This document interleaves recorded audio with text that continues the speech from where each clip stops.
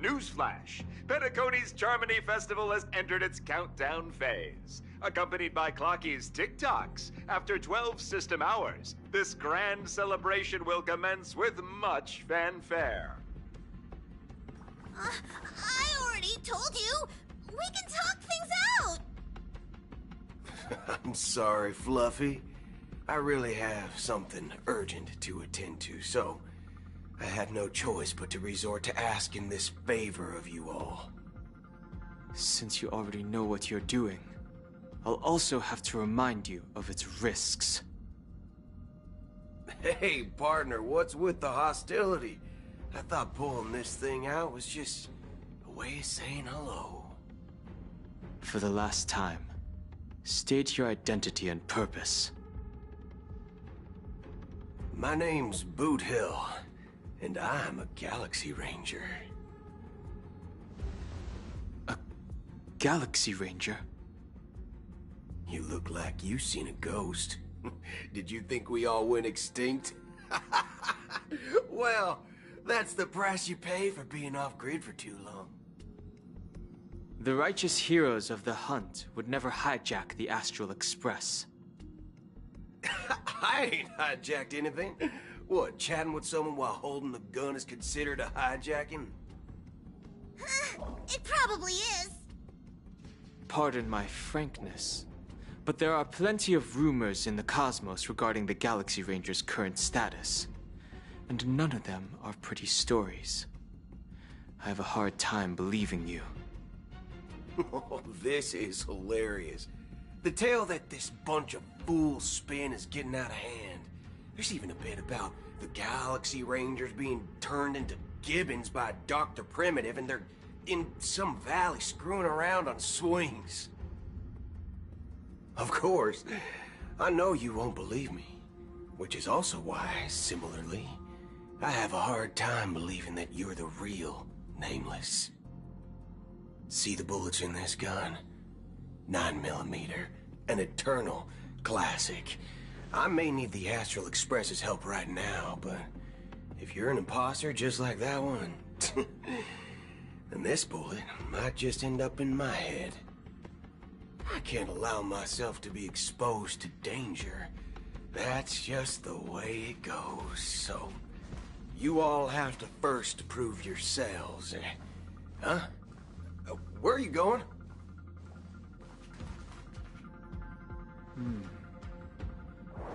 Recognize this? It's a model fudger. The Jade Abacus of Ally and Oath. The CN Joe really gave this to you guys? Model fudger? This is the Jade Abacus gifted to the Express by the Shenzhou Luofu's general, Jing Yuan. Its presence on board serves as the Shenzhou Alliance's official recognition of the Express. Is that enough? Not bad, kiddo. And across these sprawling stars, a gentle squeeze is all it takes to rustle up a whole legion of Cloud Knights. Now, I reckon that'd be one fudging sight to behold. Now it's your turn. Been ages since the Galaxy Rangers had the spotlight shown on them. We ain't equipped with such fancy gadgets, but I've been around the block enough to know the way to handle these types of situations is easy as pie. Alright then, feel free to toss any questions my way. Let's see if my answers can't turn your trust. If your gut tells you otherwise, still ain't too late to show me the door. And why would I play along? If I truly am a real Galaxy Ranger, you stand to lose nothing. Alright then. Tell me, what kind of organization are the Galaxy Rangers? My friend, this question is a hard one. I don't think I can even consider us an organization to begin with.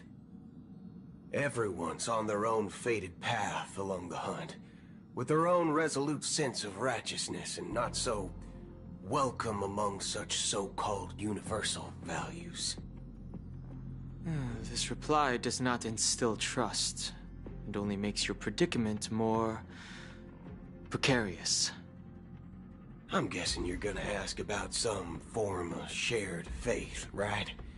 But us Galaxy Rangers don't need that sort of thing. What brings us together is a shared bottom line. Never bully the weak. Never kill the innocent. These oaths aren't some lofty beliefs, but the fundamental bottom line that one must never cross as a person. As Galaxy Rangers, we strictly adhere to the bottom line. When someone crosses them, the hunt's vengeance will surely come knocking. And in this moment, the other crucial meaning of bottom line comes into play. As long as you don't cross it, you're free to do whatever you please. You catch my drift? Second question. Why do you seek trouble with the Astral Express? I already said that I seek no trouble. I must go to Penacony for a matter. But I don't have an invite. And I can't even enter the family's hotel doors. If only I could borrow the Nameless's identity. The entire cosmos knows you're guest of the family. Aren't the Galaxy Rangers also esteemed guests? Oh, you've hit the nail on the head. This is why I'm here. It's fine if I tell you. The Rangers are pursuing an imposter. The son of a nice lady posing as one of us. She's on Penacony right now. My informant is a memo keeper. She's the same as all mimetic organisms, appearing one moment and gone the next. Ugh, she scares the fudge out of me. Still, she gave me some vital info. That Galaxy Ranger imposter. Who is it? Is that the third question? Is it a hard question? It isn't. Just that you might not believe me. That person calls herself Acheron. And according to our informant, she could be an emanator of nihility. That's impossible. That's what I said. Don't worry. When I first received the news, I had the exact same reaction as you. IX never gives anyone so much as a first glance, and that's perfectly normal. What reason would they have to bequeath strength unto mortals? Then you must know that emanators can also conceal their own identities, which, for many people, it's better that way. Otherwise, there'd be wanton bloodshed across the cosmos, or even, perhaps, turning their back on the path they're supposed to follow. I had the good fortune of running into an elation emanator. Its appearance was no different than that of those clowns. If it weren't through sheer luck that I got it drunk, I would have never known of its eminent status. Even in the purest hunt, you'll find the Xianzhou Alliance under the spotlight and Galaxy Rangers lurking in the shadows. Paths are inevitably concepts created by people and exist in planes beyond our understanding. To reckon that nihility emanators don't exist, well, maybe we just ain't nihilistic enough. So, do you understand now? Your companions are in danger, and it's pretty harrowing. If you don't want to believe me, you'd best send a message to them, but I'd advise you to move fast. We don't know what's happening in the dreamscape or how much of what the memo keeper said is true. And that Acheron, who knows what she intends to do.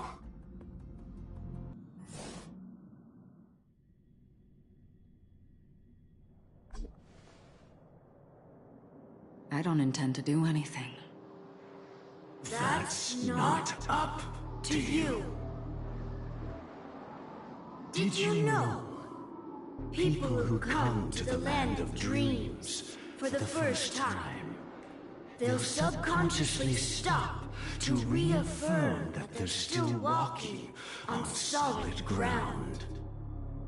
And then they will unanimously raise their heads to gaze at the sky. Be it reality or dream, staring at the sky is instinctual for humanity. Since the day that the golden hour was completed, it's always been there, watching over every single night of decadence. But now this night sky has been mercilessly severed, dyed with the mist of nihility. And this whole event happened within the course of a single slash of a blade. A single slash of a blade isn't really accurate. It was actually 2 blades, just that the second one was faster. That's not the point. Many guests who weren't supposed to be invited have gathered at this banquet. Even if the harmony is all-embracing, I have no choice but to show some of them the door. For the sake of Penacony and the peace. The planet of festivities has no place for you, a puppet of nihility. Those who live in the shadows do not bear the right to tread the illuminated stage. Speaking of living in the shadows, there's probably not much difference between us. It's only polite to reveal your true self, at least when speaking to others. Penacony's Dream Master.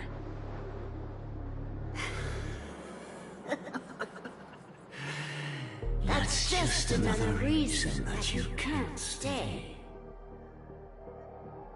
Whether you believe it or not, this is the real me. We are one. Is this the unity that the family espouses? My mortal shell has long since dissipated. The Oak family's 107,336 offspring are now my eyes, ears, and mouths, spreading joy across dreams when required, and in times of essential need, exiling evil from this haven in my stead. From the sound of it, it seems like you're asking me to leave Penacony. I am glad that you're an understanding one. Alas, I'm not asking. If you think you can. Are you threatening me? I ended it with a period. It was a statement, not a threat. Knowing who I am and still showing such malice. You're not the first, nor will you be the last. This scene played out many times before. And usually, when faced with my questions, most people retort, "Why can't I?" The result has invariably been that they can't. You are confident. But be reminded, the family is forgiving, but not weak. The cords of the harmony extend across worlds. If you do not comply, When the blade is unsheathed for even a hair's breadth, you will never be able to escape the eternal Centurion's wrath in all of your lifetime. 137 individuals. That is how many heathens I have exiled since I became Dream Master. Among them were those who once severed my wings, and those who immolated my body. And here I stand again, about to add another mark to the tally. And you will die. I mean, all of you will.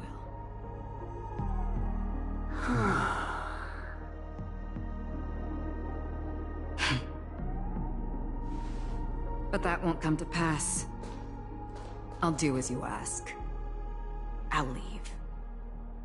A wise choice. I wasn't aware there was a choice. To you, that surely is the only option. Please bear in mind, you and Penacony are of different worlds. Those born on the far bank cannot seek solace across the river. Leave and never return. The radiance of the planet of festivities is overwhelmingly bright, luring in tricksters, wrongdoers, and criminals. But even the harmony itself will never welcome the self-annihilator of nihility.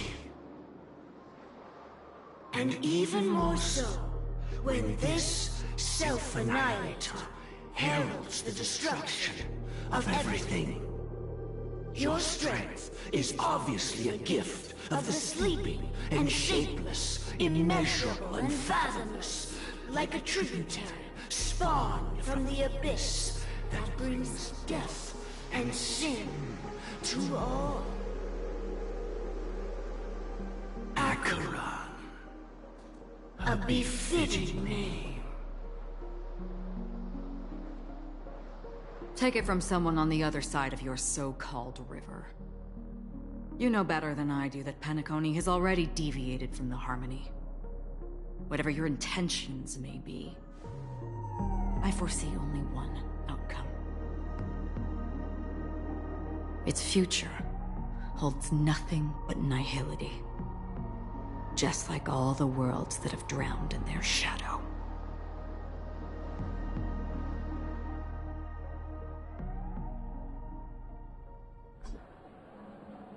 Attention, please. The unusual event that occurred moments ago was due to a technical malfunction at Clock Studios theme park. The family has promptly responded to secure the area, and we're happy to report that there have been no injuries. Oh, I swear that was no movie shoot. So many chips fell from the sky, and I even caught one of them. But it vanished in an instant before my very eyes. Excuse me. Are you talking about the Clock Studios theme park incident? Hmm? Yeah, what about it? Oh, Miss Robin! Am I seeing things right? No need to worry. I apologize for any inconvenience caused to your delightful dream journey. What you just mentioned about the chips really piqued my interest. Would you mind providing more details about the incident? Oh, it was just... those chips you normally see everywhere. The green ones?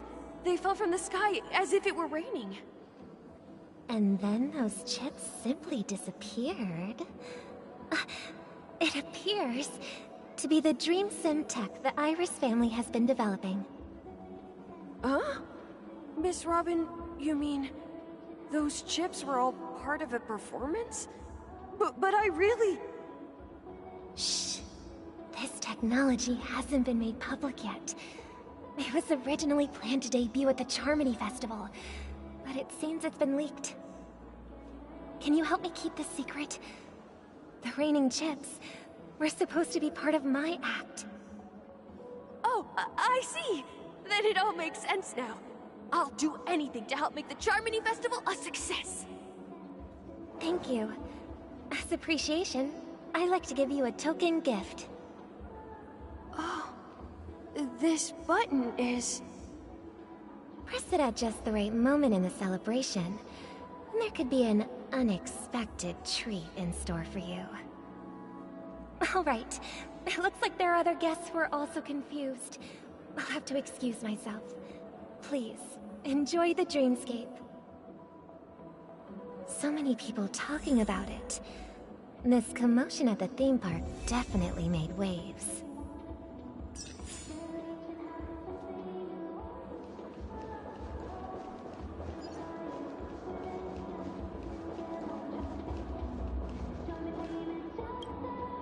The family promised they would protect the guests within the dreamscape, but I witnessed a group of organic life forms making their way to the theme park.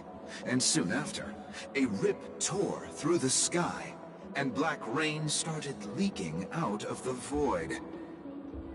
The family needs to provide a reasonable explanation, or I'll take my loved ones and return to reality. I thought the dreamscape was supposed to be a paradise. If it's not, then there's no point staying here. It appears the good sir has seen many great events. And it's true that an uninvited guest has unexpectedly entered the dreamscape. However, their target is not the ordinary guests, but the ambassadors of the IPC.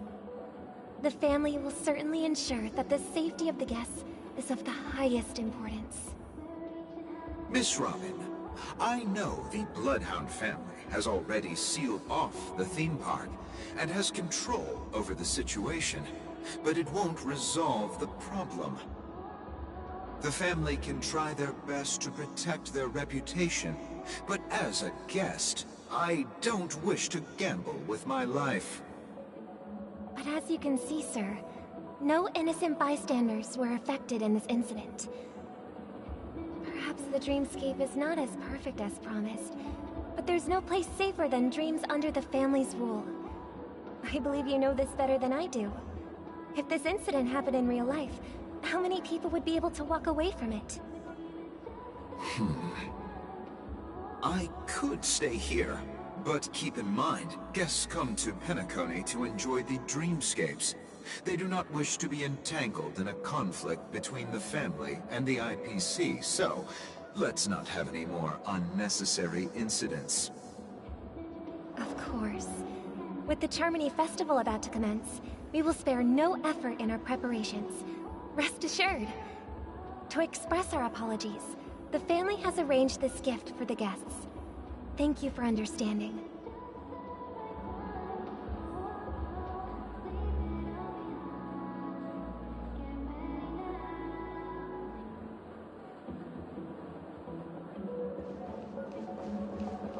You've had quite a bit to drink. Hello. May I ask what happened here? Nothing to be worried about. There's been a small rehearsal mishap at Clock Studios theme park. Please stay calm. Hey, are you a fool? You don't even recognize Miss Robin? Who do you think you're talking to? Huh? I'm sorry. I've just been transferred to the Bloodhound family, and I'm still not too used to working on the streets. I didn't realize it was you. I'm so sorry. Hey, don't sweat it. You guys have a tough job. I know how it is. How's the situation looking? Oh, we've sealed off the theme park. Most guests are used to bizarre phenomena in the dreamscape, and so far, no threats have been detected. We can expect order to be restored soon. Rest assured, Miss Robin will intensify our patrols to ensure that no incidents occur. I trust you guys. But regarding what happened in the theme park, what do you hounds think about it? It's okay. Feel free to speak your mind. Well... Actually, I was there shortly after it happened. Is it true that the IPC's ambassadors came with ill intent? And that Galaxy Ranger who easily cut through the sky? Miss Robin, tell you the truth, everyone's been talking about it. The myriad factions on Penacony have already been causing unease for everyone. Thank you all for your loyalty towards the family. The planet of festivities has indeed run into some trouble. The representative from the IPC, he's trying to regain ownership of Penacony and is prepared for a hostile takeover. Of course, the family did not agree.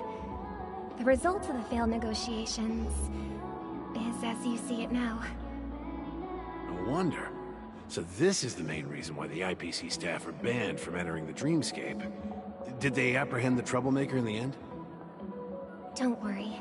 Mr. Sunday is currently tracking his whereabouts, and he'll have something to show for it soon. However, given the situation, the IPC surely won't let this go easily. Therefore, we are relying on you hounds to maintain the order and stability of the Dreamscape. Please be assured, Miss Robin, we take our orders seriously. We won't let those IPC cronies get away with this. Thank you for your hard work. If there are any other members who still feel uneasy, please tell them on my behalf that protecting the Dreamscape requires everyone's help. This is a small gift prepared by the Iris family for the guests. There's one for you too. Please, open it at the Charmony Festival for an unexpected surprise. I can't believe I received a gift from Miss Robin. It feels like I'm dreaming. Wait, I am in a dream. If trouble comes knocking on our door, we're not afraid to go to war. Rest assured, the Dreamscape's peace will be protected by the Bloodhound family.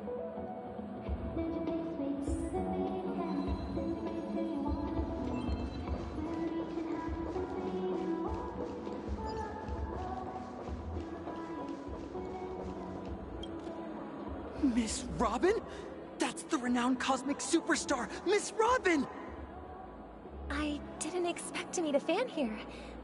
I'm honored. Welcome to Penacony, a world filled with wonderful dreams. I can't believe I'm actually meeting the real Robin! Shouldn't you be preparing for the Charmony Festival? Preparation is important, but the ceremony is fundamentally about sharing the Great One's harmony with everyone. If there's a chance to sing with everyone, I will not refuse. Regarding the recent mishap, I understand it negatively impacted some of our guests.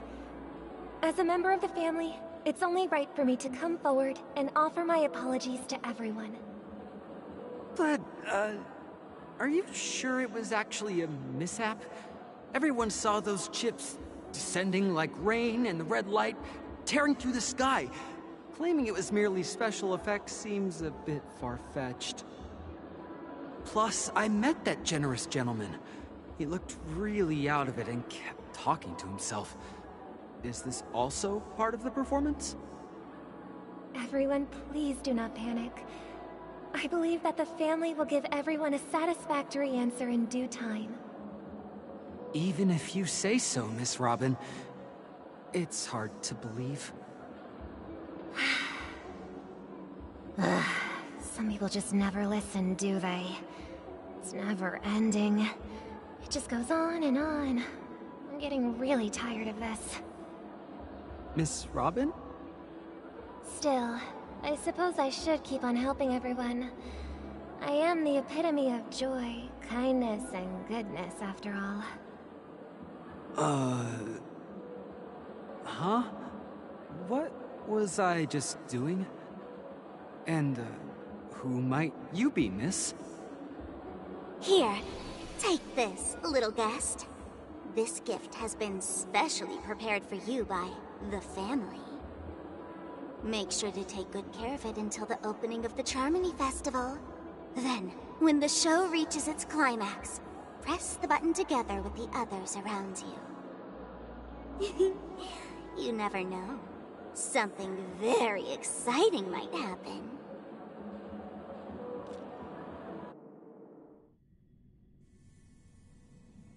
we're back to where it all began. You entered the golden hour from this place. And it is also from here where you will enter the true Penacony. It is a pleasure to journey alongside you once more. But it's time I laid bare the entire truth before you. As you might have heard, I also go by another name. Stellaron Hunter Sam.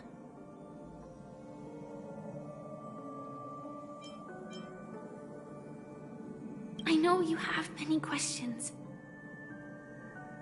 Do you remember when we encountered death in that strange dreamscape? When I was caught by that meme? In that instant before it killed me? I saw the reflection of another dreamscape in its ghastly pupils. So, following the clues in the script, I came up with some theories about the meme. That's why I instructed Silverwolf to issue invitations, drawing everyone to the Dreams Hotel. I intended to call upon death before you arrived, to solve the riddle using more direct means, and then invite you to join. However, contrary to my wishes, I couldn't defy the script, and I didn't get a chance to explain it to you. It is how you see now. I was impaled by the bladed wings of death.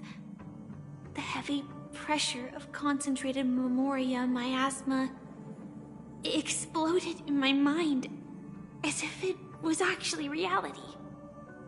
But after the momentary numbness subsided, I found that my body was absolutely unscathed.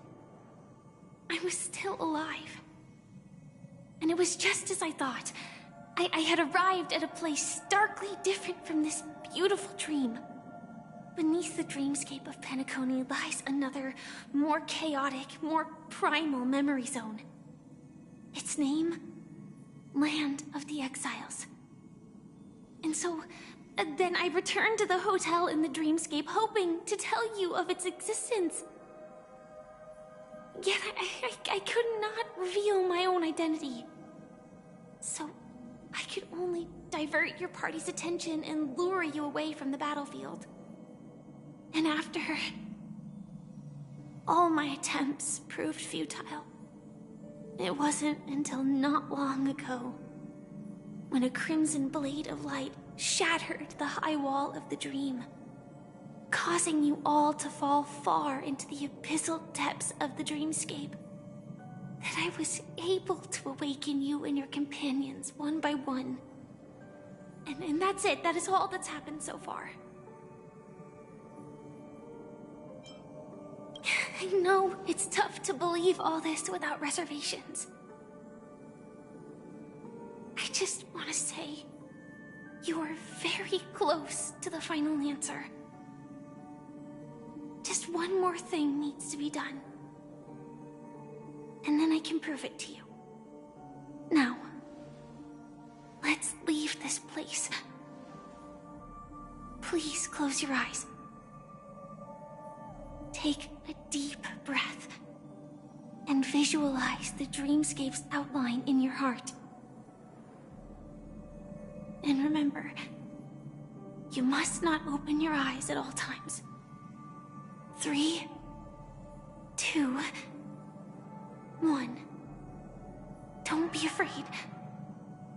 The one who has come to greet us has arrived.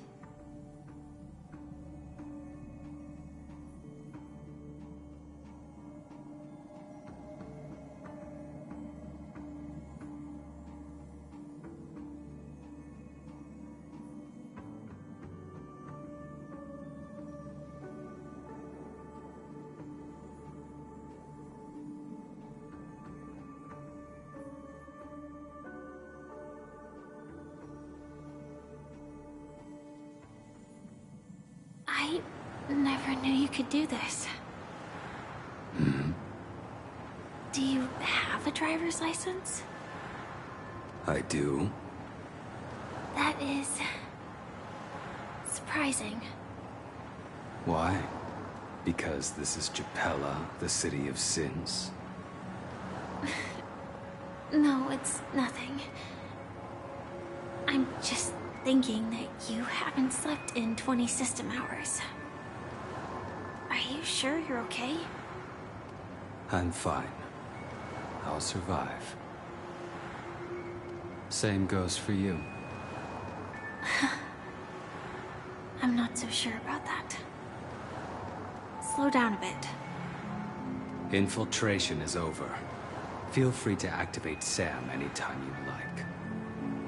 There's still some time before the next part of the script unfolds. Let me stay a little longer in this body.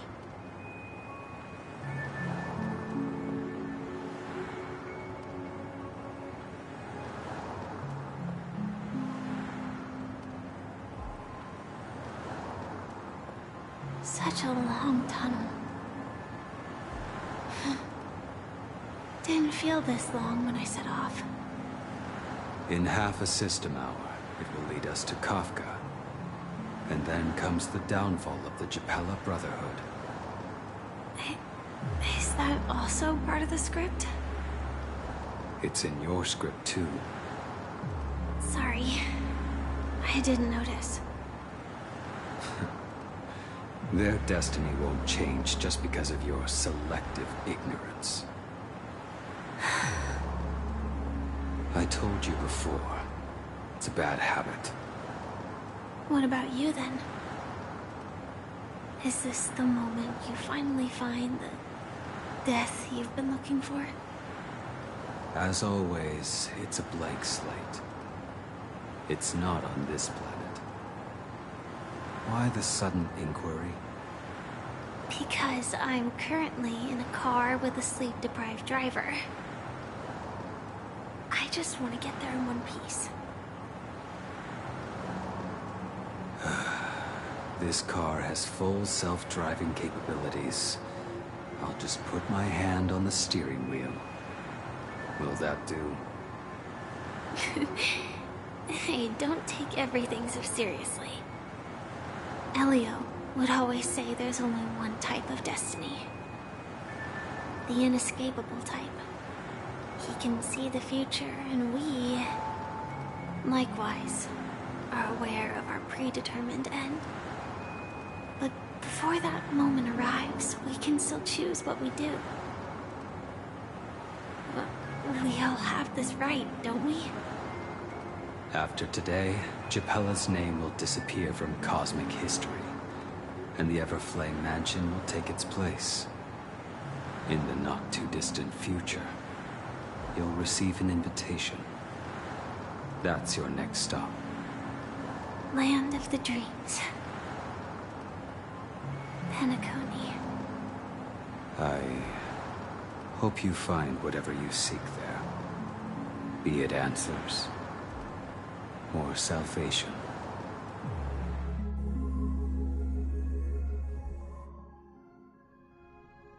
Yeah. Glad to see you're safe and sound.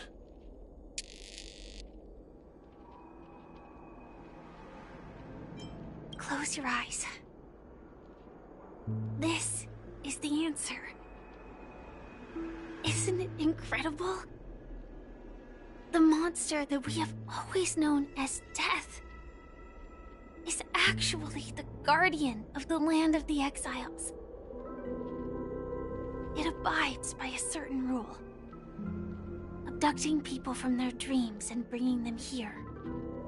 The question that has been perplexing us, does death really exist in Dreamscape, appears to be a cognitive trap. It was laid by those orchestrating events from the shadows to cover up the truth behind the disappearances and the existence of this fortress known as Dreamflux Reef. Every emergence of that meme is related to the Watchmaker. Since Dreamflux Reef is where it brings its captives, it's likely that many of our long-standing questions will be answered in this place. The atmosphere here is starkly different from the beautiful dream. there are no regulators here like the family. And they all look like they're mildly dazed. But from the whispers of the residents, I've heard a familiar name. Gallagher. It's that man again. Always in the right place at the right time. Though that does save us the trouble of looking for him. Himiko and March have already made a move. Get ready. We're about to set off. The real dreamscape. The land of the exiles. Before we go, should we speak to everyone first?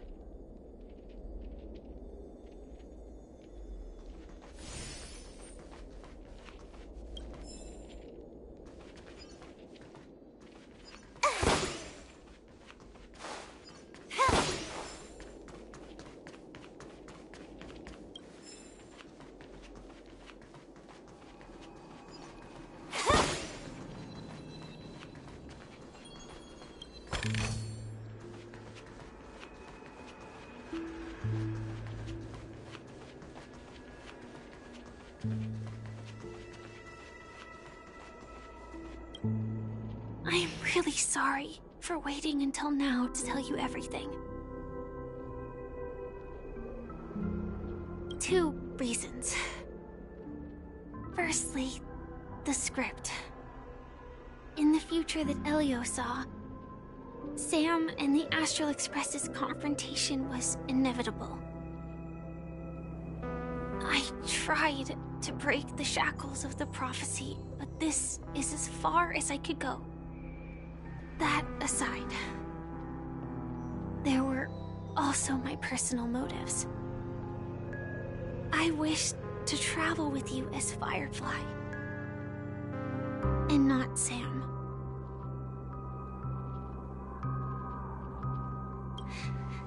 Thank you. Elio only gave me one instruction.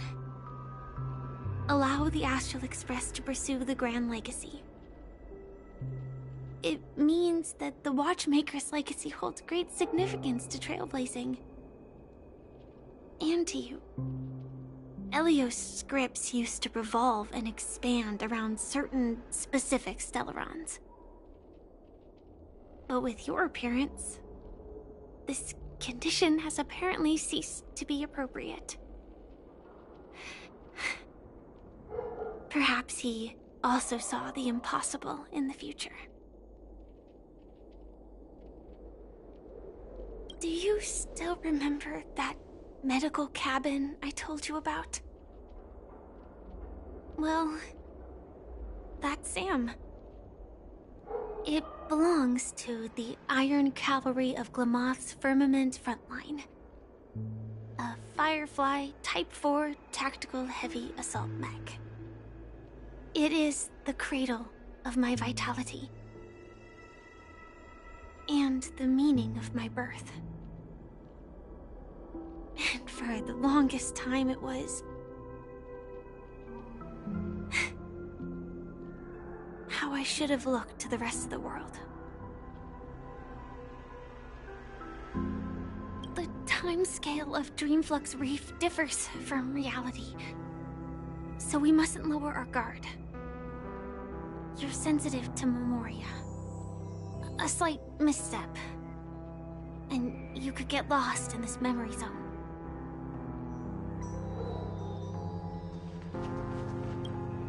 Something on your mind? Let's talk about it. No wonder Miss Acheron is so averse to drawing her blade. It's hard to imagine such terrifying power could reside in an ordinary sheath. If it weren't for the fact that Aventurine's power originated from the preservation, the entire dreamscape would have been affected. Don't feel burdened by this. Even without that Stellaron inside you, Aventurine would still have found other methods to accomplish his goal. Let's just believe in Miss Acheron. And given her prowess, I don't think we've got anything to worry about. During your investigation, he shared a vital piece of information. Mikhail, the former watchmaker who collaborated with the family to construct the Penacony we're familiar with today, had a falling out with the family for specific reasons. But this is precisely where the problem lies. You were clearly investigating a murder, so then why, as a security officer, is he changing the subject to talk about his past with the watchmaker? And now, with Firefly mentioning his name again, it's hard not to be suspicious. Before we found you, she'd already revealed her Stellaron Hunter identity and shared a lot of information. Who would have thought that the Molten Knight's true identity was actually a young girl? For her, this is a secret that she cannot allow others to know. That being the case, I think we can believe she's willing to cooperate. But she didn't reveal all her secrets. I just can't shake the feeling that her situation is different from that of the typical dreamer. And I hope that doesn't lead to any dangerous predicaments. I hope you've regained a little composure. We'll move out when you're ready.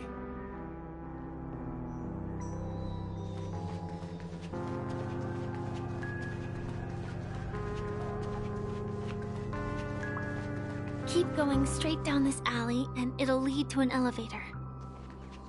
It'll take us to the center of the land of the exiles.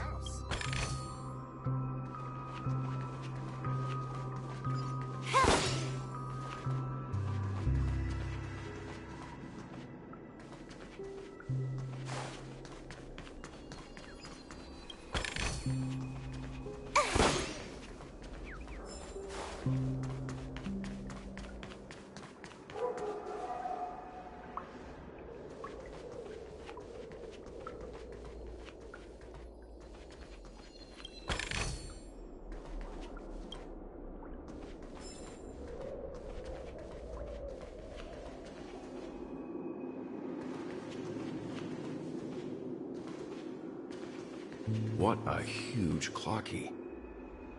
Looks like the watchmaker also left his mark on Dreamflux Reef.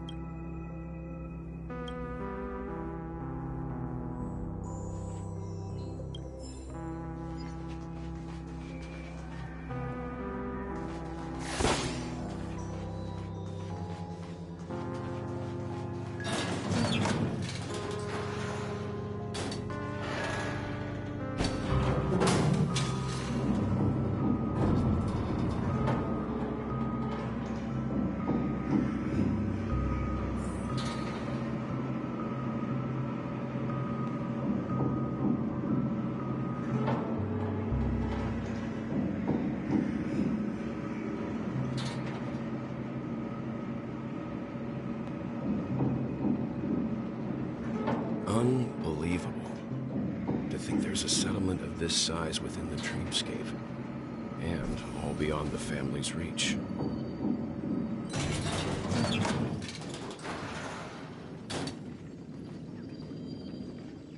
The atmosphere in this fortress is pretty different from that in the beautiful dream. When I first saw it, I was in awe too.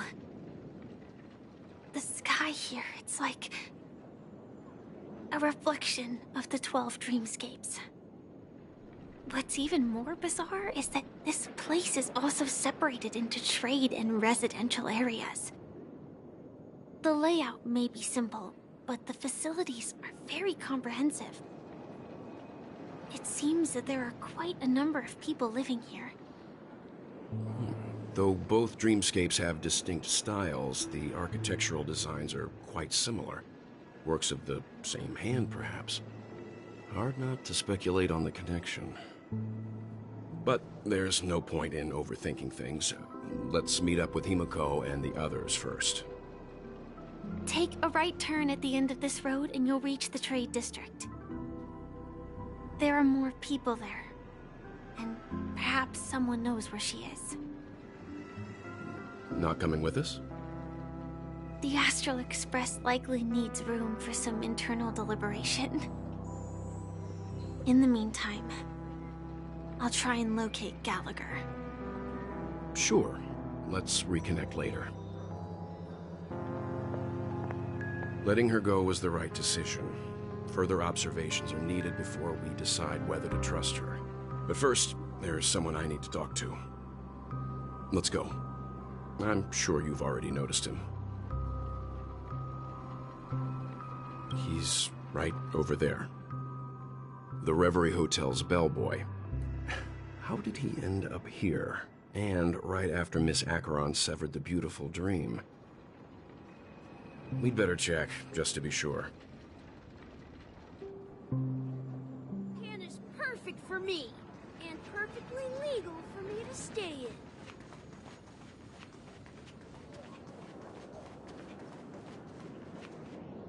Huh? You're the guest from before.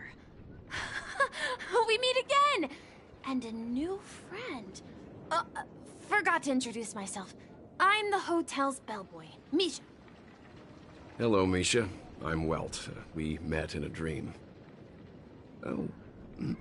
And who might this be? Tick-tock! Old friend and new friend! Let's high-five! Your, memory zone meme? Nope. Clocky is a good friend of mine. We all live here. How did you two get here? This dreamscape isn't supposed to be open to the public. I wonder if it has something to do with Sleepy. So, this is your home? Yep. After my work in the beautiful dream ends, I'll go back home. Commuting used to be more convenient, but ever since travel became cumbersome, Sleepy started ferrying people back and forth between the two dreamscapes. This... Sleepy. Can you describe what it looks like? Sleepy is a memory zone meme. Looks fierce and has many eyes. But it's actually really well behaved. Gallagher's been taking care of it.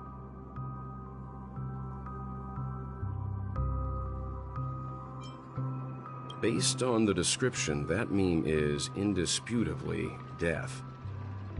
Nightmare for the family, but for the people who live here, well, that couldn't be further from the truth. Death? Not in a dream, surely.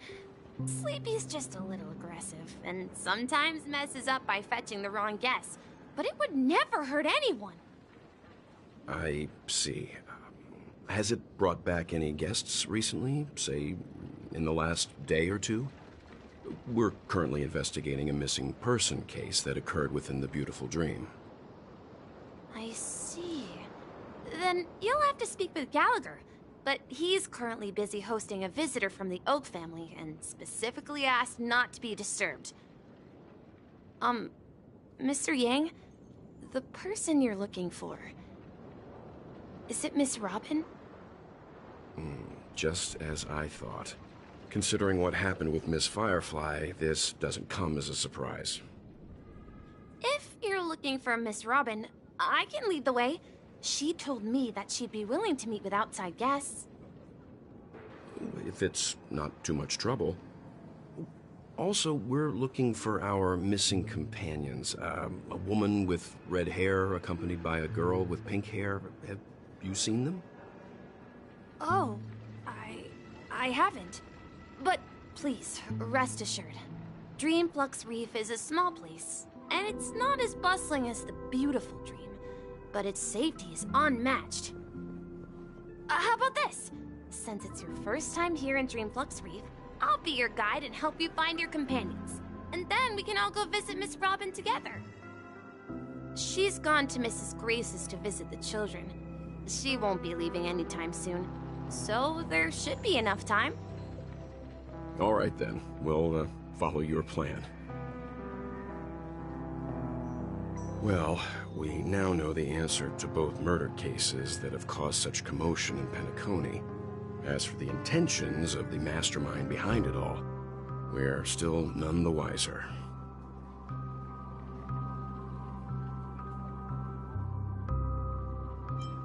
Yes, and I believe their relationship with Gallagher may run deep. Why else would they be so clandestine about their discussion? Regardless, we have to find Gallagher.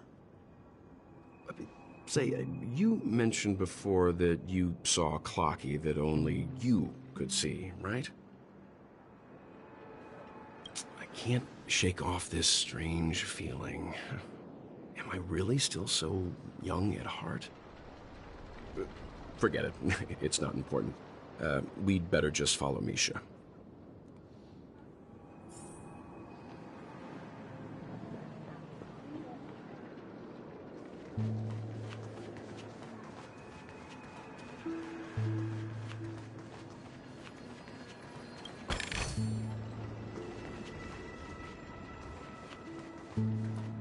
Everyone, look! From here, you can see the most spectacular view of Dreamflux Reef. A black hole? No. An accretion disk formed from consolidated memoria? Was Dreamflux Reef built on such unstable memoria? Oh, so Mr. Yang is also versed in memoria dynamics.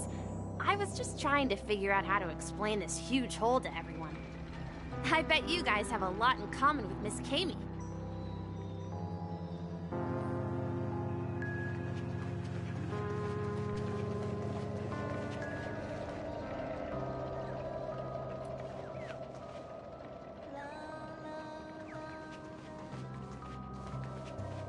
Look! There she is!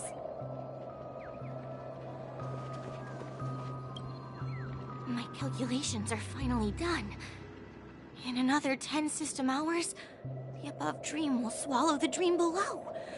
My hypothesis was correct. This place will cease to exist as the dream devours everything. Who are you all, and why haven't you left yet? This place is about to disappear.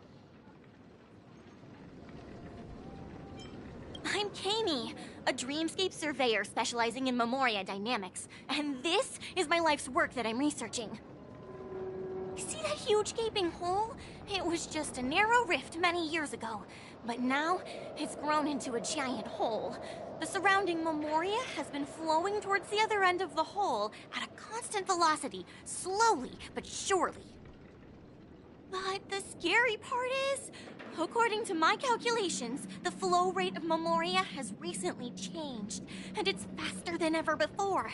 It's almost as if something is sucking it in from the other side. By constantly improving upon Madame Rosalina's memoria measurement method, I've finally obtained accurate results. After 10 system hours, the Dreamflux Reef will cease to exist. Just like the melting of glaciers, everything will crumble and disintegrate. The dreams on that side of the void will fuse into one. Please don't worry. This sort of thing has happened many times before. Miss Kami isn't a bad person. She's just a bit lost in her own world. She'll probably realize she's wrong soon enough. You don't say. There was something else that piqued my interest. Who is Madame Rosalina? Oh, do you know her too? Or are you also a fan of memoria dynamics? We're very interested in Madame Rosalina's achievements. Could you tell us a little more about them? Why, of course! She's an excellent scholar of memoria dynamics, and the first person to apply memoria rate measurement methodology on interstellar travelers. Regrettably, due to the presence of the Garden of Recollection, ordinary people don't pay much attention to the nature of memoria. She departed this world without much fame, leaving only a few thin journals behind. I came to Penacony to learn more about my idol, and went to great lengths to seek out Dreamflux Reef, all because this is her final resting place. Prodigies always meet their demise prematurely. If only Madame Rosalina had more time, she would have discovered a way to reverse the flow of Memoria. I felt it. The source is in the golden hour. There is a certain anomalous presence stirring the currents of the memory zone. I must uncover more concrete proof. I must convince everyone. Does the name Madame Rosalina sound familiar to you? That's right. It seems like she did a great deal of research and calculations in Dreamflux Reef before abruptly passing away. Miss Katie regularly mentions her. I hear Madame Rosalina passed away during the prison war. She could see the Penacony of today. Its people building homes in the memory zone. I bet she'd be really happy. Perhaps. Our destination is the commercial district. That's where the largest crowds gather in Dreamflux Reef. We might be able to find the others there.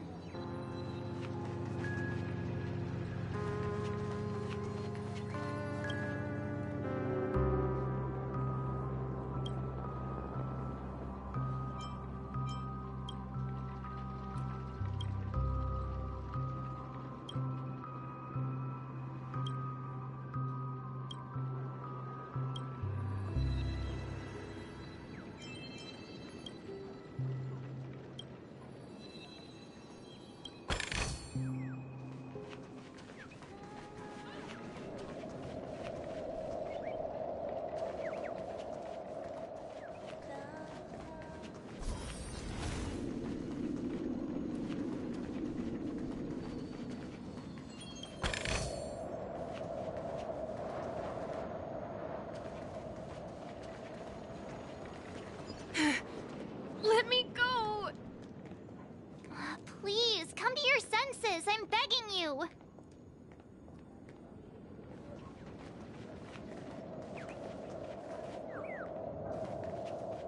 Ghost! There's a ghost! Don't come near me! Oh my. I'm human and so are you. Can you get a grip? Mr. Yang and Miss Trailblazer, I've been waiting for you. Quickly, come help. I bumped into a member of the family on the way here. He was so scared and I just wanted to calm him down. But... Let me go! Let me go! I've only done good in my life. Why can't I rest in peace after death? Well, this is how it turned out.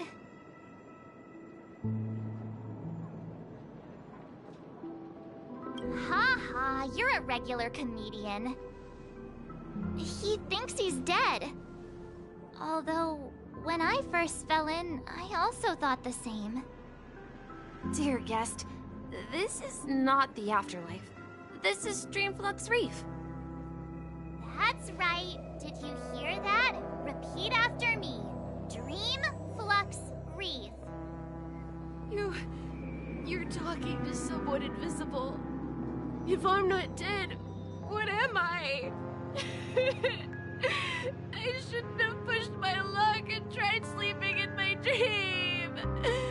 Curiosity kills the Papeshi.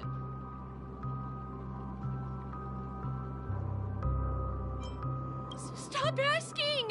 You'll alert the monsters. All the dead are right here. All of them. You're not talking about the memory zone meme, are you? Don't say that name! It's all your fault. They're coming!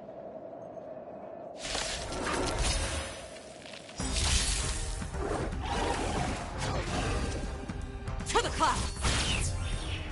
Time for a buzz. This is double speed. Stand still.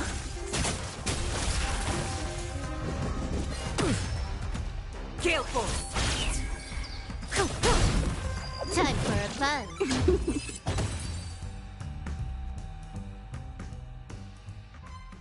He passed out.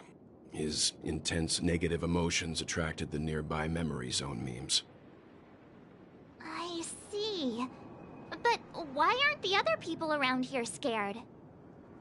Unlike in the Sweet Dream, people here don't see memory zone memes as dangerous monsters. And even if they pose a threat, people can easily escape by forcing a wake-up call. But we can't just leave this man here. Can we take him somewhere safe? We can ask Jessie for help. I've gotten to know many locals while waiting for you guys. Everyone here is living a self-sufficient life. I don't know how to describe it, but this place feels like the real dreamscape. I remember when this place was all hustling and bustling. Oh, now look at it.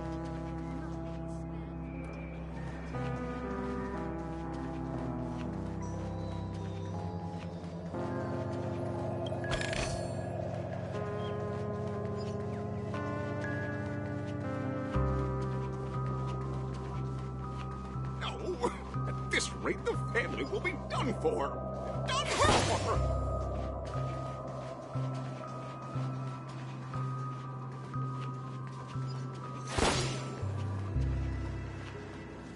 I knew you couldn't hold your liquor. Tried to warn you, too.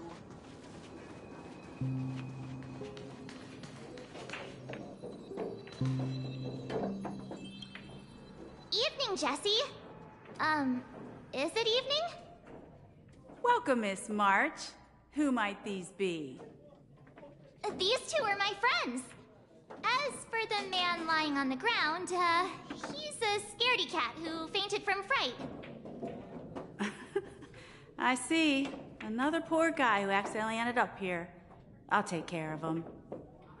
There have been a lot of new faces lately. Things must be tough in the beautiful dream. The few remaining havens of freedom in Asdana will soon face trouble. Do such things often happen here? Not really, but they're becoming more frequent now.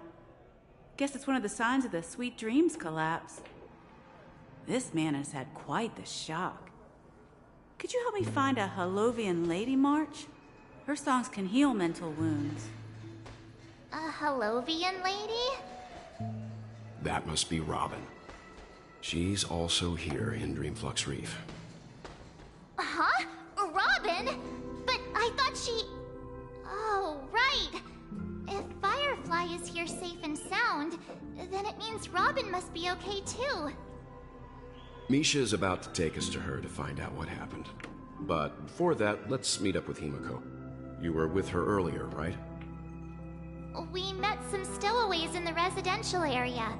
Most of them came from neighboring star systems.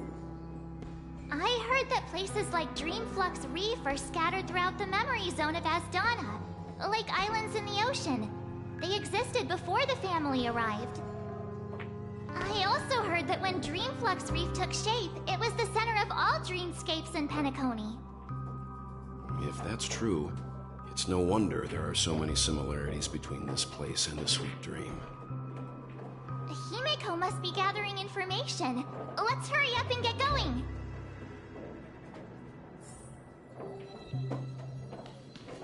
Let's see how you handle a stroke of genius like this.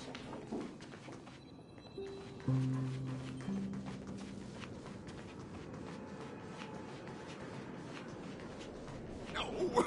At this rate, the family will be done for! Done for! This is where we split up. She can't be too far away. So that's how it is. I never imagined we'd gather the remaining details here. To borrow Gallagher's catchphrase, what an unpredictable twist of fate. Himiko, here they are. Ah, perfect timing. Now that everyone's here, I'd like to introduce everyone to Micah, who's partly in charge of the Land of the Exiles. Micah, these are my companions. It's a pleasure to meet the Nameless. You know us? I've been keeping an eye on you since the day you arrived in Penacony. We would have met under more appropriate circumstances if Dreamflux Reef hadn't been isolated from the 12 dreamscapes. Please, allow me to formally introduce myself. I'm Micah, the Gravekeeper of Dreamflux Reef. Gravekeeper? Life in Dreamflux Reef is pretty liberating. Everyone here mostly keeps to themselves, without meddling in others' affairs. My daily task involves cleaning a few tombstones. You're too modest, Micah. When lost dream chasers stumble upon this place, you're the one who takes care of them, guiding them back to the sweet dream, or showing them how to survive the wild dream chaos. So, guardian of sorts. Were you talking to me, Mr. Yang?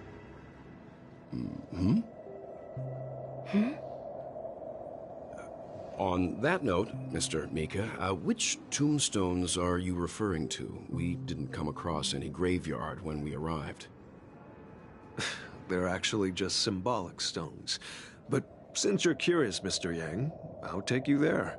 I have a feeling you might find something of interest there. But before that, you have an important guest joining you.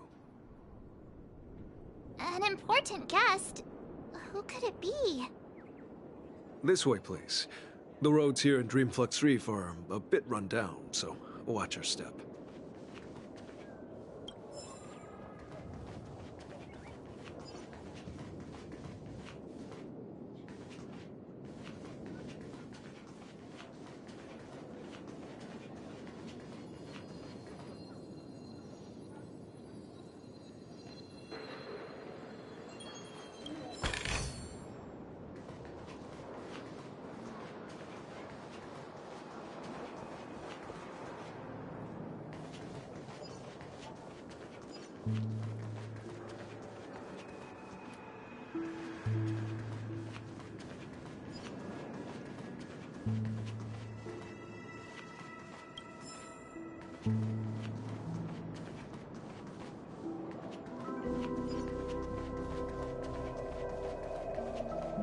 So this is the so-called freedom of organic things.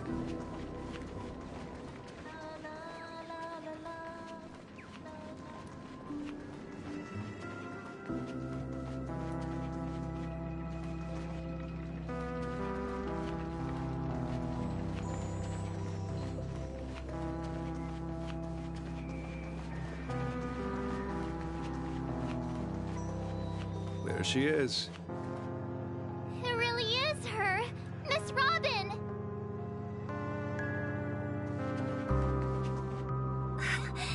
Everyone sang so wonderfully.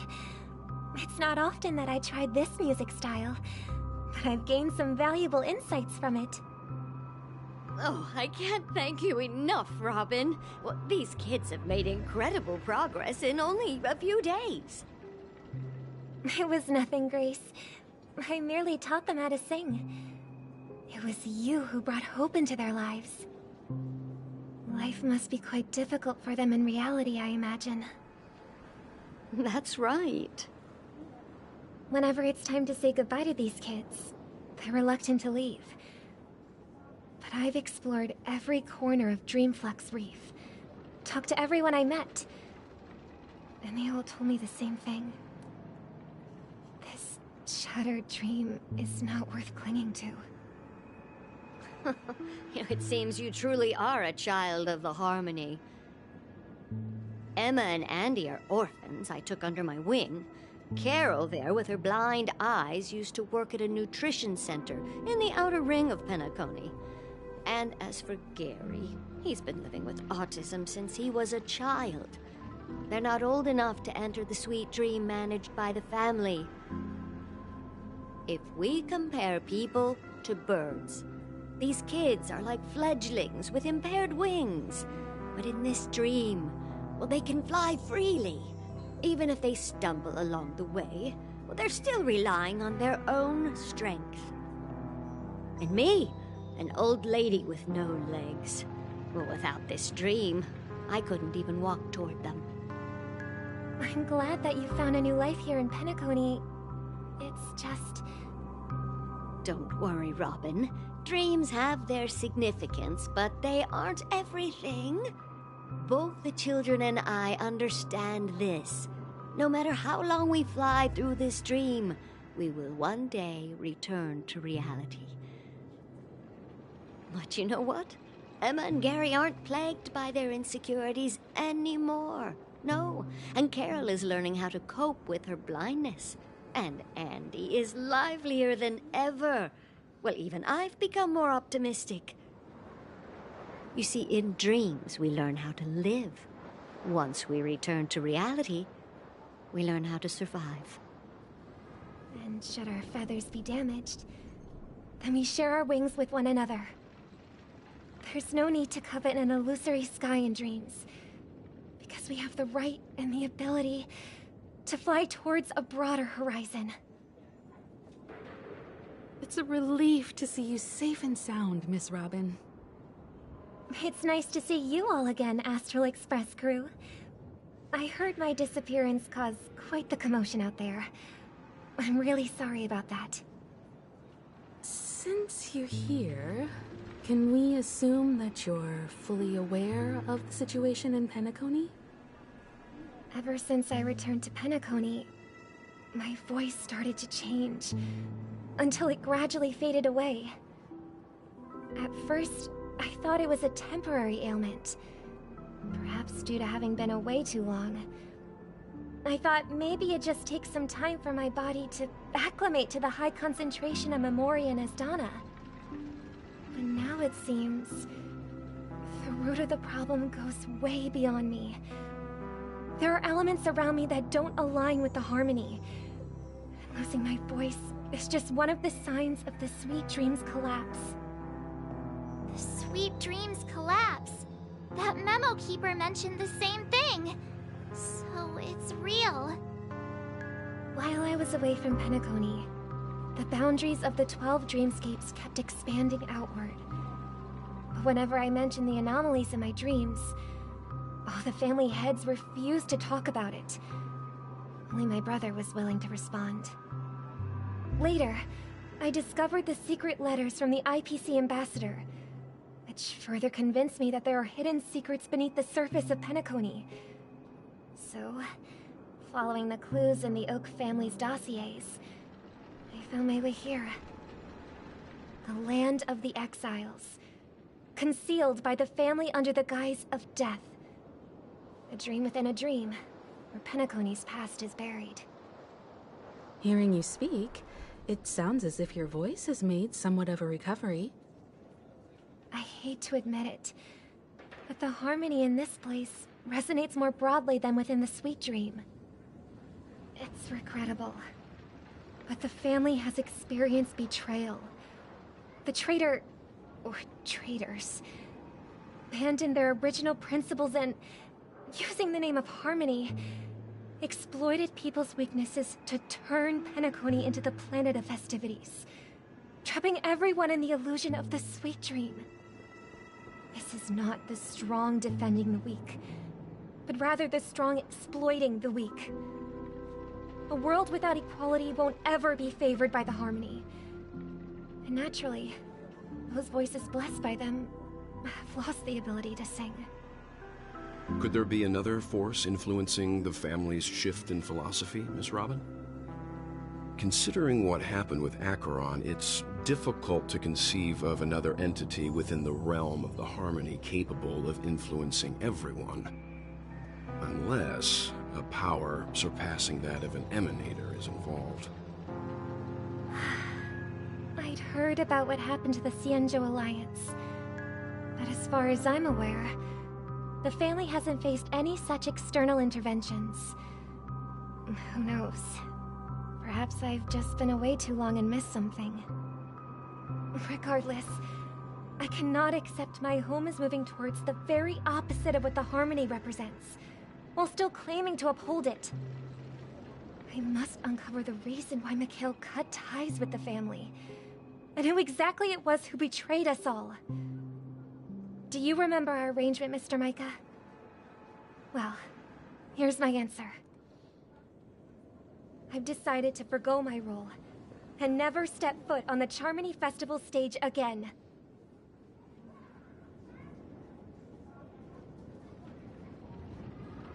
Look here, brother. A little bird. Looks like a fledgling Charmony dove. But Charmony doves don't live here. So how did this little bird get here? Maybe its parents abandoned it? It looks weak and frail. Why don't we find something soft and make a nest for it? This place is too dangerous for a fledgling. Let's take it with us. We can put it on the wooden shelf in front of your window. Okay. A bird like that must have a beautiful singing voice. But where will it live? I'll ask the family head to build a cage for it. A cage? But then it won't have the freedom to fly, right? Let's see. What is it that has captured the attention of the two best interpreters of the Great One? To the point that they've forgotten how to enjoy their dessert. Oh, poor little thing. Doesn't look like it's doing well. Do you want to rescue it? I do.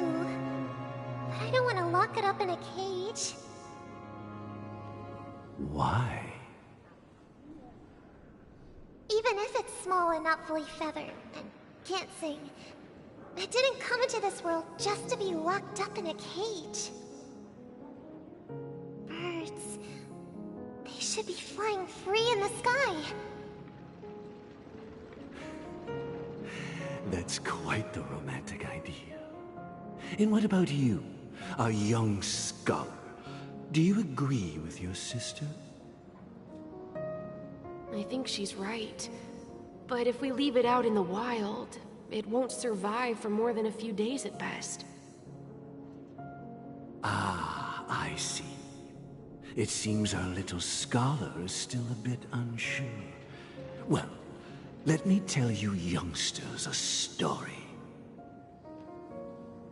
As you probably know, Charmony doves can fly through the air.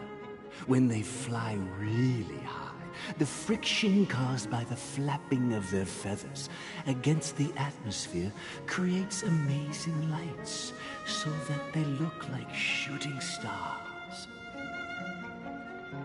We've seen this spectacle so many times that we think it's just something they can naturally do. But that's not the truth. Their radiant display is the result of countless struggles against nature over generations. Their ancestors were too weak to survive on the ground, so to escape predators, they started seeking new opportunities in the air. After countless attempts by many generations, one of them finally figured out how to fly. It soared into the sky and never looked back at the ground again. So, you mean birds aren't born to fly, but they find a way to do it through their determination, right? Well, that's an idealistic way of putting it. So, what are your thoughts, Sunday? I think people believe birds are meant to fly because they've never seen those birds crashing to their death. That's an interesting perspective. So, have you decided what to do with the bird now? For now, I'll keep it in a cage until it can take care of itself because I want it to live, no matter what. Well said, kids. It seems each of you has found your own answer. Your insights are truly remarkable. And I hope they come true in their own way. We will take good care of it. Won't we, brother? Yeah. But, Mr. Gopherwood, there's one thing I don't quite understand. And what might that be, my son? What if this little Charmony dove never learns to fly in the end? I mean, if there are fledglings in this world that can never fly throughout their lives, should we let them go back to the sky, only to see them crash to the ground and die? Talking in your sleep, Birdie? Time to wake up.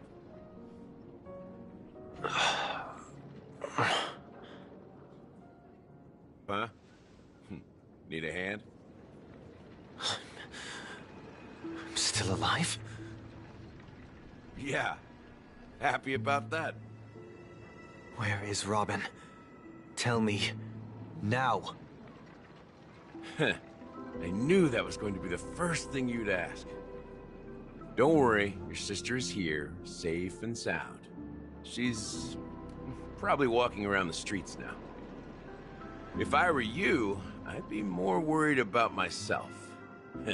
After all, right in front of you is the guy who just stabbed you in the chest with a dagger. If you wanted to kill me, you wouldn't give me the chance to speak. Just tell me your demands, lackey of the Watchmaker.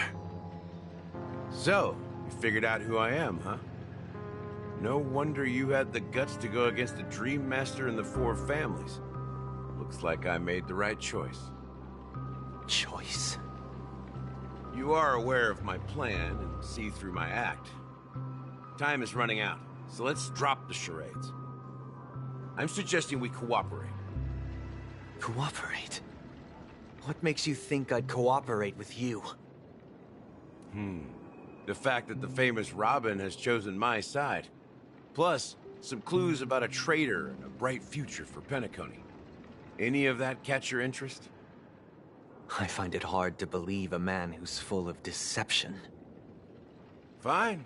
You don't have to trust me. What you should trust is the sense of justice inside of you. Show me Robin first. All right, as you wish. Here she is. Huh? What's your trick this time? Just kidding. I mean, this lady will lead us to Robin, right? And the crew, too. There are too many people who you owe an explanation. That'd be great. Please follow me, Honorable Oak Family Head. Now, all the actors are on the stage.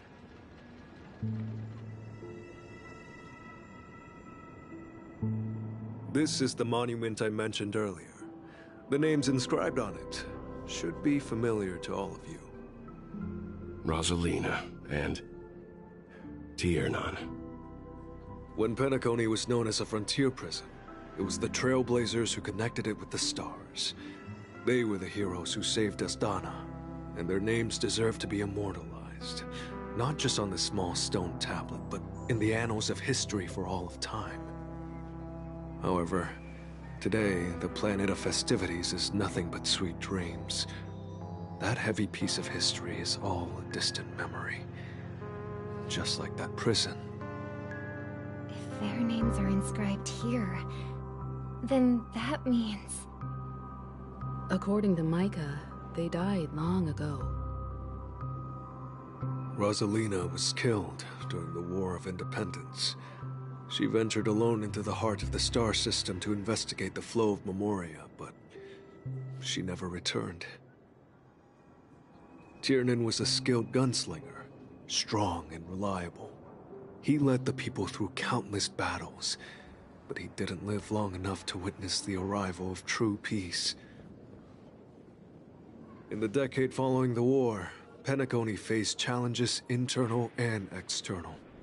To protect Astana, Tiernan took up the way of the Trailblaze and led the Lampmoth family to explore beyond the system, only to be surrounded and wiped out by the Swarm. Though I had expected as much, the tales of these heroes truly are sorrowful. True to the title of Trailblazer, they spent their lives venturing into the unknown. But what about this tablet? There are no names carved on it. When Dreamflux Reef was created, its owner was still alive. However, he insisted on erecting a monument for himself, saying that it will happen someday. Here we meet again. Everyone from the Astral Express. Robin.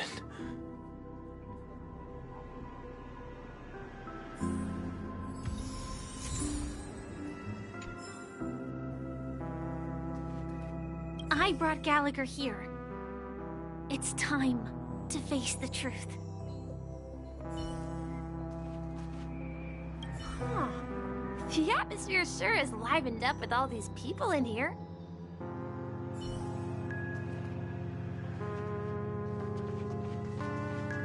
Brother... There's no need for words. You're safe, and that's all that matters.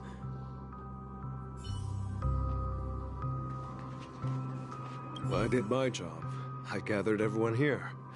Gallagher will explain the rest to you. Take care.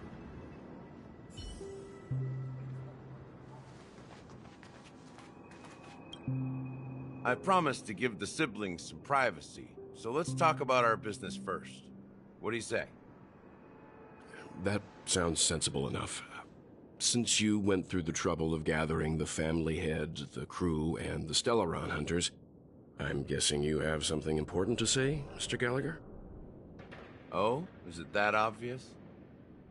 The look on your face is practically screaming, I'm the one behind all this. You're right, Mr. Yang. It is indeed time to come clean on everything. The siblings already know what they need to, and they've made their choice. But you, Nameless, arrived a bit late. So it's only fair that I answer your questions. Before we begin, let me reintroduce myself. I'm the founder of Dreamflux Reef, the deputy of the Watchmaker, and the one who sent out that invitation. As Gallagher, the history fictionologist, I humbly extend my greetings to you all. History fictionologist? So what, everything you told us was made up? Well, don't worry. Almost everything I shared was true. Well, except for the part about the family accepting me back. I double-checked with Micah, and everything he said about the family, the Watchmaker, and Mikhail is true. Thank you for your understanding. Now let's get down to business. I'm sure you're all wondering why I went through the trouble of setting up this battle for the legacy, inviting different factions, and stirring up a ruckus all over Penacony. Well, it all boils down to something very familiar to all of you. The Stellaron. The Stellaron? But how is that possible? Penacony is a free-flowing interstellar hub. There are no signs of contamination whatsoever. You're totally correct. So, care to take a guess at what that means?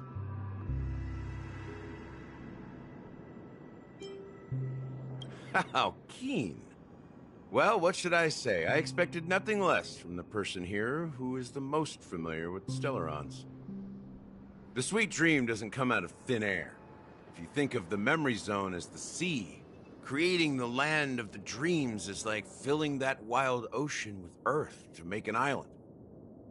To achieve this feat, without the help of an Emanator of Remembrance or Enigmata, the only way is to use a Stellaron. And that's not something you can achieve with a simple wish. It requires vast quantities of knowledge, time, and manpower. I'm sure you get what I'm hinting at. In Azdana, the planet of festivities itself is a Stellaron disaster. The planet of festivities itself is a Stellaron disaster? It all started a long time ago, back when the Watchmaker and his crew liberated the frontier prison. They faced countless challenges as they began building Penacony from the ground up. That's when the idea of using the Stellaron came into play. The Stellaron first entered the Azdana system during the war. The Nameless warned everyone against the folly of attempting to tamper with such a power, and most heeded their words. But there are always people in the shadows with ulterior motives. The turning point came after Tiernan's death. With 2 of the Nameless gone, the Watchmaker had to go to the front lines. It was at that moment his rivals saw an opportunity. By the time a representative from the Montour System's family arrived at the Watchmaker's call, the Stellaron had already been activated and was seeping into the primordial synesthesia dreamscape. And I suppose the family happened to possess the knowledge to seal the Stellaron? Not just that. They knew far more about the Stellaron than the average person. They helped Mikhail swiftly quell the civil unrest and played a part in building Penacony under the disguise of the Harmony. Those 3 eras were known as the Age of Dreaming. The Watchmaker, who had been left in the dark, sent out invitations across the universe, spreading the hype around the land of the dreams. Then, how did they turn against each other? Remember the island in the ocean metaphor? The truth is, the Stellaron was never truly sealed. It existed in a different form within the dreamscape. Think about this. What would it cost to create and maintain such a lavish dreamland? It's people's lives. The opulent dream is built upon the decay of spirits, with a toxic elixir called pleasure flowing through the dreamscape. It tempts people to indulge in the dreamscape, and gradually their minds succumb, becoming nourishment for the sweet dream. Confusion, laziness, and cowardice, weaknesses that plague humanity, were magnified and nourished by the family. Penacony became a new kind of prison, even more impenetrable than the previous one. Sadly, we realized this far too late. By then, the family had a firm grip on Penacony, swiftly quelling any opposition that arose. At my wit's end, I had to use the power of the Enigmata, and sought refuge in this chaotic realm. Over the years, I created a meme within this dream for our use. Dormancy. That's its real name.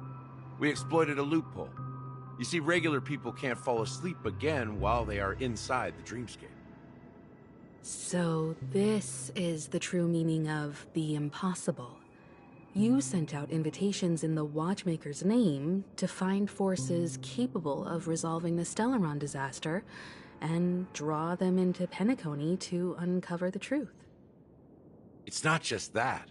Above all, I wanted to see what happens when the major factions engage in a struggle for the legacy.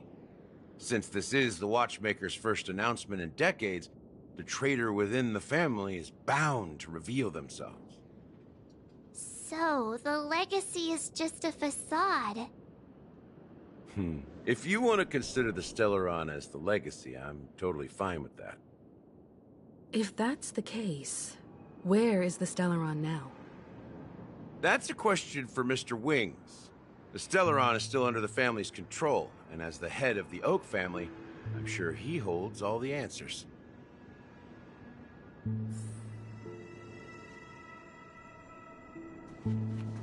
As I suspected, the core of this issue lies within the Stellaron. You all look quite serious. Is there anything I can do to help?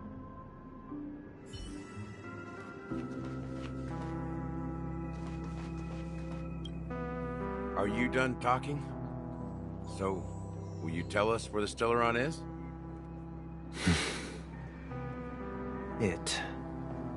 is the Penacony Grand Theater itself. As I suspected, it's the embodiment of the family. The edifice that first materialized within the Sweet Dream. That's what turned Penacony into its current state. As for the person who employed its power, it is in fact Mr. Gopherwood, the current Dream Master. Well, that was easier than I thought. Did you conduct your own investigation already? Correct. When I was trying to track down the person who murdered my sister, apart from you, Gopherwood was my second suspect. Confronting me first turned out to be a smart move on your part. I didn't have other options. The Dream Master has been elusive, and even the heads of the families can hardly get an audience with him. Moreover, Mr. Gopherwood has been kind to my sister and me. And I didn't want it all to end like this. What do you mean by that? To be honest, my brother and I are also victims of the cancer of all worlds. We grew up as orphans, and were adopted by the family when they came to help. Mr. Gopherwood recognized our potential and brought us to Penacony. But I can't just stand by and watch Mr. Gopherwood become an enemy of the Harmony. I won't use my voice to support an evil cause. I won't step on that stage and sing, no matter who the traitor is, or what orders they give me. I won't let the Charmony Festival become an event that destroys Harmony itself, or the paradise in our dreams.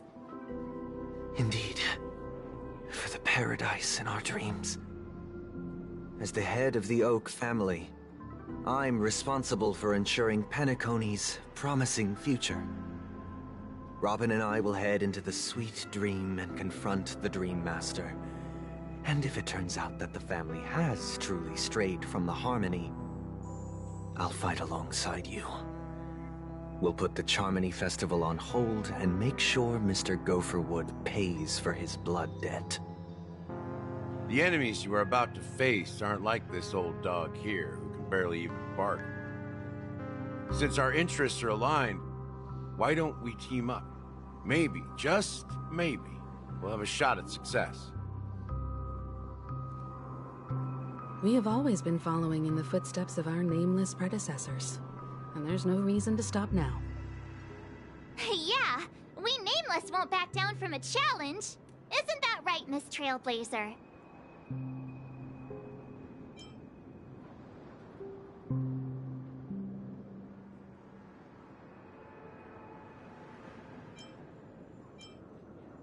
Exactly!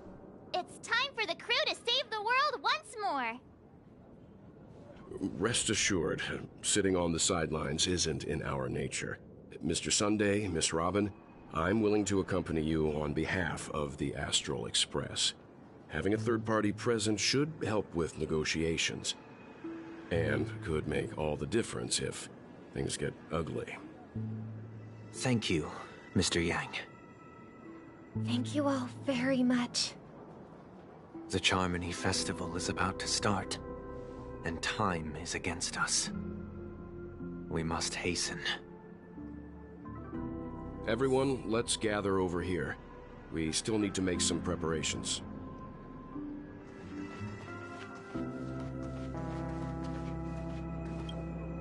I may have been quick to step up to the plate, but confronting the Dream Master could be a very dangerous affair. Huh? Even you're saying that, Mr. Yang? How powerful is that Dream Master? He's the leader of the families of Penacony, and he has the entire power of the Harmony behind him, not to mention the Stellaron in his possession. We must proceed with great caution.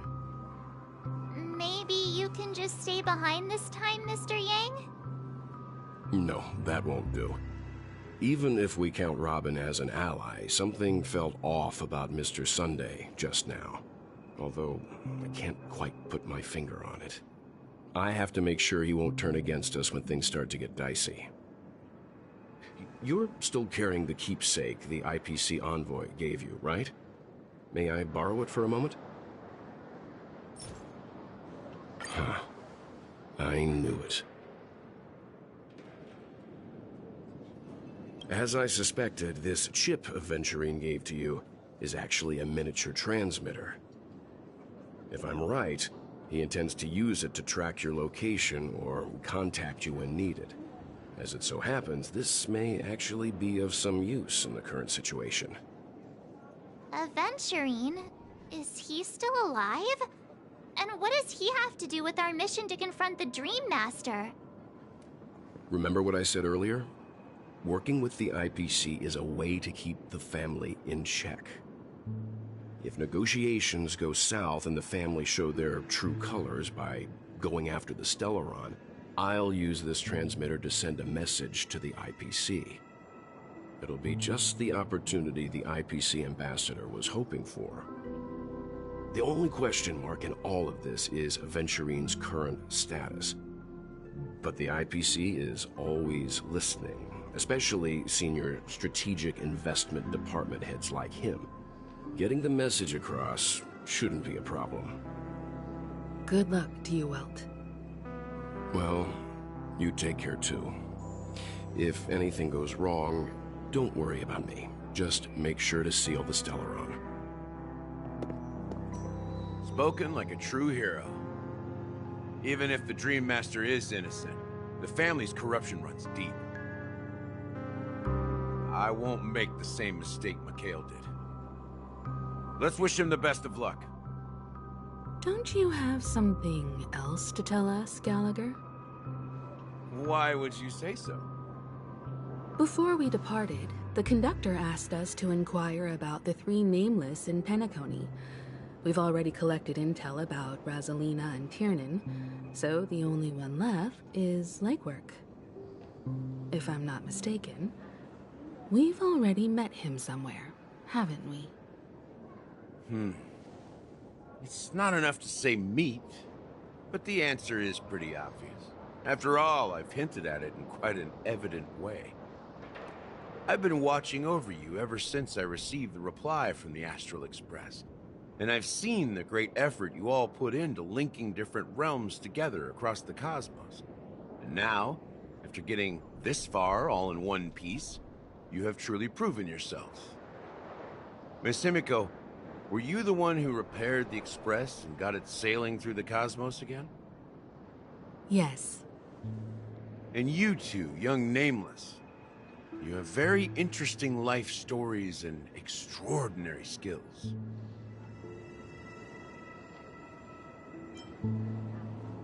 What? Hey, you can't just make up titles like that. You're full of energy. Please send my regards to the conductor, Pom Pom. Please let them know that their friend had fond memories from his time aboard the Express, which he reminisced on every time he had a good drink. As for the last Nameless, he embarked, disembarked, and embarked again, traveling in a great circle, ending up back where he started. On his deathbed, he told me to find the Astral Express and deliver an invitation to the future Nameless. He left behind a special gift, a true legacy. Something that belongs only to the successors of the Trailblaze. Come with me. Now is the time to reveal it.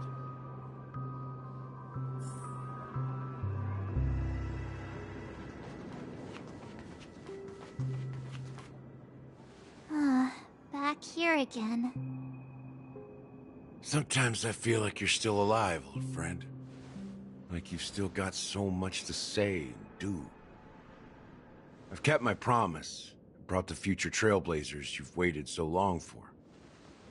I don't know why you were so obsessed with that train, but I remember your last words. Don't let us down, old man.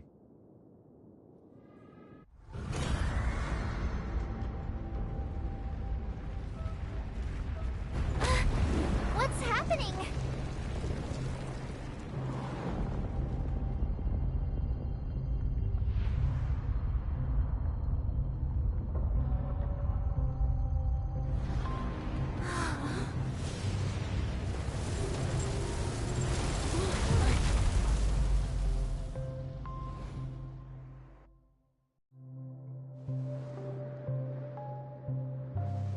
Go ahead. His resting place lies in the garden up ahead. The first and last nameless of Penacony. Mikhail Char Legward, the Watchmaker.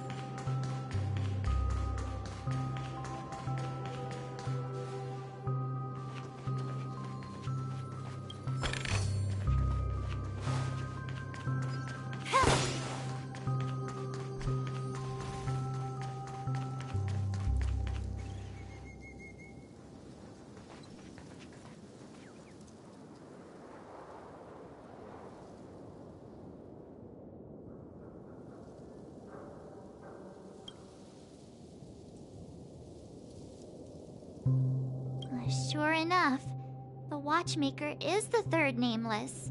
Even I could guess that one. The legacy he left behind was a dream bubble. I believe inside that bubble, there's something that holds meaning only for the nameless. After all, when I checked its contents, I found nothing inside. Maybe some Trailblaze runes? Even more mysterious than me. Well, let's have a look.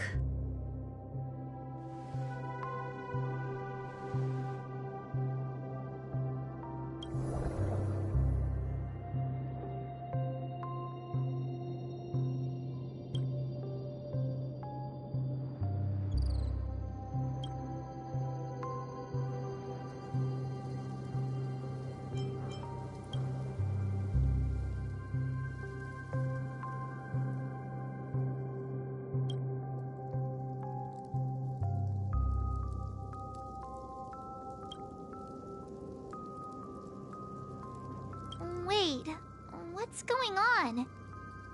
Seriously? There's nothing inside this dream bubble? How could a dream bubble be empty?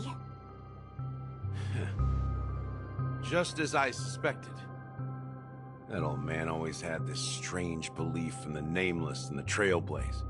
And I never understood where he got that confidence from. Especially since he never managed to get in touch with the Express while he was alive.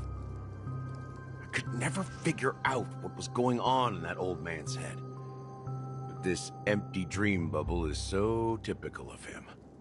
He was always full of weird fantasies and incomprehensible romanticism. That mischievous old man. Well, I didn't expect him to leave anything concrete behind anyway. Don't think that's the case, Gallagher. I'm sure Mikhail has left us the most precious thing of all. Don't start getting all philosophical on me, all right? Just as Mikhail believes in the nameless of the future, we unconditionally believe in the nameless of the past. How could they leave with regrets for the future when they were ready to dedicate their lives to the land they loved? There must be something contained in this dream bubble. It's just we haven't figured it out yet. You also have faith in the Watchmaker, don't you, Gallagher? Well, I'm a follower of the Enigmata. My philosophy forbids me to have faith in anything. That's why I understand what faith means in the path of Trailblaze. And I also want to know what he left behind. I'll leave it to you guys then. Can I borrow your pet? I need to make a trip back to Golden Hour and check something at the Dreamscape sales store. It's for Mikhail, and for the future of Penacony.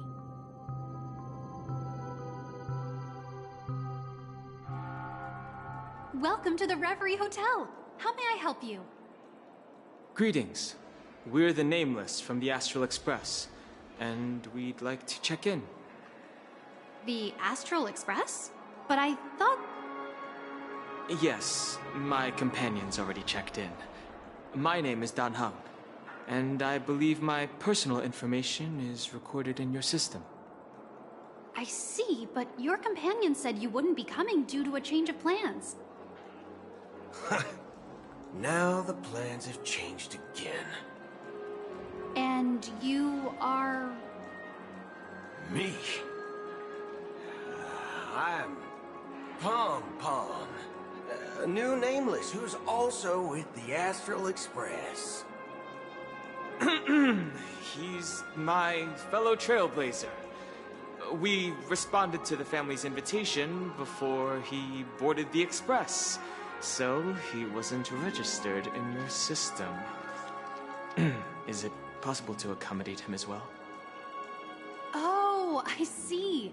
Another one of the Nameless had a similar situation. Seems like a lot of people are joining the Trailblaze these days. Since there's a precedent, it shouldn't be a problem. Just give me a second to contact your companions. I'm sorry, dear guests, but it seems I'm unable to reach the other members of the Astral Express. What do you mean by unable to reach them? My apologies. This is the first time I've encountered a situation like this. However, the system indicates that those guests are still in the Dreamscape. How about this? Give me their room number, and we'll go check on them ourselves. I'm afraid that's not possible. I need to verify both of your identities before I can share any guest information. How about you just wake up someone? Let's say, Welt? I'm sorry, but there are strict rules regarding forced awakening. It cannot be done without the proper clearance. So nothing works, huh? What's your solution then? Are you saying we sleep here? At the reception? Please be patient. We need to contact your companions in order to confirm your identities. And now it seems you need to confirm our identities before you can contact our companions. It seems so. Oh, fudge! Look, nothing personal, but if you can't handle this, go find someone else who can, okay? Please calm down, dear guests. I do recall that Mr. Sunday, the Oak family head, personally handled this issue earlier. Oh, please wait a moment while I contact him. I don't think she's trying to give us a hard time. She really just doesn't know what to do. I have a bad feeling about this. You tried to contact them on the Express earlier, but they didn't respond. Something doesn't seem right. I need to leave for a moment. You can stay here with the receptionist. Sure thing. Just don't keep me waiting forever. Don Hung seems pretty worried about his companions. I should give him some space. Stressing out about it won't help anything.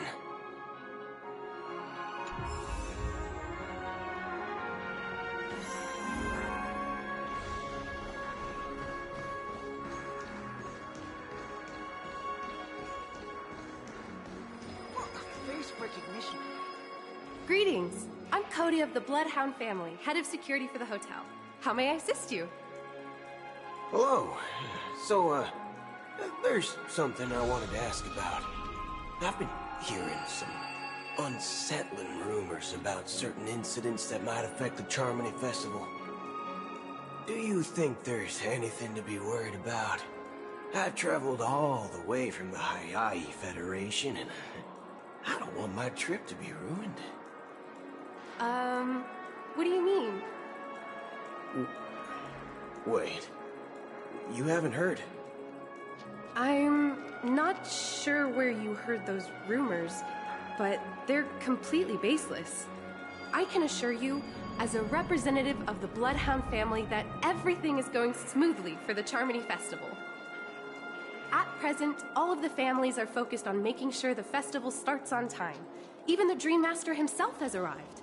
So don't worry, your trip won't be in vain. Ah, that's a relief to hear. She doesn't appear to be acting. So, it seems that even the hotel staff are out of the loop.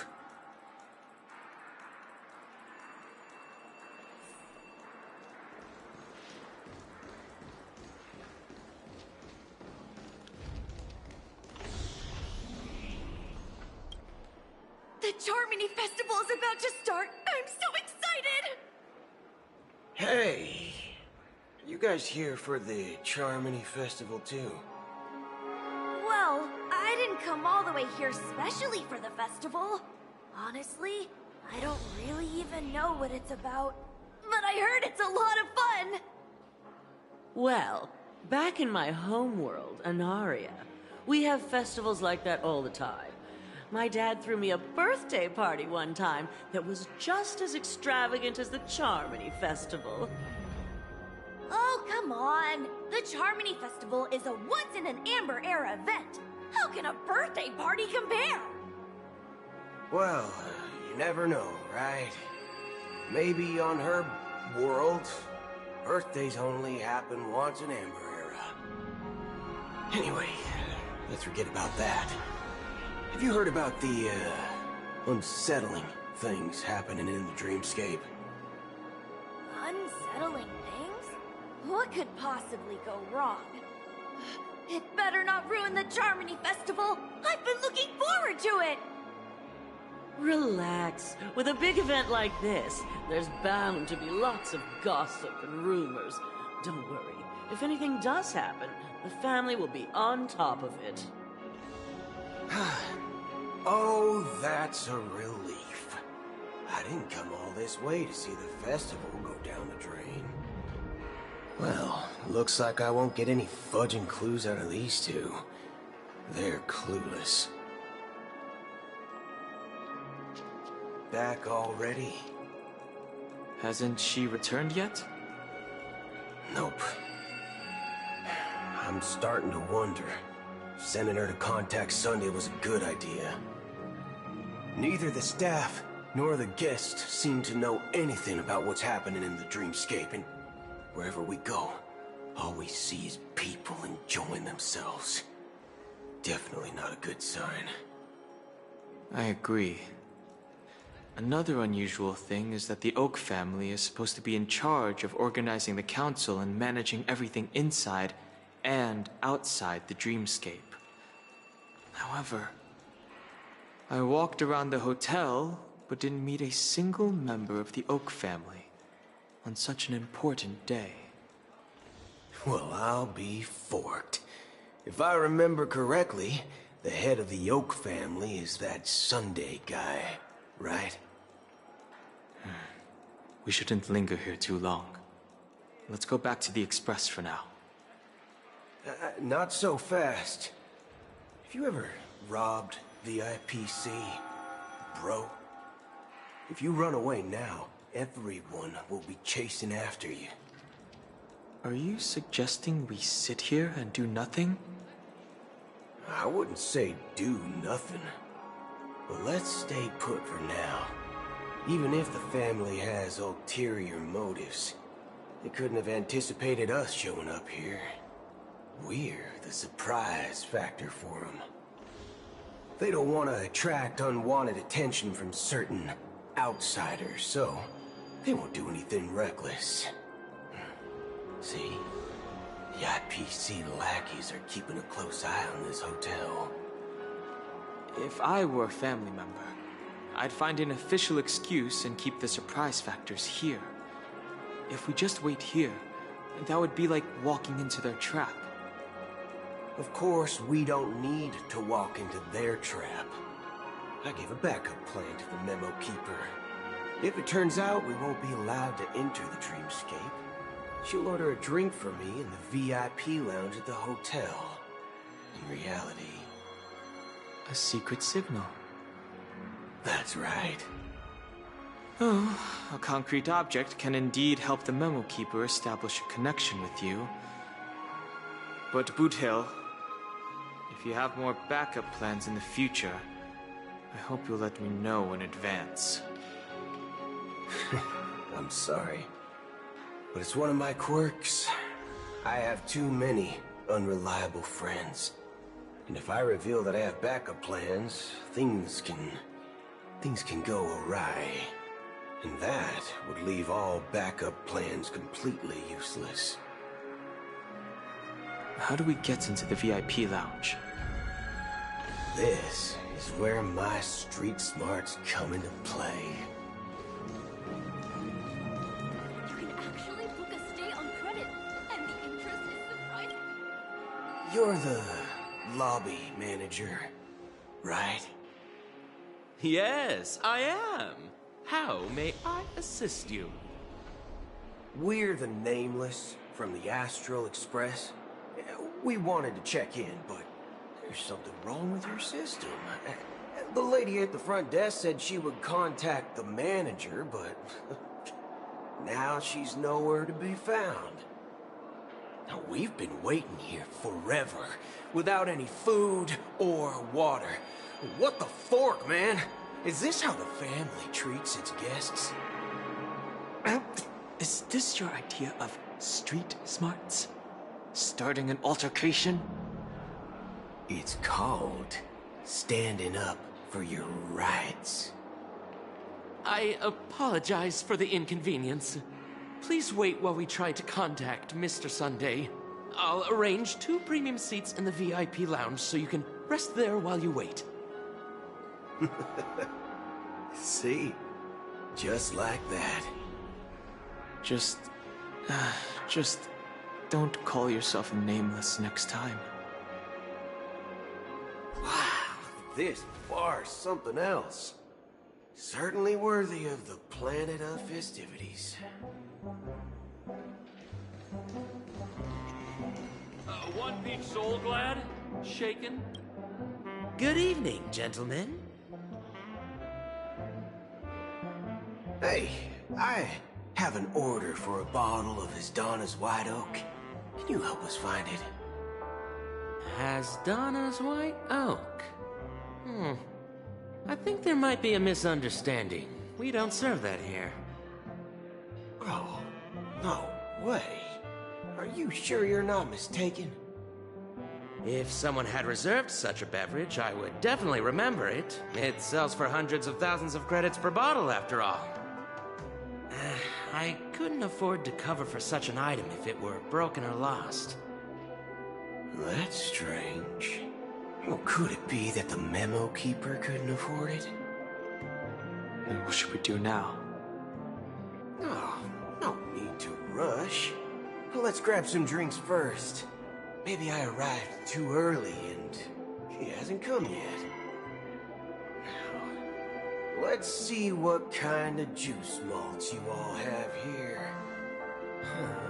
Well, give me a glass of Heenum Valley, 40 years. I'll have it neat. No ice.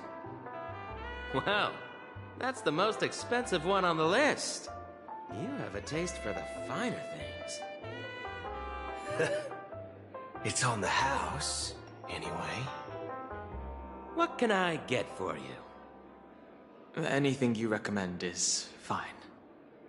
Then I would recommend today's special, Glass Village. It's classic Soul Glad mixed with Laboon juice. It's refreshing and suits your cool demeanor. Just 1 minute. This flavor. Dynamite barbecue with rocket fuel. Ooh, really hits the spot. Truly the finest sherry cask-aged malt juice in the cosmos. Dynamite barbecue with rocket fuel. Is that really something that humans enjoy? Hey, this guy doesn't know anything at all. As long as you're satisfied, dear guests. Please enjoy. Let's give the memo keeper another half-system hour. If she doesn't show up, we'll need to come up with a new plan. In the meantime, let's take stock of the situation. What do you think? The situation is unclear. Something must have happened on the planet of festivities, but the public is unaware of it. Someone in a position of power within the family must be covering it up. It's unusual for the followers of the Harmony to invite other factions, let alone the IPC and the Masked Fools.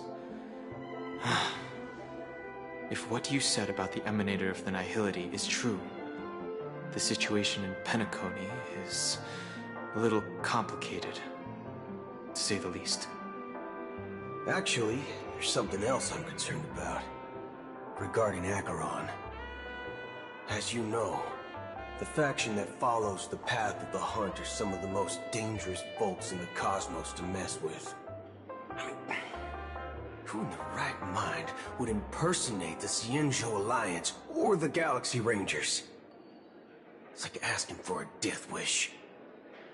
Isn't there a saying among the Xianzhou people that the Rainbow Sect lets their Lux arrow do all the beating? Talking. Do all the talking. Well, you know what I mean. Even though the Galaxy Rangers have been out of sight for years, we've been keeping an eye on this region.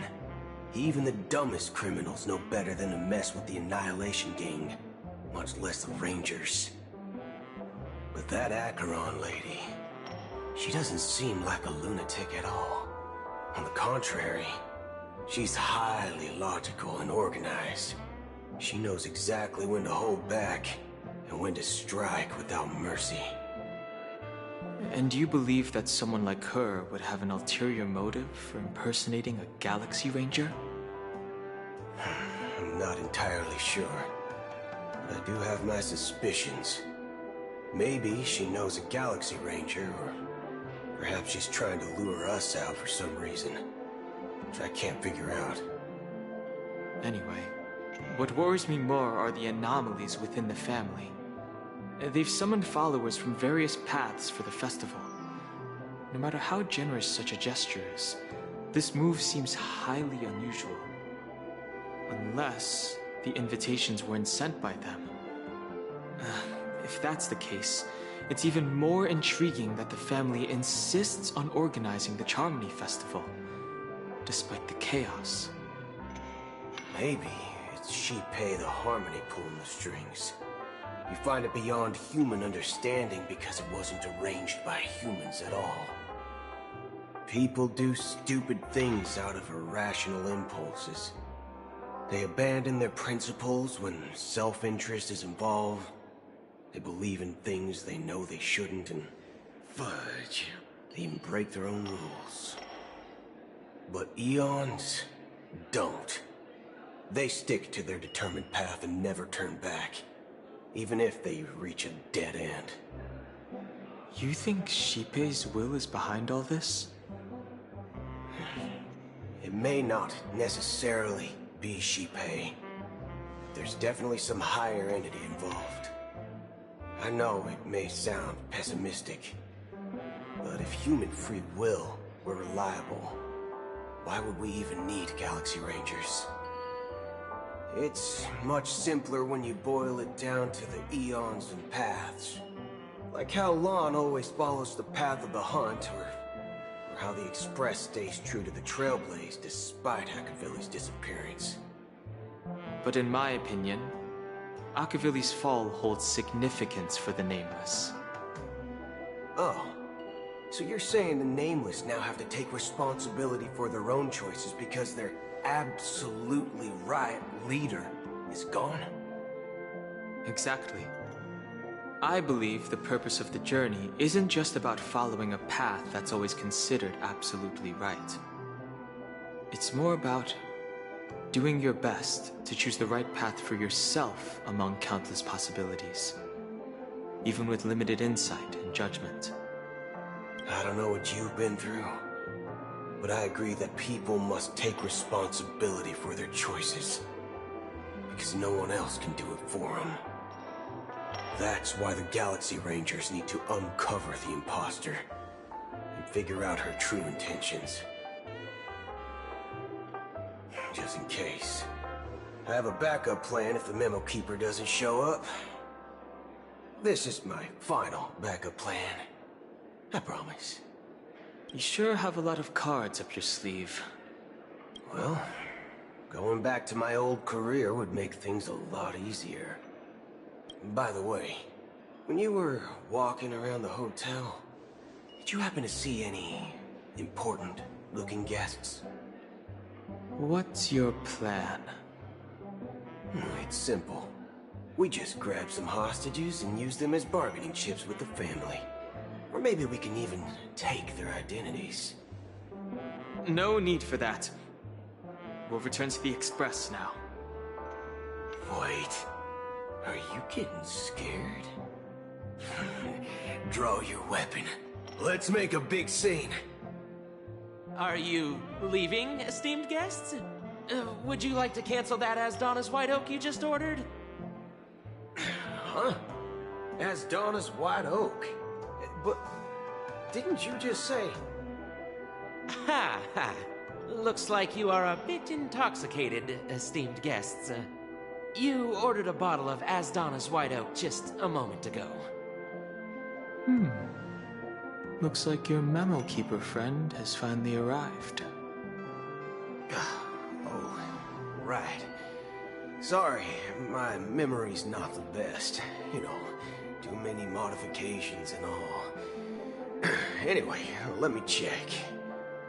Well, fork me. It says Donna's White Oak, all right. And there's a note.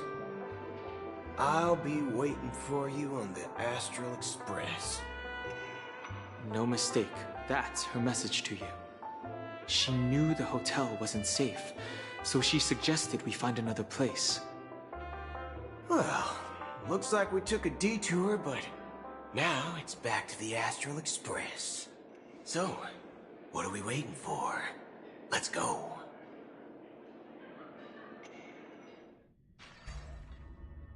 You're back?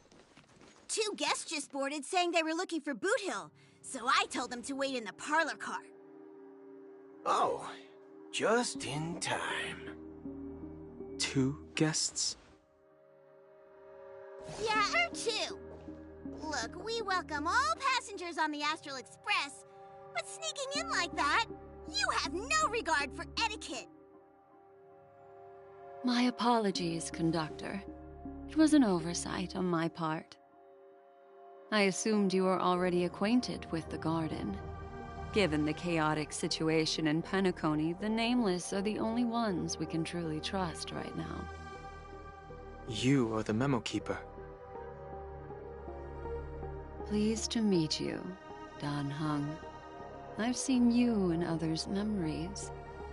And as for Boot Hill, this is our first face-to-face meeting. I hope you enjoyed that bottle of Asdona's White Oak. You sure have a refined taste. Finally, Memo Keeper. Well, let's cut to the chase. Spill everything you know. That's precisely what I intend to do. But before that, please allow me to introduce myself. My name is Black Swan, and I serve the Garden of Recollection as a Memo Keeper. As for Acheron's story, I'm sure she knows it better than I do. Greetings. I'm Acheron. What? You Garden of Recollection shirtbag! You betrayed me! I apologize, but she did that at my request. Due to certain reasons, I have been exiled by the family. Thankfully, this Memo Keeper came to my aid and helped me escape their surveillance unnoticed. To be honest, it was more like stalking than helping. And the process was far from unnoticed. But we did escape. I asked her to guide me to a place beyond the family's reach and to contact a few trustworthy individuals. namely all of you. Trustworthy? Son of a nice lady. You think I'm dumb or something? How about this? I'll put a few bullet holes in your head and see what secrets spill out.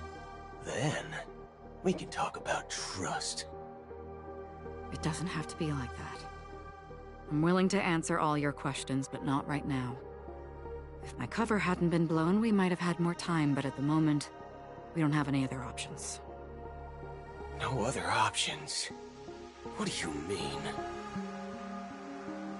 This is the only way I can ensure everyone's safety. I kindly request an immediate warp jump out of the Astana star system.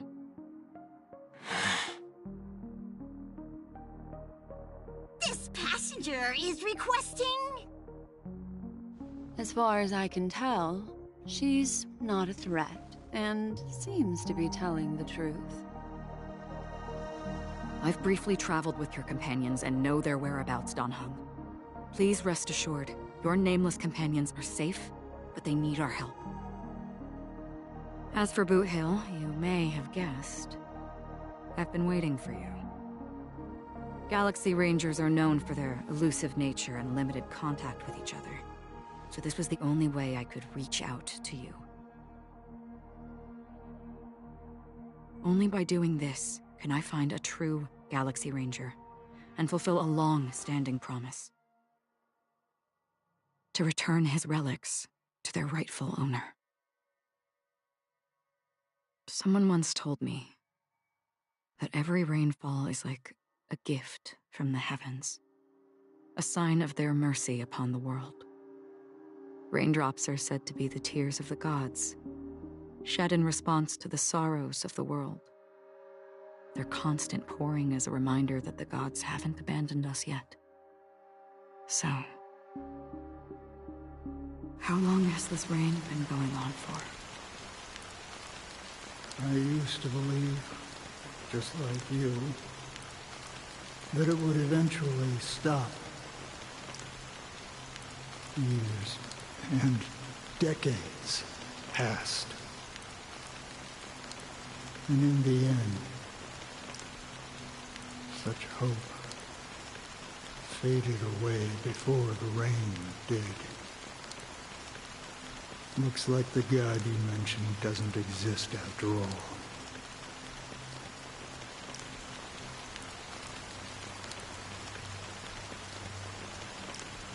Well, let me share a story with you. Mortals who walk the paths are like sailors on a vast ocean, leaving behind a trail that creates countless ripples of possibilities. These ripples last longer than the fleeting lifetimes of humans. And for some, their presence leaves such a strong mark that it's reflected in the waves. Like those shadows on the ocean. Sin-thirsters, the obsessions of the Pathstriders, they emerge from the depths of IX, seeing themselves as masters of their own destiny, unknowingly repeating the actions of their past lives. They emerge from the nihility and head toward it, leading purposeless lives. However, these hollow phantoms, they were once my dear companions. A group of Galaxy Rangers. Are you watching over them? Watching over them? No. I'm guiding them toward transcendence. It was a brutal war. A crusade that shook the universe. The universe witnessed the fall of Zuro, the Lord Ravager, but it came at a price.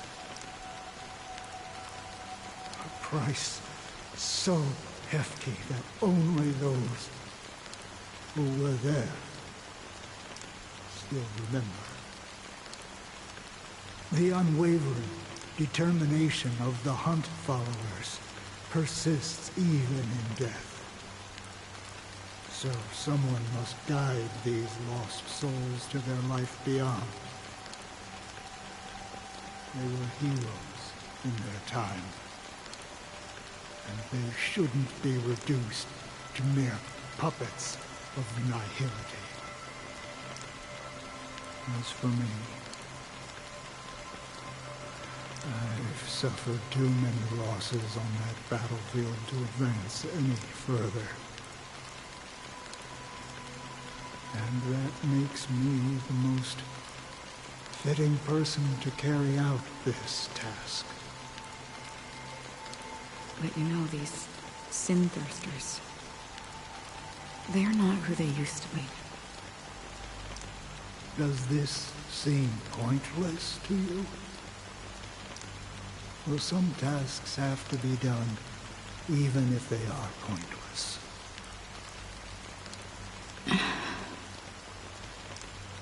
I can help you. For what? For the meaning of the nihility. That's what I've been seeking. I see. After all, this realm is off limits to ordinary souls, right? Thank you, stranger. I wish that you find what you seek. Before we part ways, I have one more question. It is true that their actions and even their entire lives may seem pointless from our perspective. But if, and it's just an if this is what the departed ones expected, should we try to change it? A good question. And a profound one. I don't know the answer. What I do know is that one day I too will pass away. And when I bid farewell to this world, someone will stand at my grave and place a bouquet of flowers on it.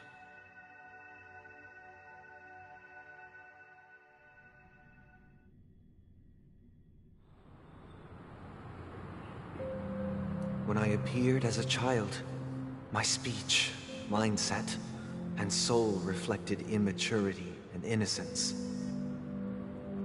As I grew into adulthood, I left behind my childlike side.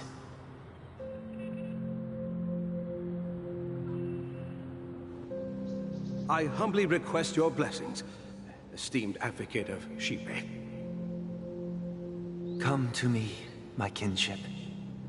I have sought their presence with us. As you wish. I have faithfully served the Alfalfa family for nearly a decade, promoting the path of the harmony to the best of my ability. However, I made a mistake yesterday.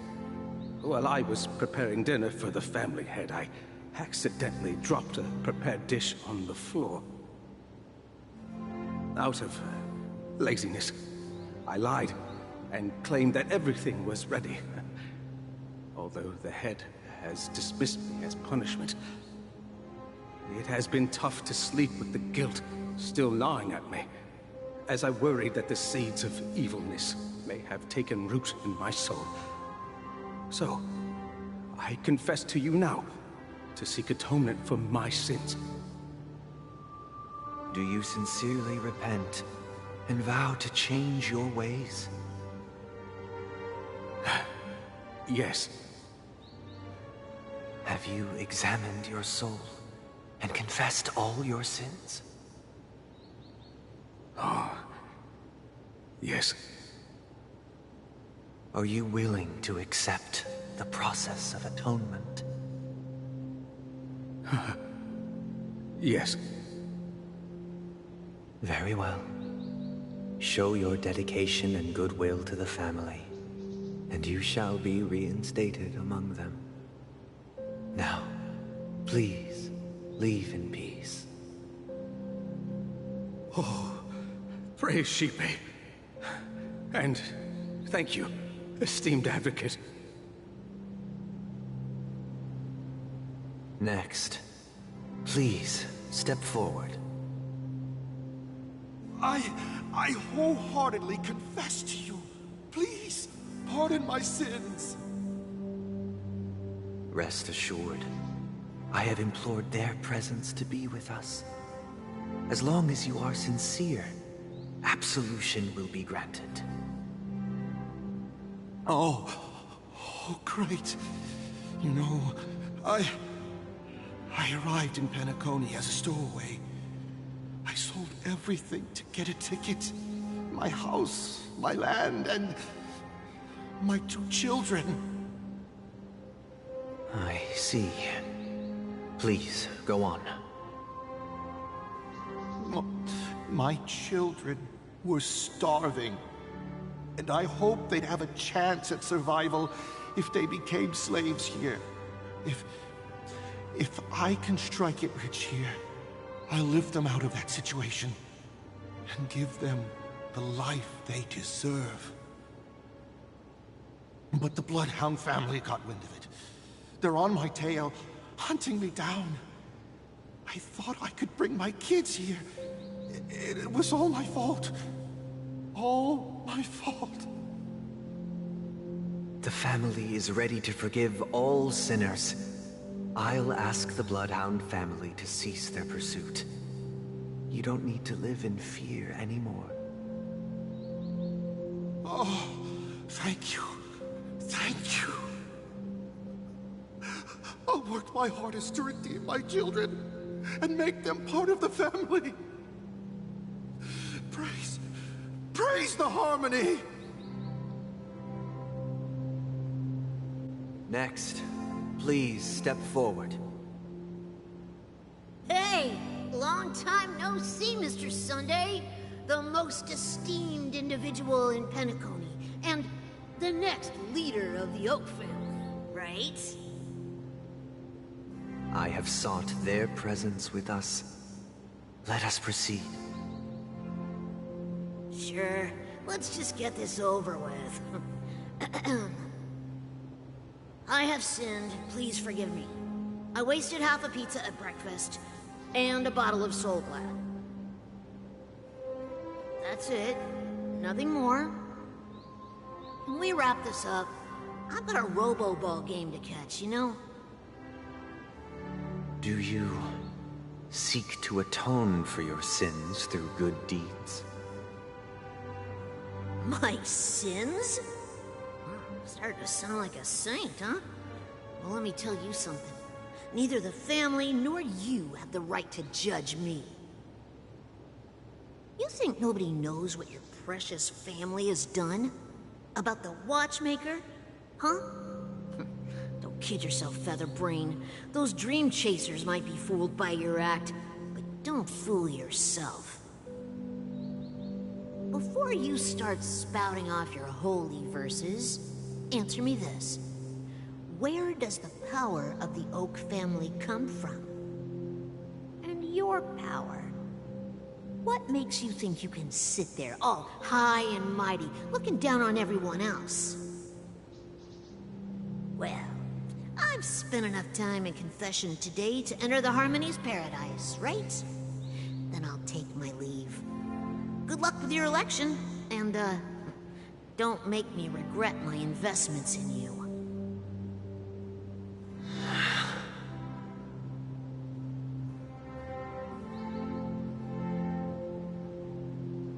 Oh, revered triple-faced soul, hear my doubts. Who can judge the strong when their power hides their crimes? Who can vouch for the weak when they will pay any price to survive? Who can comfort the purest souls when even they get led astray? If the strong defending the weak is truly the foundation of paradise, then who is responsible for the suffering and anguish in this wretched world?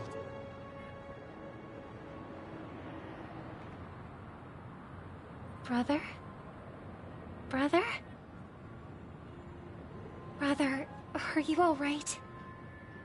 I'm fine. I've been working long hours, and I just made a trip to Dreamflux Reef and back. So, I'm a bit out of sorts. But it'll all be over before we know it. You've been working non-stop on the Charmony Festival, Mr. Sunday, and no one could have predicted this incident. Even if the Stellaron does pose a grave threat, I still feel sorry for all the trouble we've caused you. No need to worry about troubling anyone. The Charmony Festival was meant to spread joy and harmony across the cosmos. But now that we know the truth, I'm afraid we'll have to cancel it. It has always been our wish to make everyone happy, so... we'll do our best to explain everything to the Dream Master. I'm sure he'll understand. Even if the negotiation does not go smoothly, I'll refuse to go on stage. Without the Chord Master, the Harmonious Choir would not arrive, and the Charmony Festival would be just a grand performance, and nothing more. I'm relieved to see your determination. You know, since arriving in Penacony, we haven't had any contact with this Dream Master himself. I'd heard of the heads of the 5 major lineages, but the Dream Master is a mystery to me. The Dream Master rarely grants an audience, even for us. But, given the urgency of the situation, he's agreed to meet us in person. Perhaps you'll be the first guest to meet the Dream Master in years, Mr. Yang. Let's hope we can reach a consensus that satisfies everyone. Indeed. Let us hope so. It's about time. We'll have to get ready for the meeting. I apologize for any inconvenience caused by the urgency. Don't worry. I'll be waiting here. It's Mr. Sunday! Hey, come over here! Looks like someone needs help. Let's go check it out. Mr. Sunday. Hey there! Okay, see the moon in the sky? It's about the size of the cap on my Soul Glad bottle. If I just reached out my hand, I could grab the moon, couldn't I? The moon? You mean the Grand Theater? Yeah. Look at me. I've been away from home for too long. I must be missing that moon. But it's no big deal. The Grand Theater here looks much better than the moon back home. It's just magnificent. They told me not to sell everything I had just to come to Penacony. How short-sighted. Selling everything you had? Why would you go to such lengths? Why? Can't you see? Life back home is miserable. It's not really living at all. It's better to be here at Penacony. No pain, no worries about tomorrow, just sweet dreams. You can do whatever you want. That's what I call living. Yeah, now this is the life. Is this truly living? Huh? What did you say, young lady? I didn't quite catch that. Oh, it's nothing, sir. You see, the traffic on Glock's Avenue can be dangerous. How about I ask a Bloodhound family member to escort you to Ideen Park over there, so you can continue enjoying your sweet dream? Oh, yeah, that's a great idea. Wow, no wonder you were the leader of this sweet dream. You're totally a lifesaver. See you around, Mr. Sunday, and it was nice chatting with you.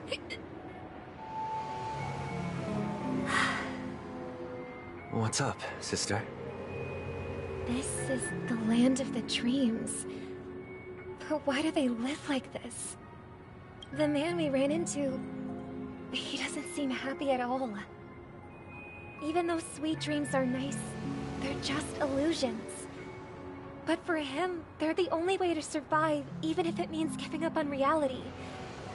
That's not really living at all. I suppose you have a point. But, in my opinion, that's how most people live their lives. Why do you say that? You think that man is not actually living, but that's not quite accurate. Even without Penacony, people create their own illusions called self-value. People believe they have a predetermined value to fulfill. Gaining value means gaining power, and those deemed worthless are seen as the weak. However, value doesn't come out of thin air, and there's a limit to it.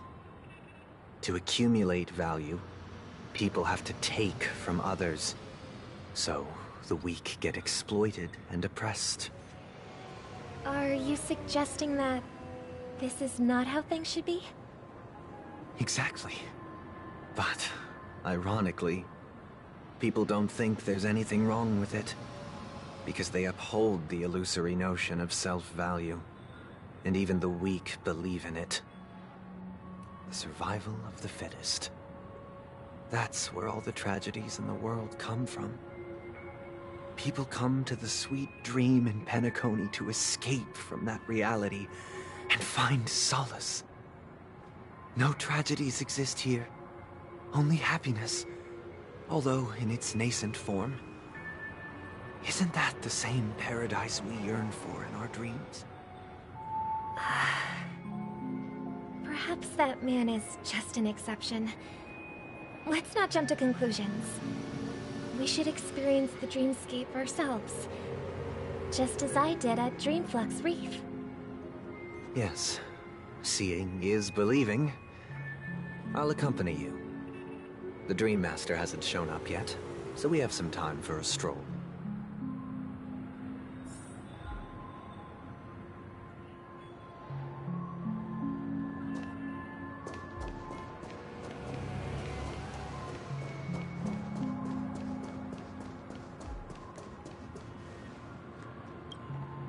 Glad to meet you again, Robin. How are the preparations for the Charmony Festival coming along? We're all so excited about it. It's going smoothly. Thanks for making the trip to join the festival. You're too kind, Robin.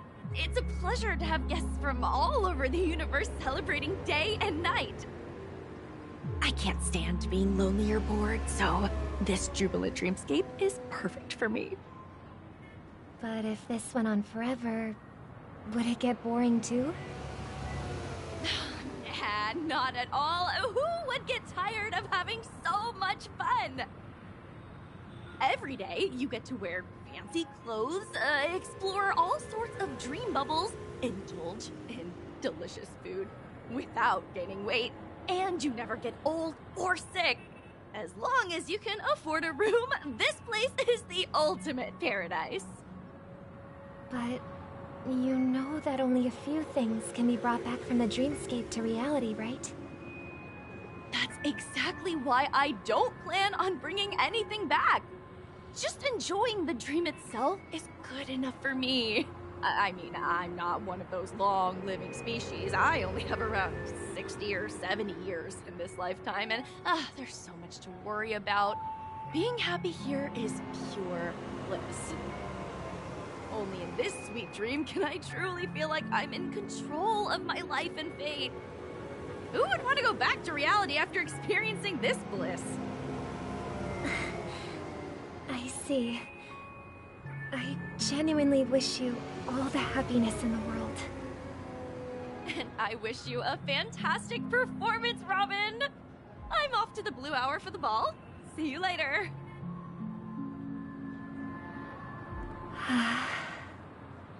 Seems like that guest's perspective didn't resonate with you either. She had a valid point, and I could sense her genuine happiness. It's just that... What you're trying to say is, she thinks she's in control of her life, but in reality, she's just escaping from reality and seeking solace in this sweet dream. Once she steps out of this sanctuary, everything will be lost. Well, she did make mention of being able to afford a room, didn't she? However, the paradise in our dreams, it doesn't have to end. No, and the paradise we yearn for shouldn't be just a fleeting dream either.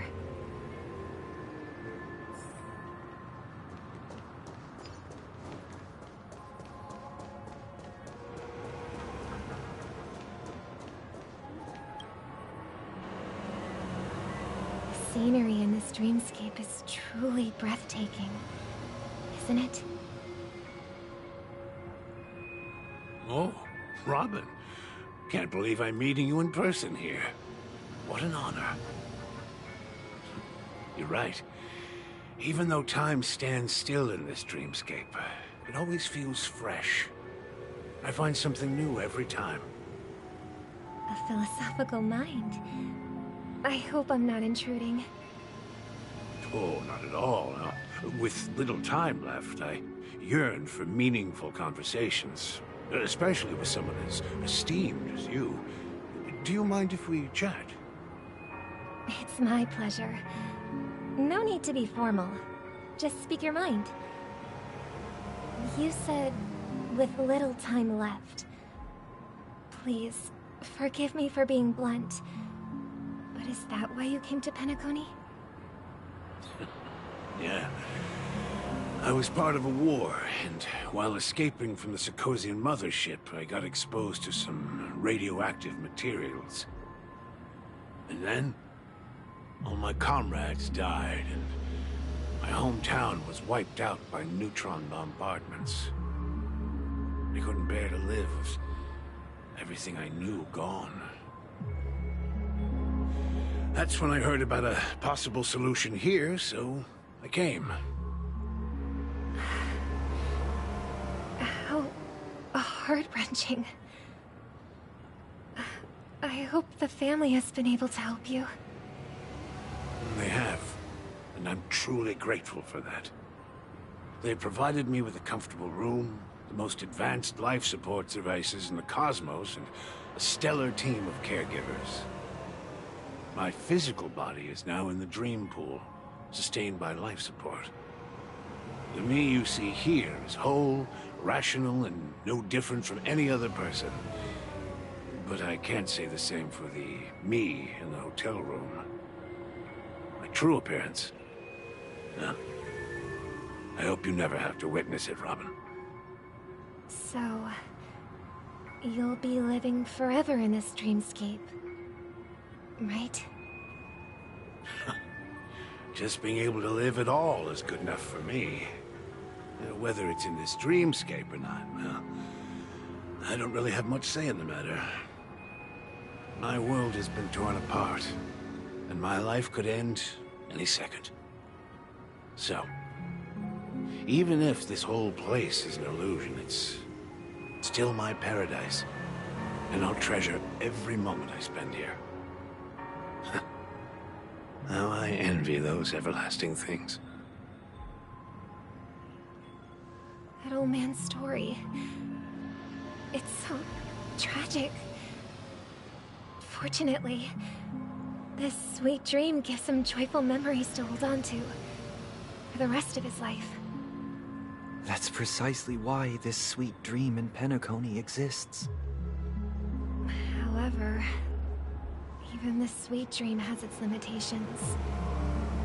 While it provides solace to the disillusioned, it can't completely eliminate pain in reality. There will be a way out. Penacony is already on the right track.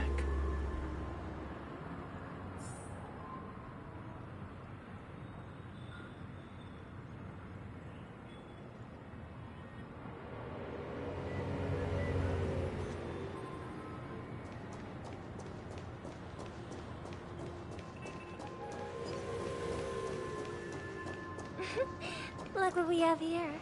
A lovely young lady. Wait, is that me?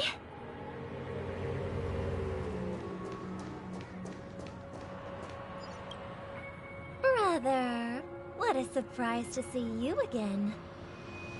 Show yourself. Your trick won't work on us. I've heard that a skilled masked fool received an invitation too. That must be you, right? Did you enjoy yourself? Barely. The people here are way too gullible. A little bait is all it takes for them to bite. And they run away at the slightest hint of danger. In other words, they're naive and cowardly. Now that you've had your fill, it'd be wise to leave before it's too late.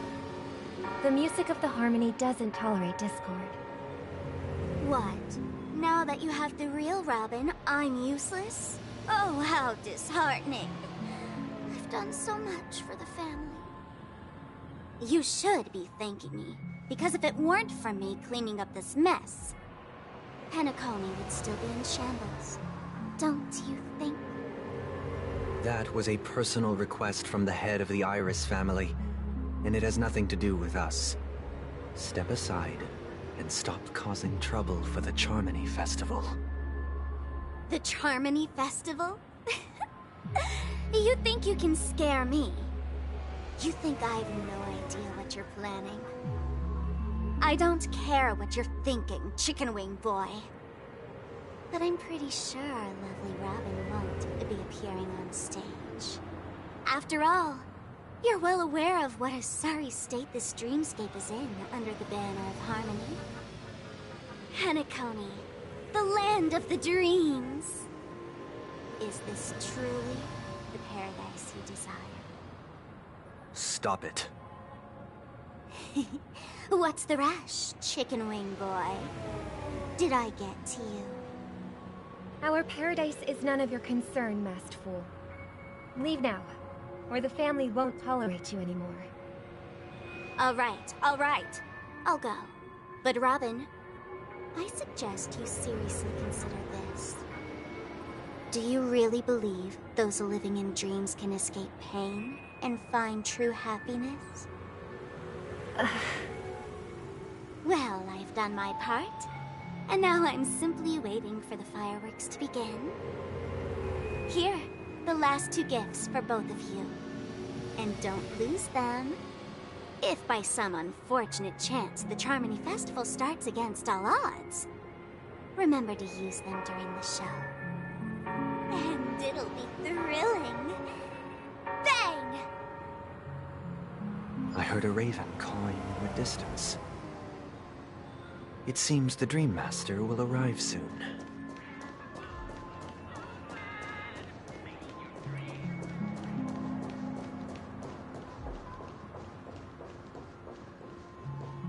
Let's wait here for the Dream Master to arrive. Okay. By the way, brother, I heard you no longer have a sweet tooth. Back when we were kids, you used to steal my desserts. Seems like a lot has changed during my absence. What exactly happened? Well, someone has to stay awake even in this sweet dream. But that someone doesn't have to be you, or anyone in particular. You're carrying too much on your shoulders, brother. The paradise in our dreams.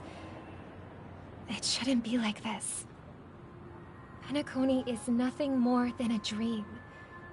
It can't erase the worries and pain of reality, or bring true happiness. It only offers an escape from reality. Nothing more. Remember the old man we met earlier? Without this dream, he might have completely lost himself. That might be true, but even without Penacony, he could have chosen another path. As far as I know, the Intelligentsia Guild has been promoting their rehabilitation techniques for a long time now. That path may have been more ordinary and challenging, but now he is receiving hospice care in a comatose state, and his fate is sealed. Is Penacony granting these people a future? Or is it taking it away from them? Well, don't forget this. Not everyone really has a future. The future for humanity is like the sky for birds. People mistakenly believe that flight is inherent to birds because they've never witnessed those birds crashing to their death. Do you remember how we took in that little Charmony dove when we were young? Yeah. We took care of it. Provided food and water, groomed its feathers. And later, when I decided to leave Penacony, I opened the cage and set it free. Well, I didn't mention what happened to it in my letters, because I didn't want to upset you. Shortly after you left, it crashed to its death right in front of your window. I had surmised as much. I knew you wouldn't have avoided mentioning the bird for no reason. Despite that unfortunate outcome, I still believe it was the right decision. Birds aren't meant to spend their lives in cages. They belong in the sky, even if they can't fly. But here's the thing. If there are birds in this world that can never fly, can we really assert that they belong in the sky? Are you implying that the same goes for humans too? Let's take the Astral Express as an example. The Nameless made tremendous efforts to bridge worlds, gaining fame across the universe. However, only a few extraordinary individuals can endure such a perilous journey. That's because the pursuit of the Trailblaze exceeds the capabilities of ordinary humans. Otherwise, why would this path be filled with broken rails, an abandoned express, and even a fallen Eon? That's just sophistry. If that were true, then only the powerful would have the right to determine the future. Unfortunately, that's exactly what happens. Another name for the future is self-value.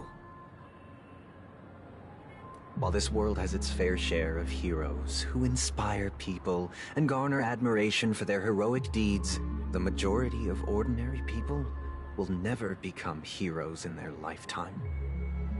Some are born weak and vulnerable. Some find themselves trapped in unfortunate circumstances. Some fall victim to malice and cowardice. When it comes to survival, everyone is equal. And the weak can only watch as their value gets constantly diminished by external forces.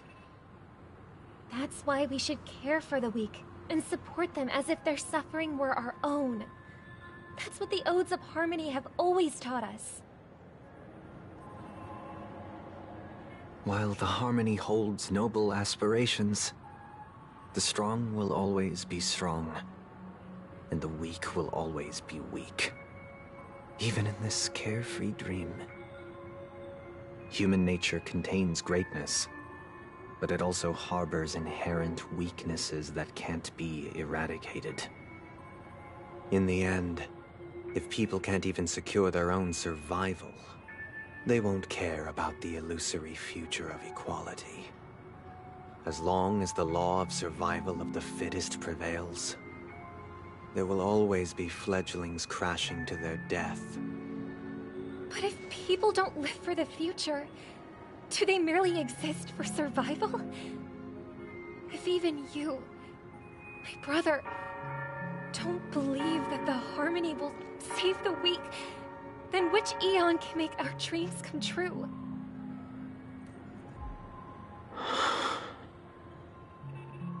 People often forget that when the first bird took flight, the entire world envisioned a future where no more fledglings would ever crash to their death. Are you reading, sister? What are you reading? Mr. Gopherwood gave me a picture book. It's about the story of the harmonic strings. If I could become a chord master, I'd like to summon Dominicus, the harmonious choir. I want to sing with everyone and spread our wishes so that all can feel happiness and joy. I see. Then, I would summon the harmonious choir too. Don't you have a wish of your own, brother? Of course I do.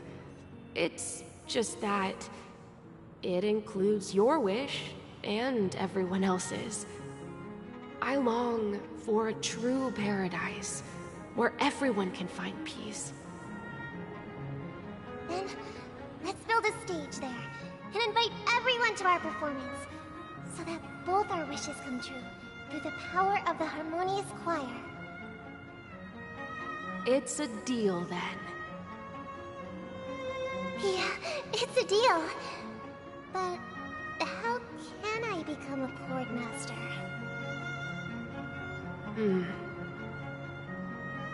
Maybe you will have to become a star first.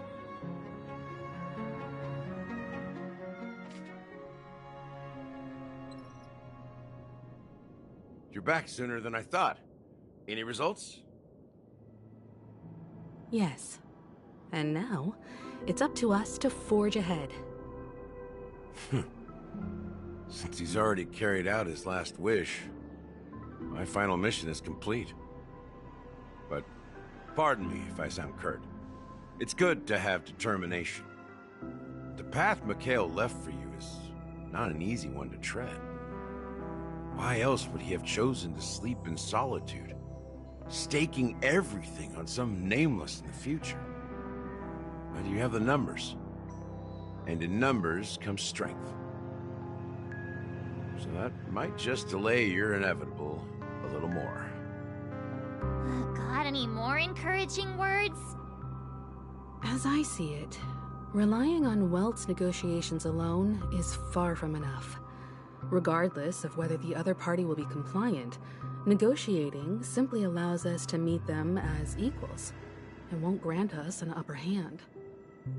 Penacony is our rival's home turf, and we already have very few chips left to play with. Rather than idly sit around while the family's got us blocked off, an offensive approach might be a wiser course of action. We're more familiar with the Stellaron's properties than most, and since it's the key to stabilizing the sweet dream, it's vital to the family's interests. By attacking their core interests, they're bound to retaliate hastily. And as the saying goes, haste makes waste. That's right. As long as we pose a threat to the Stellaron, either with words or otherwise, we have a chance at gaining the upper hand. But the problem is, on the eve of the Charmony Festival opening, how exactly are we going to get close to the theater?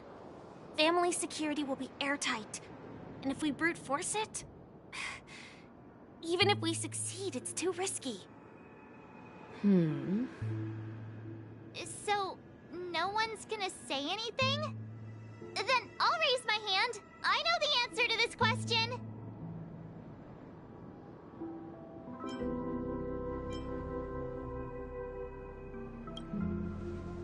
Why are you speaking like the General of the Law Fu?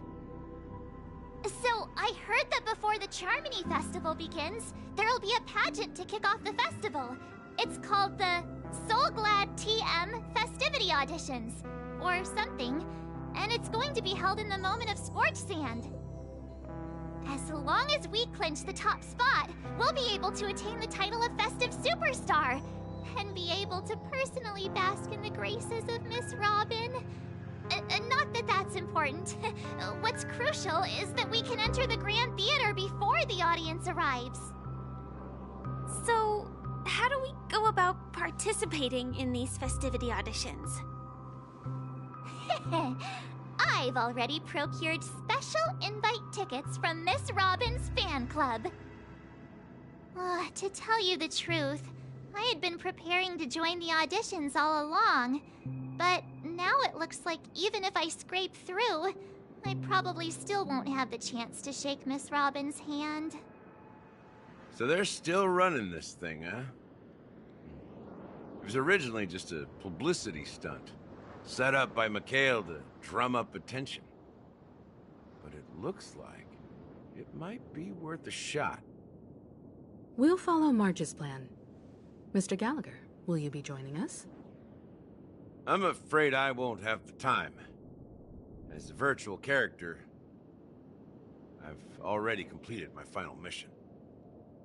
Whether Penacony can awaken from this dream is all down to you. Should we ever cross paths again? I'd love for you to visit the Express. All right. I'll have to add to that databank of yours you've got on the Express. And Miss Firefly, we thank you for all your support. We're faced with a formidable enemy. As long as the Astral Express and Stellaron Hunter's objectives are aligned, we're willing to cooperate with you. We've already come this far together. I'd like to join you for the rest of your journey on Penacony. I'm pleased that we can finally fight shoulder to shoulder. I couldn't ask for a better ending. This is also the spirit of the Trailblaze. Now, everyone, let's prepare to move out.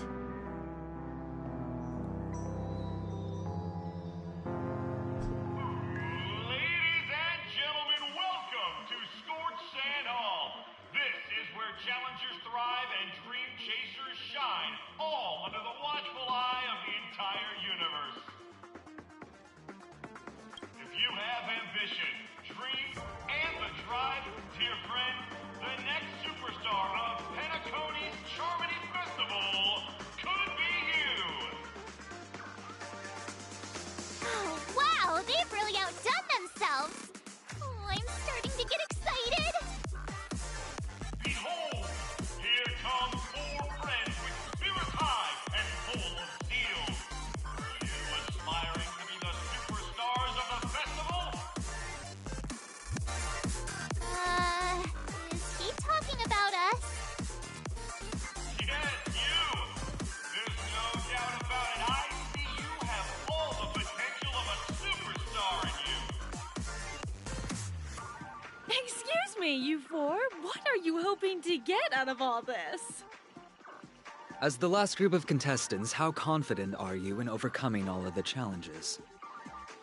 Would you be open to a brief exclusive interview with us? It'll be quick. Your journey is long and fraught with peril, yet under a sky blanketed by banners, you vie for the crown. The sword and rose! Protect the beauty! The beauty! The beauty! Magnificent and majestic! A knight's head is hard as steel. Brother Lance's focus is stubborn as a heel. We don't all have to be winners, but if we don't have fun, we'd all be sinners. People are pouring in. Kinda feels like all sorts of baddies are showing up. Let's get in there quickly and enter the competition. Ladies and gentlemen, please, make way. Make way. Coming towards us now is one of Penacony's top 10 wealthiest tycoons, and the soul-glad business empire's founder, Mr. Ideen. Allow me to introduce myself. I'm the director of Soulglad's factory, Ideen Lida. My four friends, introduce yourselves to the audience across the cosmos. Hello, everybody. I'm Himiko, a nameless from the Astral Express, and these are my companions. Don't you guys need to hide your identities? Can't hide it anyways. Penacony is plastered with our posters. And because the Astral Express is so well known, the family won't dare to make any rash moves.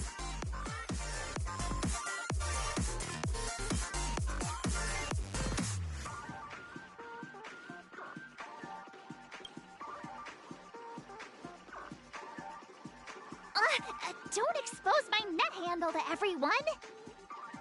Hello, everyone! I'm March 7th. I'm an ordinary girl who loves adventures. Hello, everyone. I'm Firefly. I am also an ordinary girl who enjoys adventures. So it's a bunch of nameless guests. This final face-off is bound to be spectacular. Time is precious. My four friends, come with me. Grab a bottle of Soul Glad and make your dreams a blast.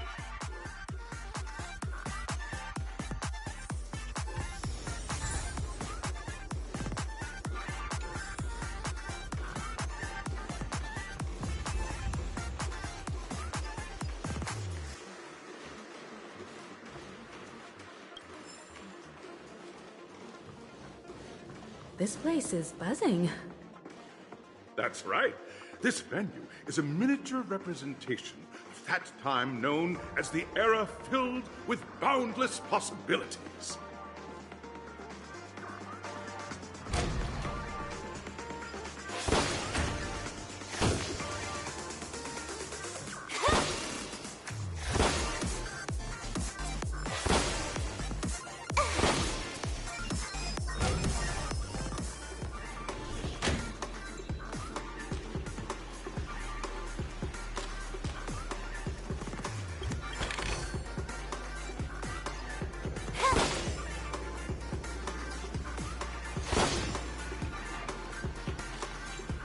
Grab a bottle of Soul Glad and make your dreams a blast.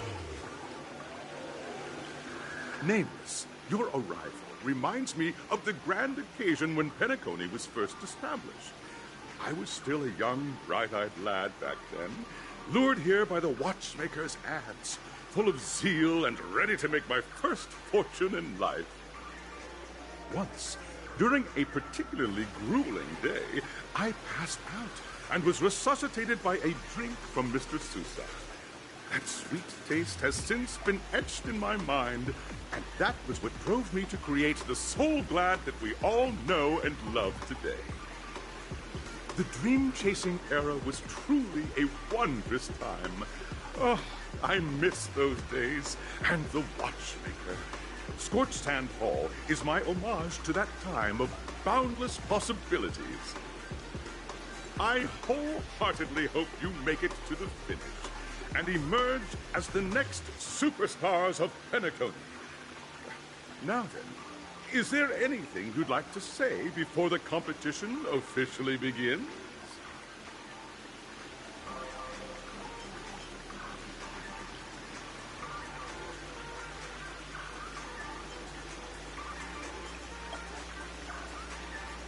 Ha! That's the trailblazing spirit.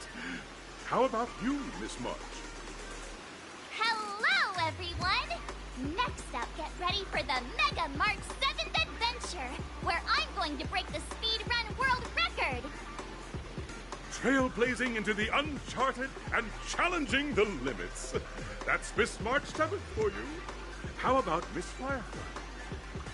I hope that by the end of this journey, everyone will have achieved the outcome that they hoped for. Ah, a wonderful wish! Miss Himiko, what are you expecting from your team? Safety first, everyone. Simple words, but full of warmth.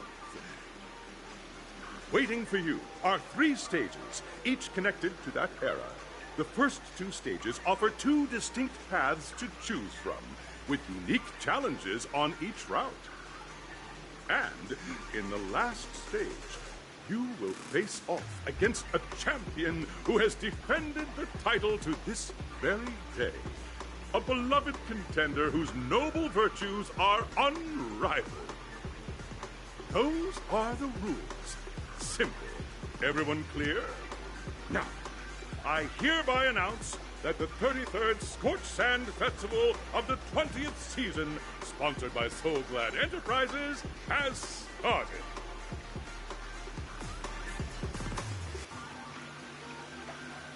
Everyone, as the Charmony Festival is drawing closer, we must reach the end as quickly as possible. Factoring in efficiency and safety, splitting up into 2 groups is the best choice. March and I haven't known Miss Firefly for too long and aren't overly familiar with her. It'd probably be better if the 2 of you paired up. Fine by me. Let's do it. All right. I don't have a problem with that. We'll split into the assigned groups then. Let's not waste time.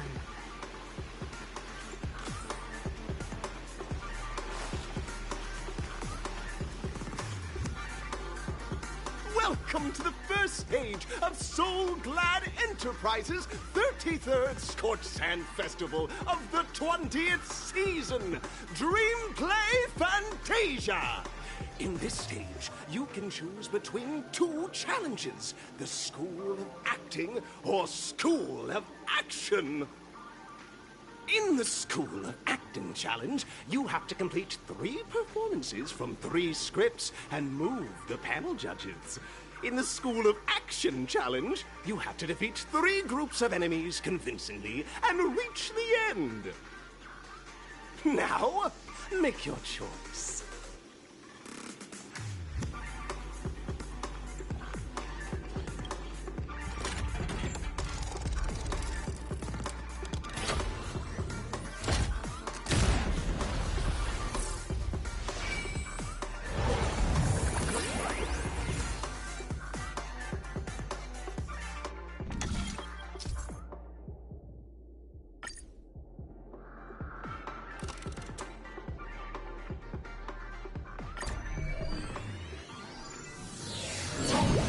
The champion's crown awaits you on the stage. Welcome to the Arena of Action Stars.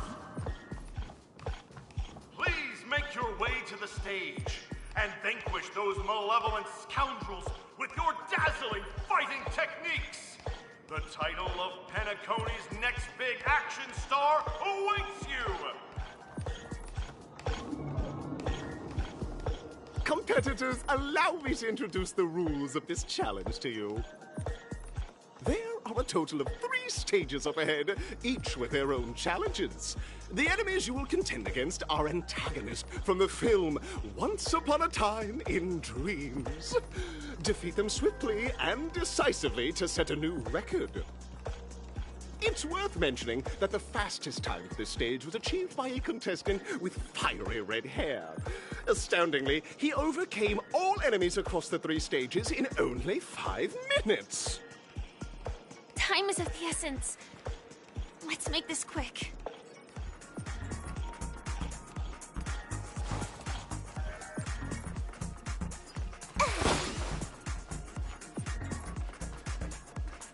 Contestants, you are about to confront the monsters of the primordial dreamscape.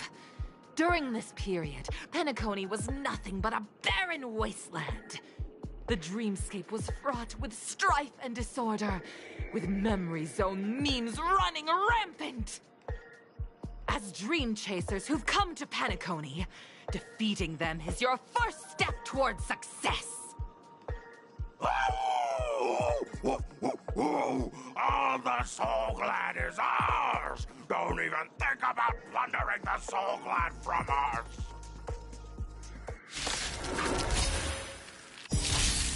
Gale Force! Bullets!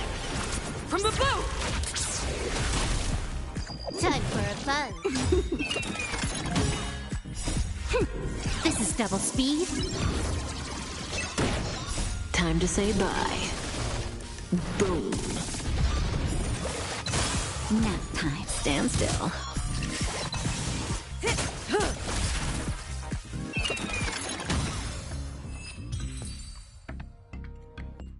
Soul Glad! My Soul Glad!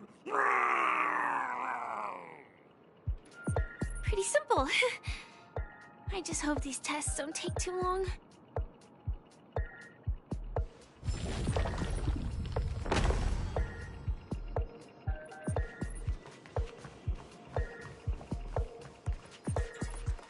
Congratulations on becoming the first group of Dream Chasers! Answering the call from the Watchmaker, you are disappointed to learn that Penacony isn't paved with gold. Resigned to your current plight, you start from the hierarchical dredges, biding your time for a chance at success. Just as you're about to give up, a downpour sparks a business idea. You enter the umbrella business! But just as things are looking up, you encounter a competitor. Defeat them and emerge victorious from this trade war. Why is our opponent so glad? Because this is Soul Glad Enterprises' 33rd festivity auditions of the 20th season! Isn't this just product placement?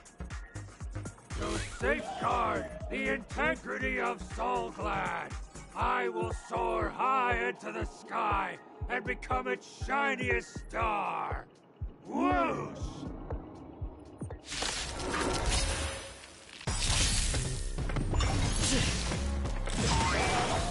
To the clouds! Time for a buzz. Relax. Time to say bye. Boom.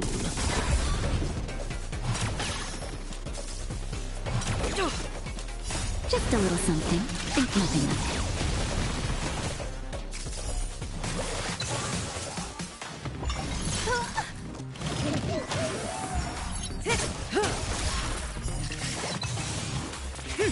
Stand still.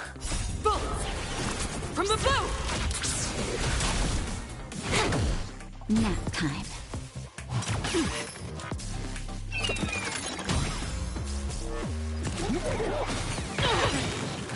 Time to say bye. Boom.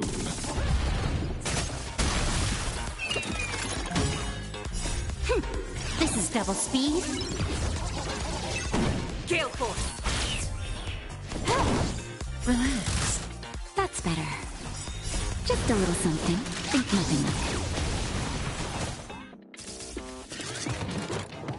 I can take it.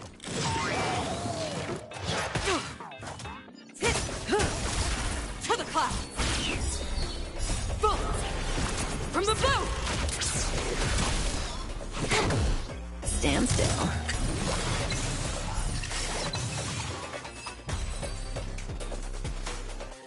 The world kisses me with pain, and I provide with Soul Glad in return. Whoosh!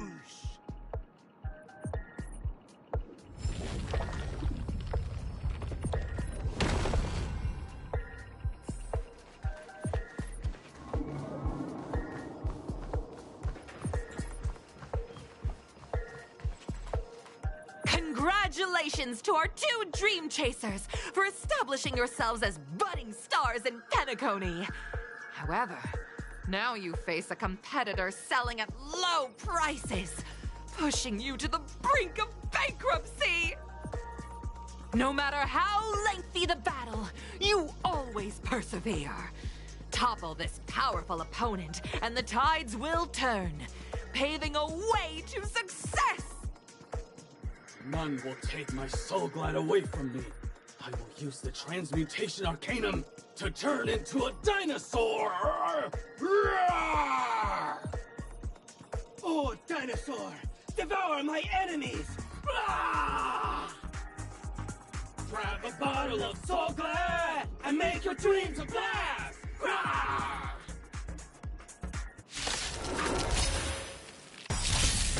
Gale force! Time to say bye. Boom. Time for a buzz. This is double speed.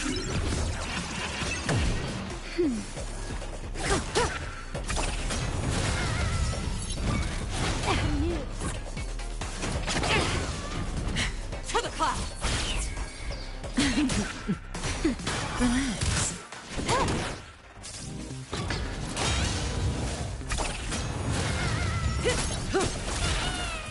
Gale force! Bolt! From the bow! Nap time. Stand still. Time for a buzz. This is double speed.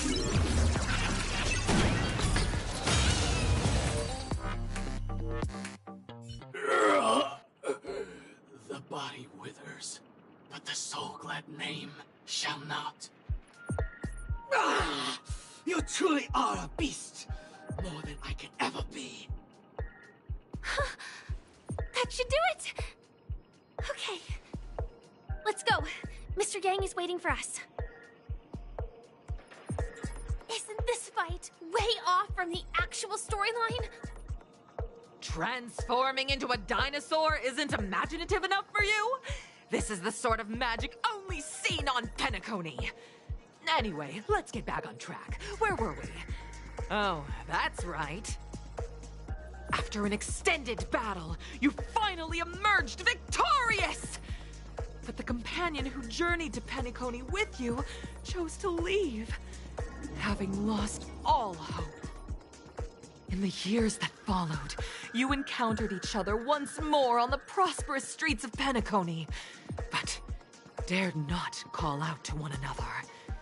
Perhaps akin to the lingering regret of every dream chaser.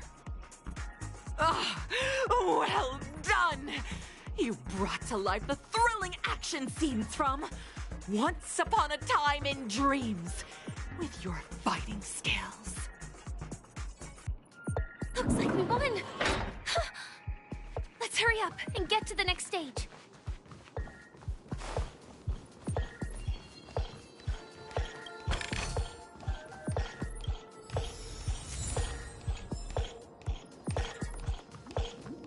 Congrats to both of you for clearing the stage, but more importantly, are you having fun? Fun is more important than success. Look at the time! You finished much faster than that red-haired contestant did. That red-haired contestant. Who is that exactly? You'll find out eventually, but only if you clear the next test first. Welcome to the second stage of the 33rd Scorched Sand Festival in the 20th season, sponsored by Soul Glad Enterprises. Gunfire time! You have the option to choose gunfire and undergo Brother Hanu's trial, or time, where you'll face Clocky's trial. And now, make your choice!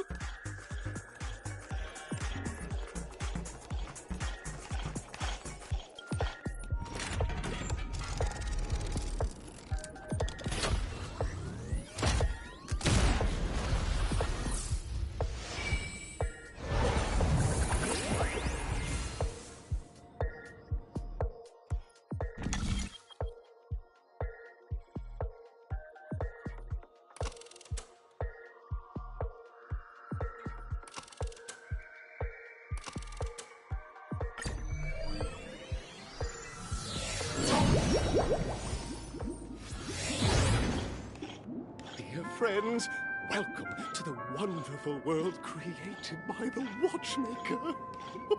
Awaiting you up ahead is the titular character from the beloved Clocky animation, Clocky! It's said that the Watchmaker dreamed up the idea of Clocky when he was just a boy. Back then, he was merely an apprentice in a clock shop. And one night, he dreamt that all the broken clocks started sprouting arms and legs. Like a skilled pilot, he steered them towards the right path. As a classic figure who grew up with many, Clocky truly shaped a generation, solidifying the Watchmaker's pivotal role in popular culture. Contestants, may you have a wonderful time with Clocky. The trial of time. I hope it won't waste too much of our time.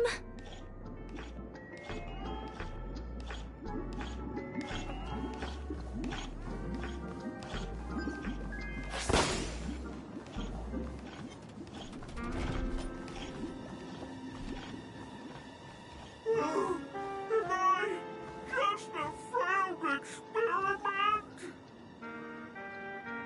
That statue. Did it just speak?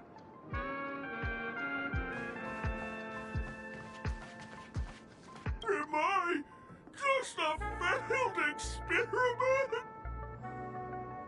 I'm just an expendable failure of a clock, aren't I?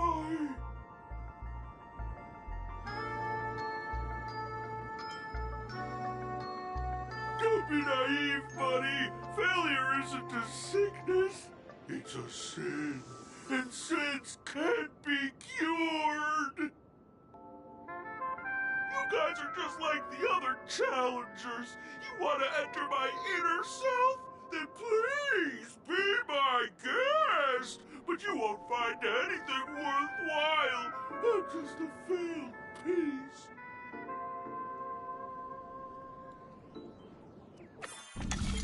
See?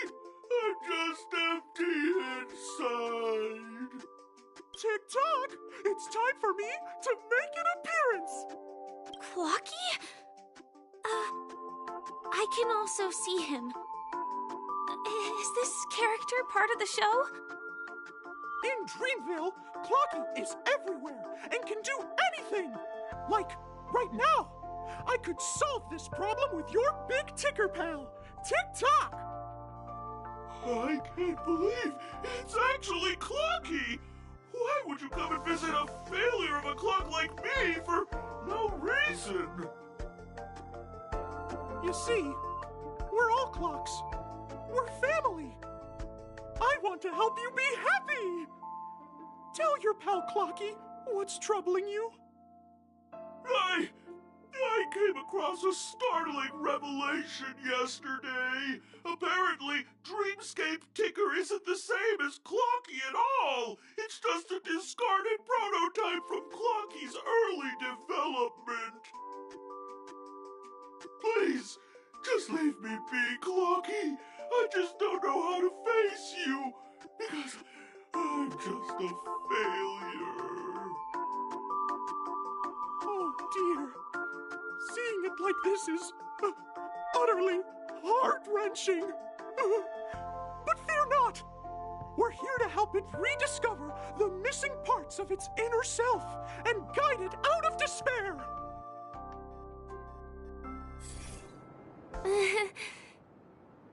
I guess even troop members can experience existential crises. Don't worry, miss. I've already pinpointed its missing parts. Over here, my friends.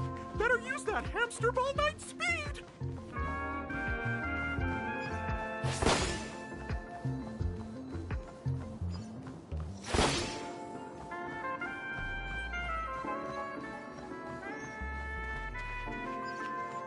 This must be one of the missing parts that Big Ticker needs.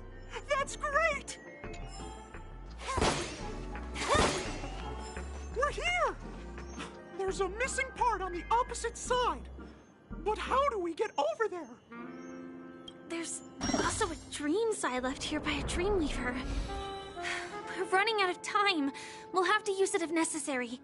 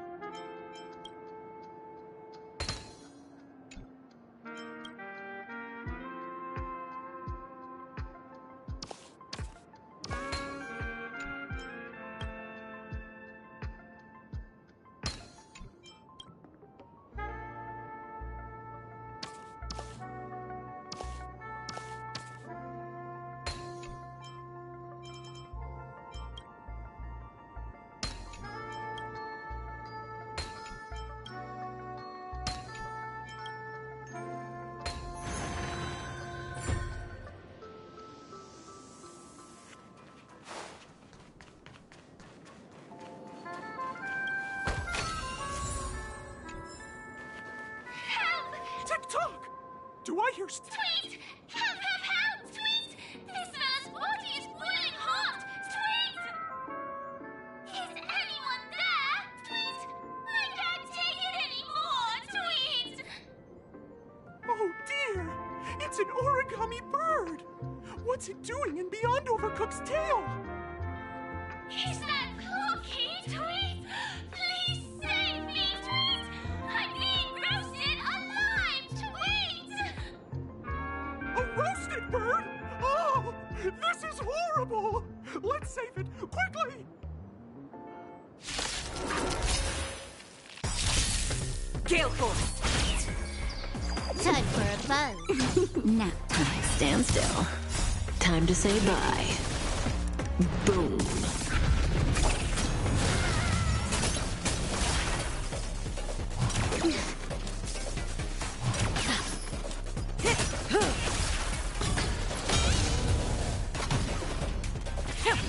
Relax.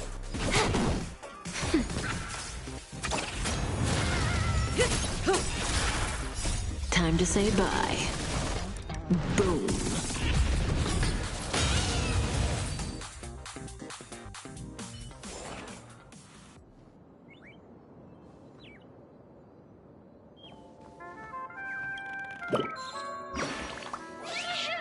Thank you, guys! Tweet!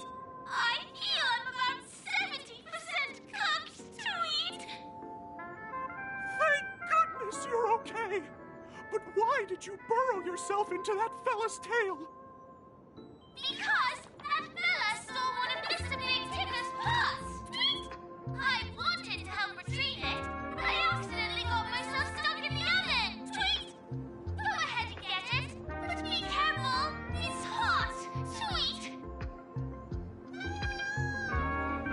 An inner self fragment belonging to the Sweet Dreams troupe? This is just too surreal.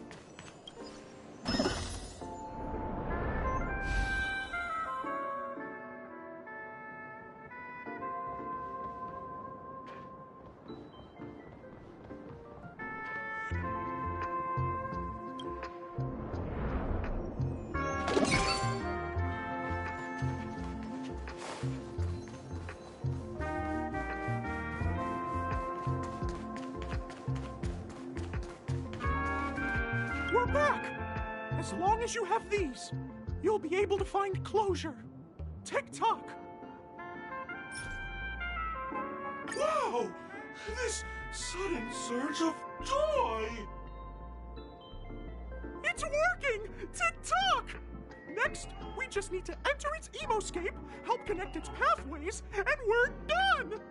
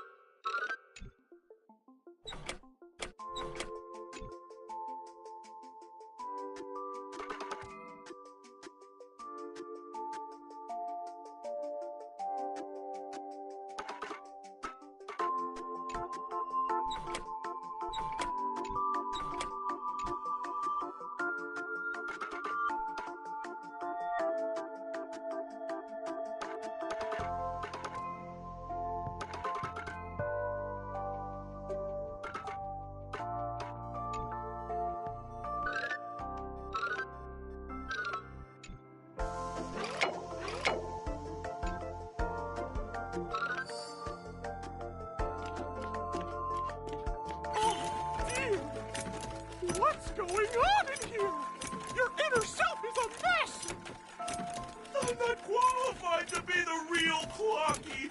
Just give up, Clocky. No! This is unacceptable!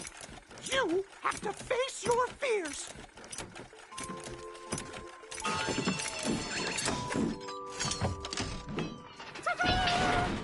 Success!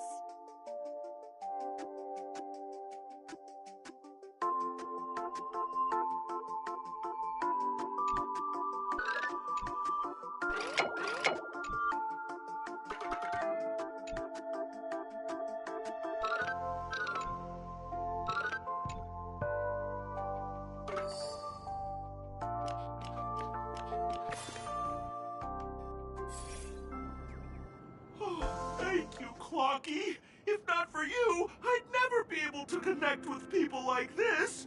You helped me find myself again. No problem at all. As the guardian of Dreamville, it's what I'm here for. Tick-tock!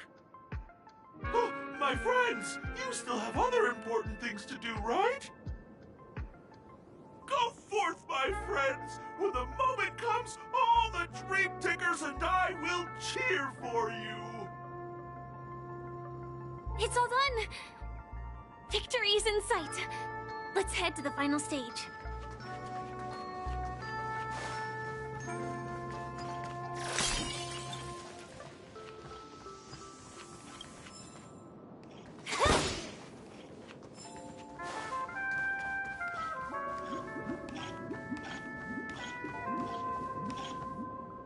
Congratulations to both of you! Oh, you've overcome all obstacles and proven yourselves! But, unfortunately, there is only one who can be Penacony's festive superstar. In the final stage, you will face the defending champion. If you fail, you will lose the opportunity to become the festive superstar. Welcome to the 33rd Scorched Sand Festival's third stage in the 20th season, sponsored by Soul Glad Enterprises, Superstar Showdown.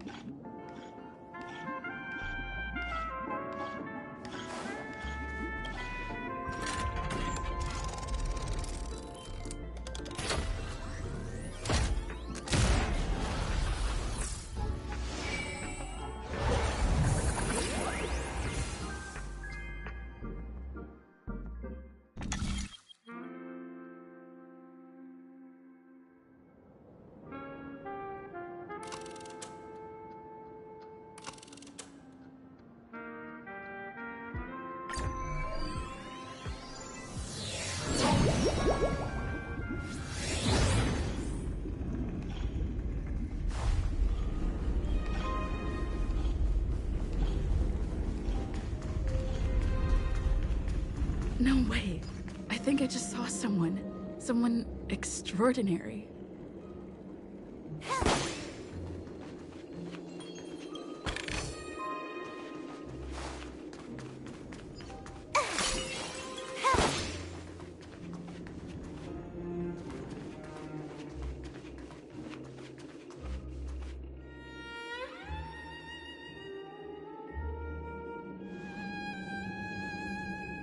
Are you a Knight of Beauty?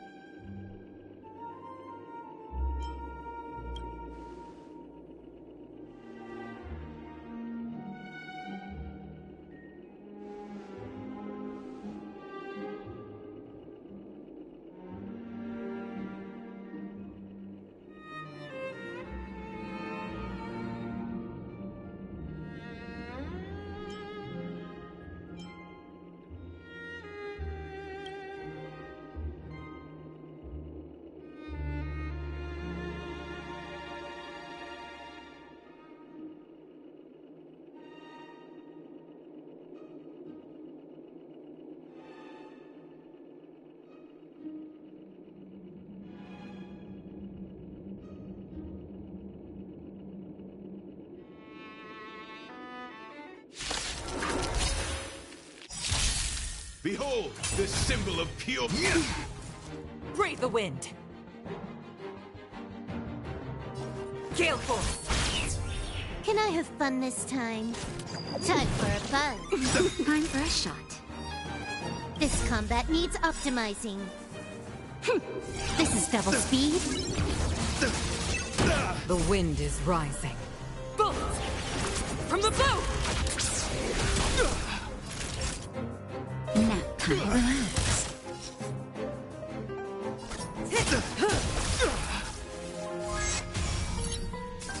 You're fighting a gentleman. Put forth all your might. Didn't hurt. Stay the course. To the clouds! Stand still. Just in time. Just a little something. Think nothing of it. Thanks. You're too good to me. Relax.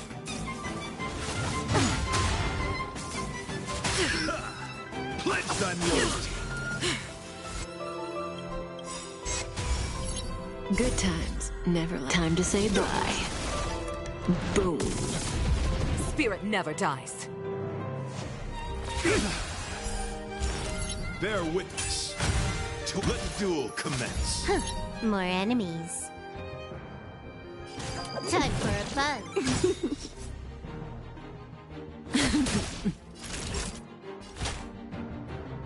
That's better. Thank you, This comrade. combat needs optimizing. This is double speed. Just in time. Just a little something. Think nothing of it. Thank you, comrade. Confess. Put forth all your might. The wind is rising. Bolt! From the bow! Gale force!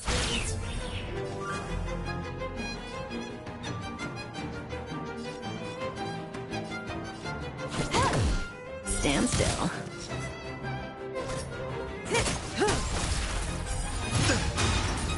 Naughty child.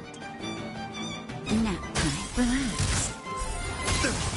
You're fighting a gentleman.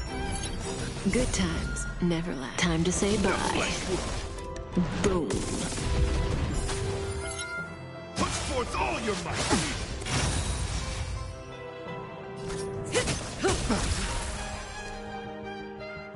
Christ and Stand judge. still. Can I have fun this time? Time for a buzz. Time for a shot. This combat needs This is double speed.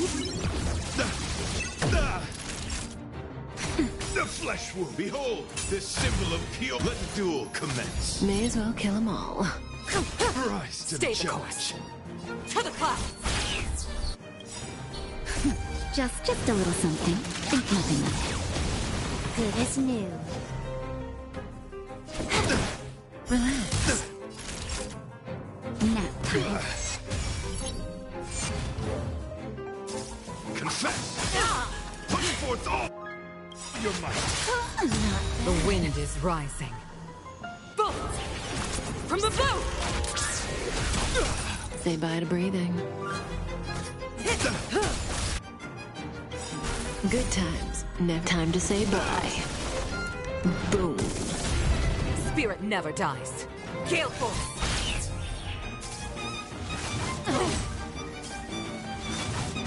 This is shame. Time for a buzz. That'll take more than...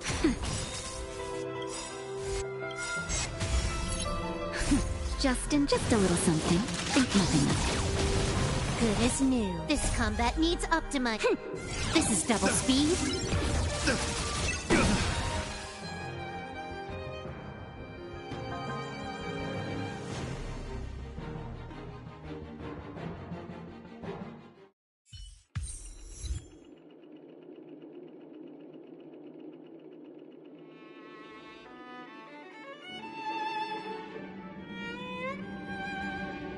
We don't have much time.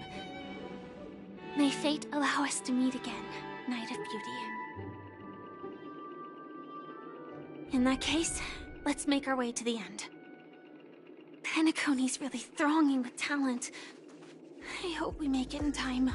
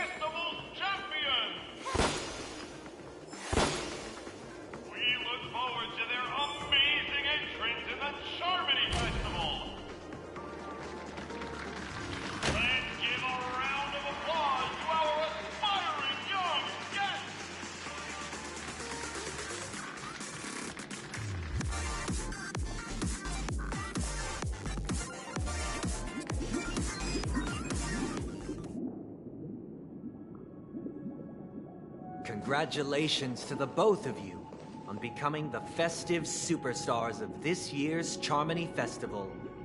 Before entering the Grand Theater, I, on behalf of the organizers, extend my sincere congratulations to you, wishing you joy under their radiance.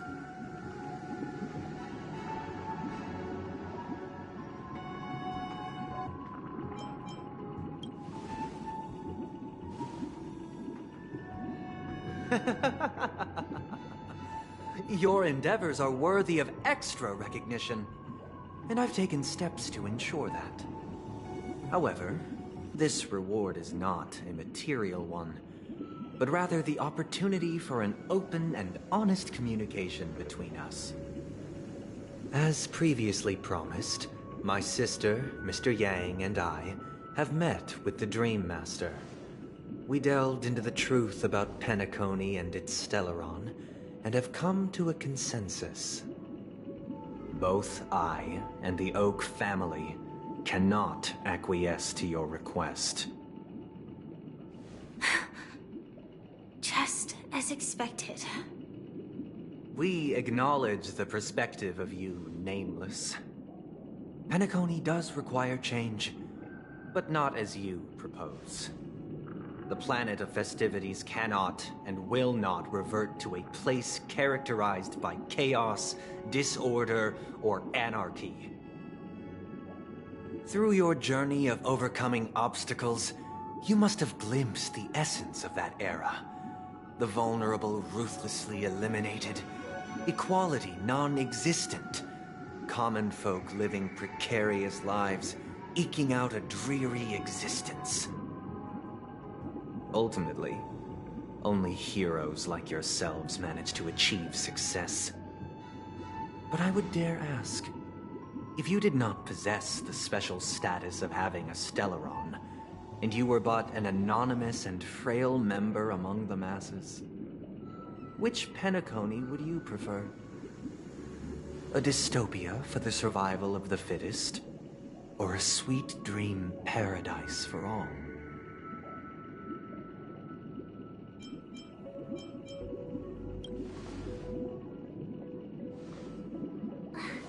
That's not the point! Don't let him mislead you! Mr. Sunday, even if the members of the Oak family can't fully agree on what to do about the Stellaron, now's not exactly the time to be holding an extensive discourse about Penacony's past and future, is it? The Stellaron issue concerns the life and death of everyone on Penacony. If anyone has a better suggestion, the crew is more than willing to listen. Also, it'd be best to tell us the ins and outs of that meeting. This way, we'll at least know what Welt and Miss Robin are dealing with, and the reason why they failed to make our appointment. Ah, Navigator. That is precisely my intention. With all present, let's begin by discussing the details of that meeting. let's talk about our tribulations and choices, our ideals and beliefs, and our final course of action. The only path to take.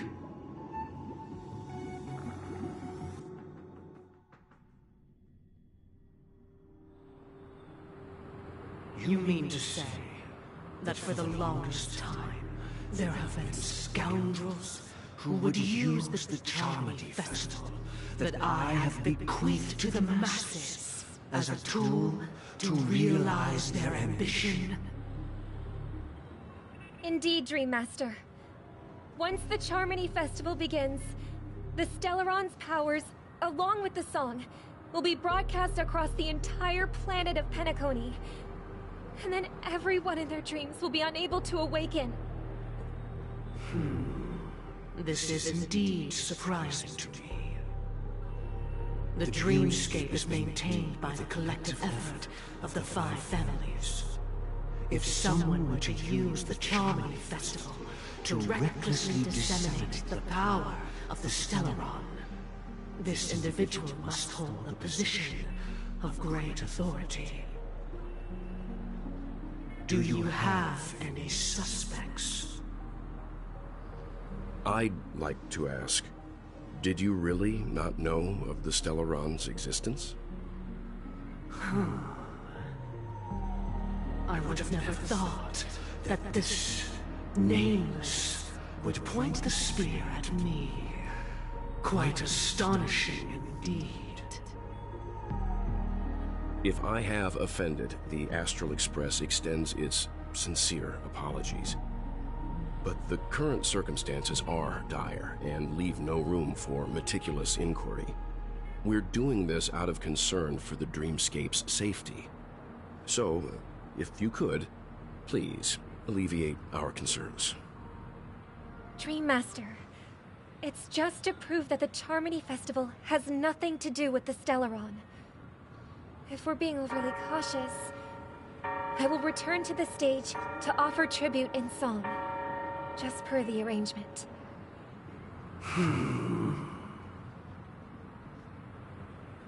Sunday, Robin.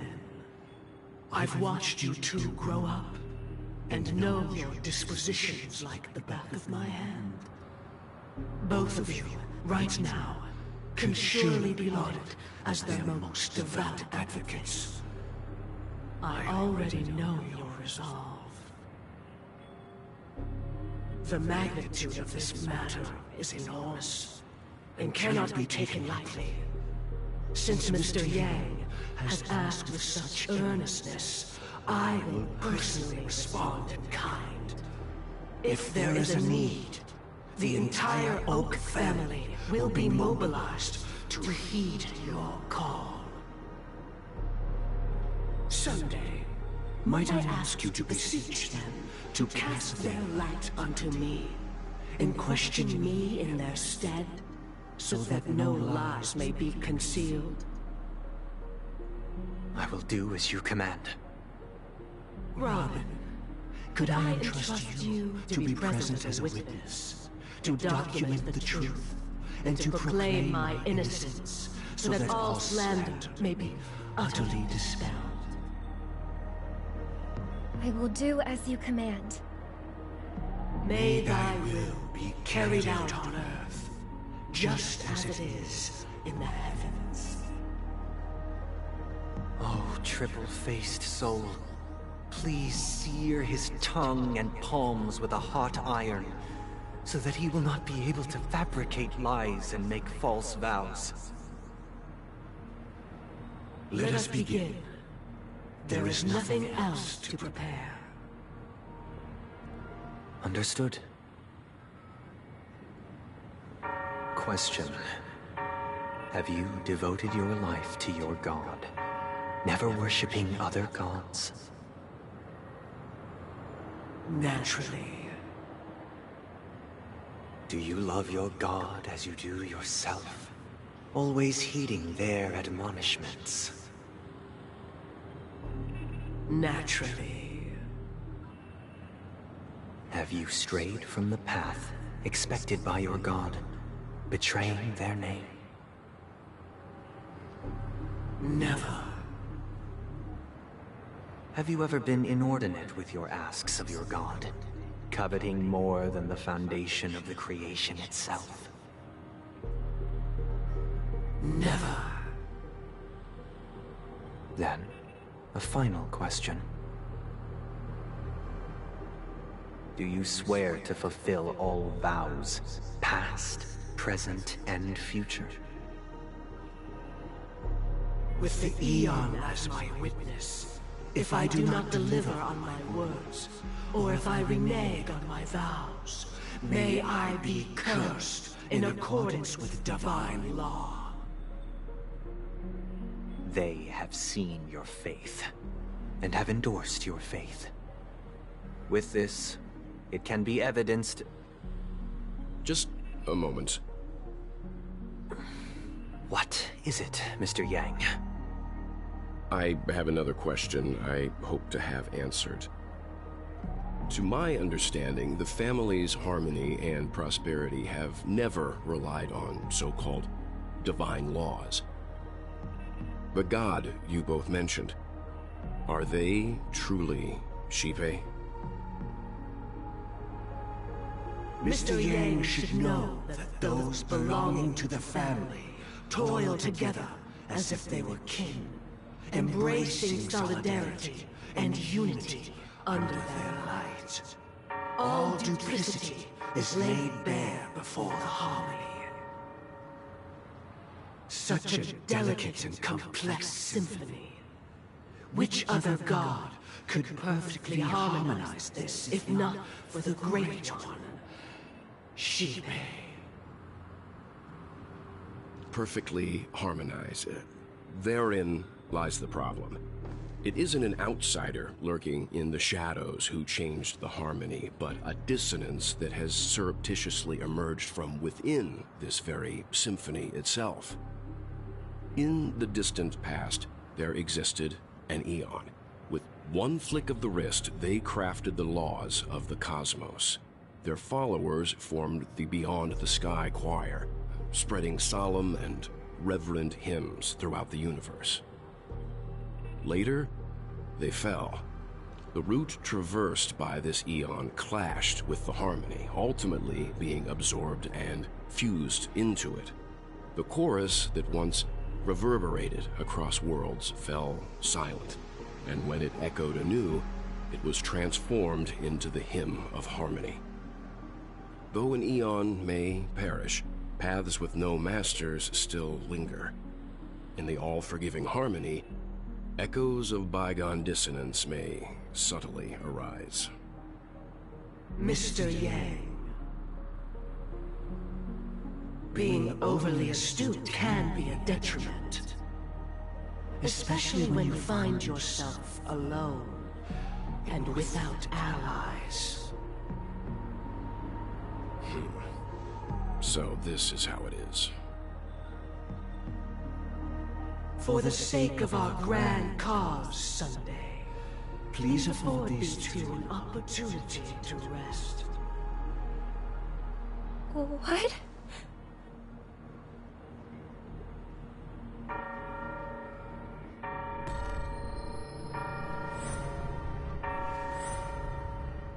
Sorry, Robin. It's just you. I did not wish for you to know this. It's a pity that things have turned out this way. So, this is the true reason I can't sing? The shadow that envelops Penacony is actually... We were never children of the harmony. Our ideal paradise could not have been crafted by Xipe. True bliss can only be guaranteed by the one who transcends the many.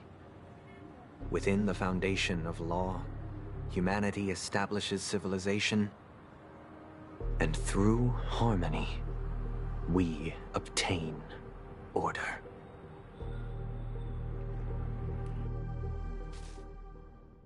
Unbelievable.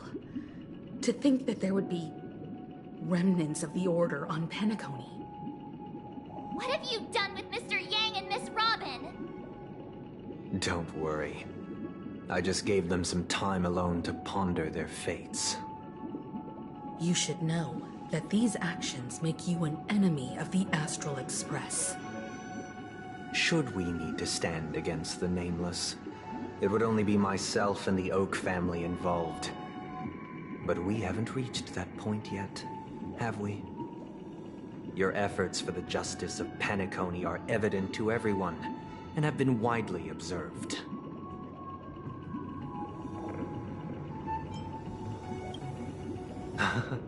Patience is a virtue. However, I won't hold it against you. On the contrary, I'm here to make my intentions clear. If it is the Order that drove you to imprison Welt and Robin, and you're using them to coerce our compliance, then there'll be no point in entertaining any type of discussion. You're mistaken, Miss Himiko. They are in very safe hands, and just as the family has always proclaimed, no one can be harmed in the dreamscape, least of all in the beautiful new world belonging to the Order.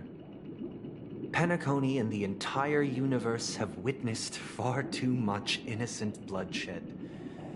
The strong wield their blades against the weak, and the victors push the vanquished to the brink of life.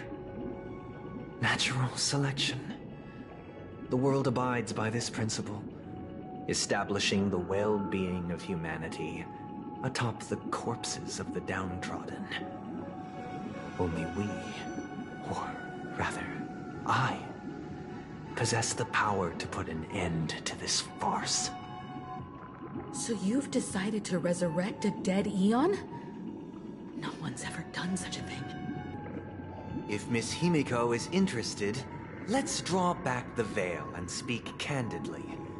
I've always firmly believed that people can understand one another through peaceful means. I'm willing to divulge the unembellished truth as to the intentions of the Order's Pathstriders, so that you will make better judgment for the Astral Express, for Penacony, and for this stretch of the universe.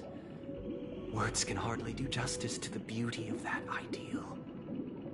So, come with me, everyone. Let us retrace our steps, and see once again where this road leads. Huh? Where'd he go? Welcome. This isn't any location in Penacony's dreamscape. It's my inner world. The reason the scenery before you remains unchanged is because your consciousness has drawn on similar concepts to fill in the gaps. Did you do the same to Welt? It's a tuning process. Stronger in effect and more draining on the mind. The gray-haired guest has experienced it before, so she should understand what it entails. Tuning allows you to intuitively grasp my feelings, which also means that I cannot hide anything from you. Now, everyone, please look at the huge screen. The road we once took begins here. From this point on, you will witness the numerous decisions I've faced. I've selected a portion of these to share with you. I believe after going through similar predicaments, you'll be able to better understand my thoughts. Let's begin. The first decision. A story about a baby bird. This story happened when Robin and I were very young. We were victims of the Stellaron disaster, and the family's Mr. Gopher Wood, who would later become the Dream Master of Penacony, saw that we siblings had no one to turn to and took us in. Later on, Robin and I lived a time with nary a care in the world.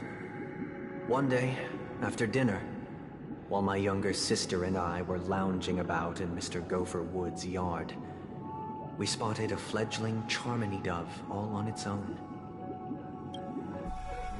That baby bird was tiny. It didn't even have all of its feathers, and it couldn't sing.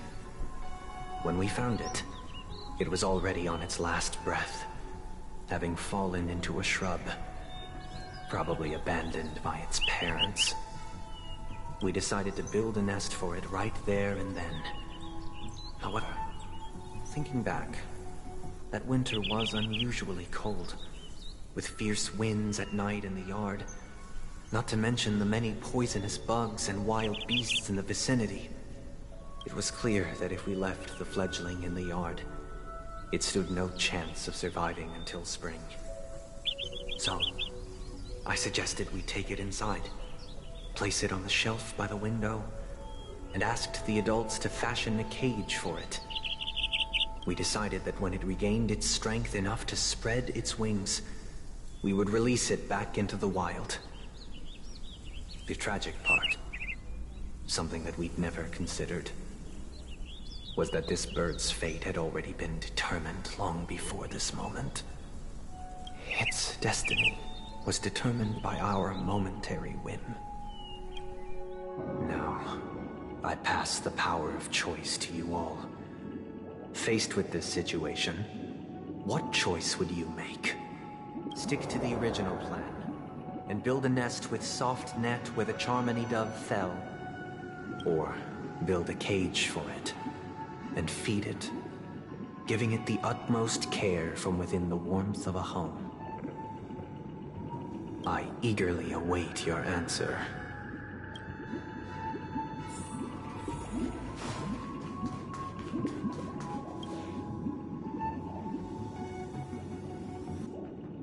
I'm happy to see that you made a choice similar to ours. If your mind is made up, let me reveal the outcome of this choice. We passionately nursed it back to health, preparing only the best food for it every day. We even preened its feathers. Later, on the day that Robin left Penacony, we opened the cage door and let it fly back into the sky. I watched it for a long while by the window, probably about 3 or so days. In those 3 long days, the little Charmony dove tried again and again to spread its wings to fly into the sky, but fell to the ground, only to keep trying. Finally, on the 137th attempt, it succeeded. But its attempt did not go perfectly. After flying unsteadily for a while, it fell to the ground, unable to grasp the direction of the air currents. The fall shattered its wings. It writhed helplessly in my embrace. But it was all for naught, finally succumbing to a painful demise. And in that instant, our tender care, our given love and hopes, they all became the inevitable push that sent it to its death.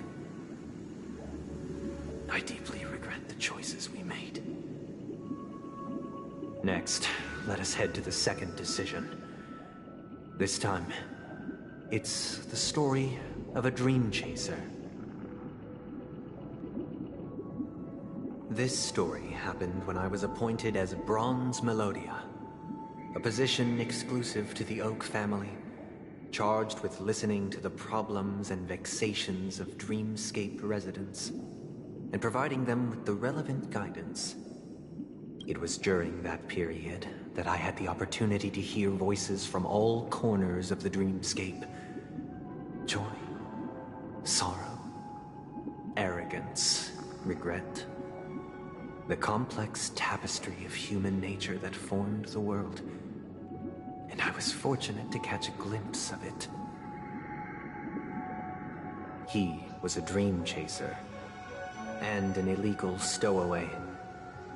Just like the rest of them, he came to Penacony in search of a better life, except that, to most people, the price he paid, I suppose you could say it was everything. He told me, I sold everything I could at home. The house, the land, even his 2 children. He said he could not afford to raise them, and that, at least they could eat if they lived as slaves. He had a plan in place. He would buy back his children once he had made his fortune, and enjoy Penacony's beautiful dream with them. Alas, his plan to smuggle himself was somewhat clumsy, and he was sniffed out by those pig-headed hounds. After hearing the Dream Chaser's story, I immediately appealed to the Bloodhound family to cease their pursuit. That way, at least he could live peacefully. But I was still too naive to the ways of the world. I did not anticipate that what I thought was a kind gesture would later lead to dire consequences. I'll tell you the outcome soon. For now, I'd like you all to make a choice. Will you do as I did, and try to convince the Bloodhound family to stop their pursuit, so that the Dream Chaser may live peacefully and realize his wishes? Or will you remain silent, leaving him to languish while the hounds are hot on his heels, until his inevitable judgment arrives? I look forward to everyone's decisions. Who knows? Perhaps they might even alter the outcome of this tragedy.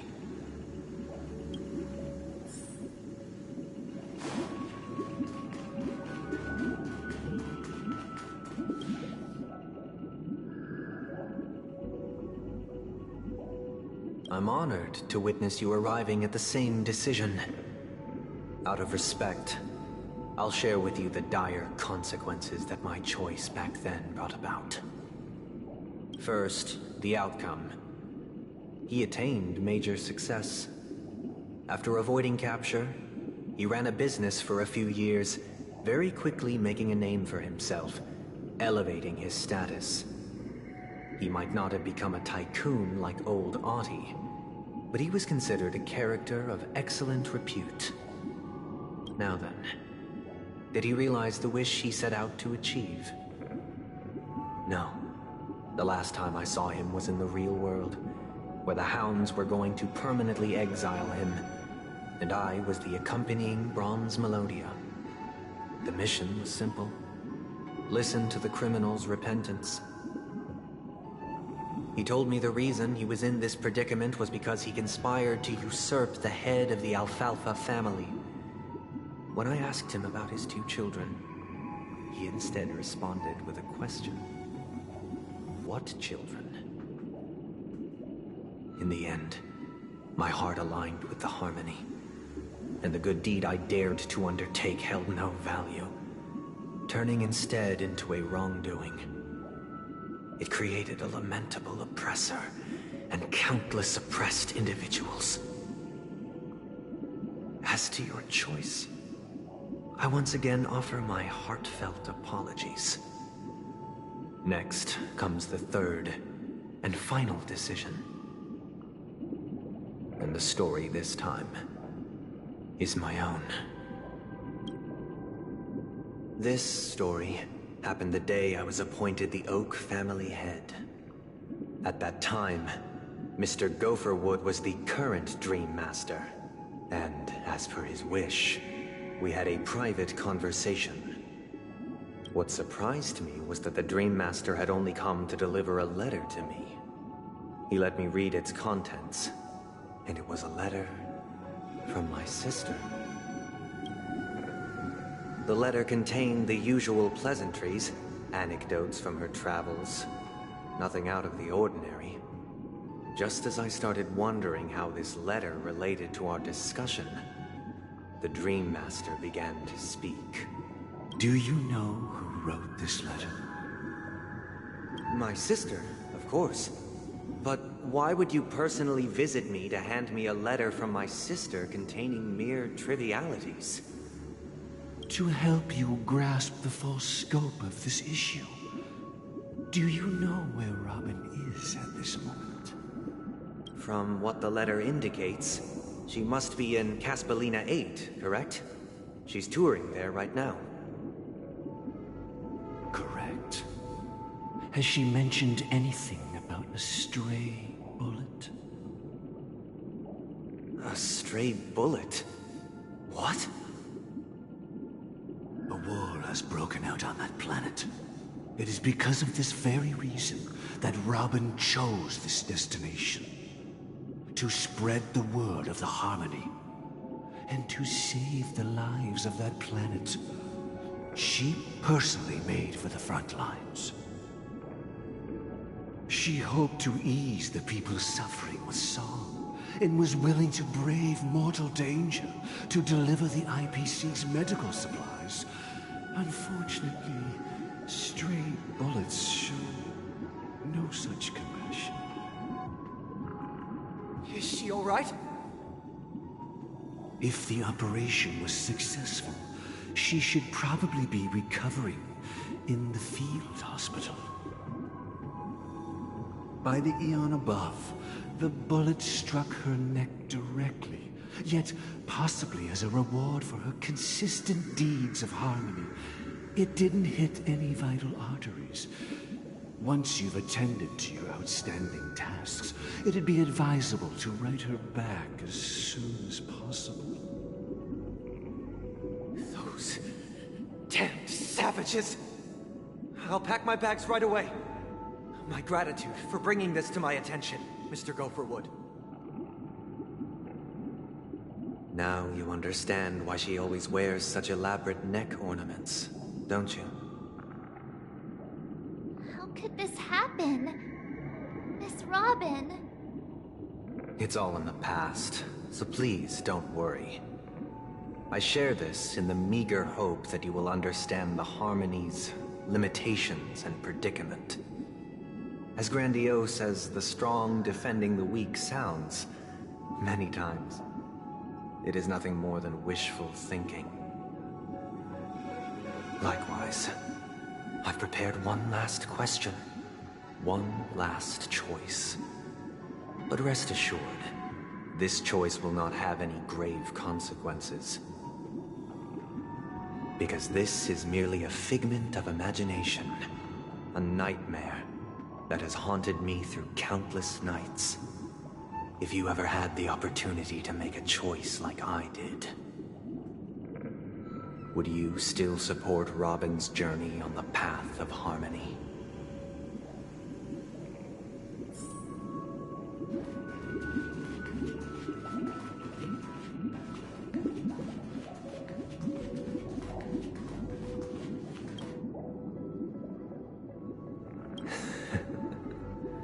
I see. I am now aware of everyone's stances. Raising these questions merely serves to illustrate one point. The plight of Penacony cannot be salvaged by the Harmony. The true foundation for a sweet dream paradise can only be established through the Order, where the strong govern the weak. I know the suffering of being tormented, the turmoil of losing your way, how sorrow, and even despair, set in when matters don't work out. All of this causes me unending pain, because this is not what happiness is at all.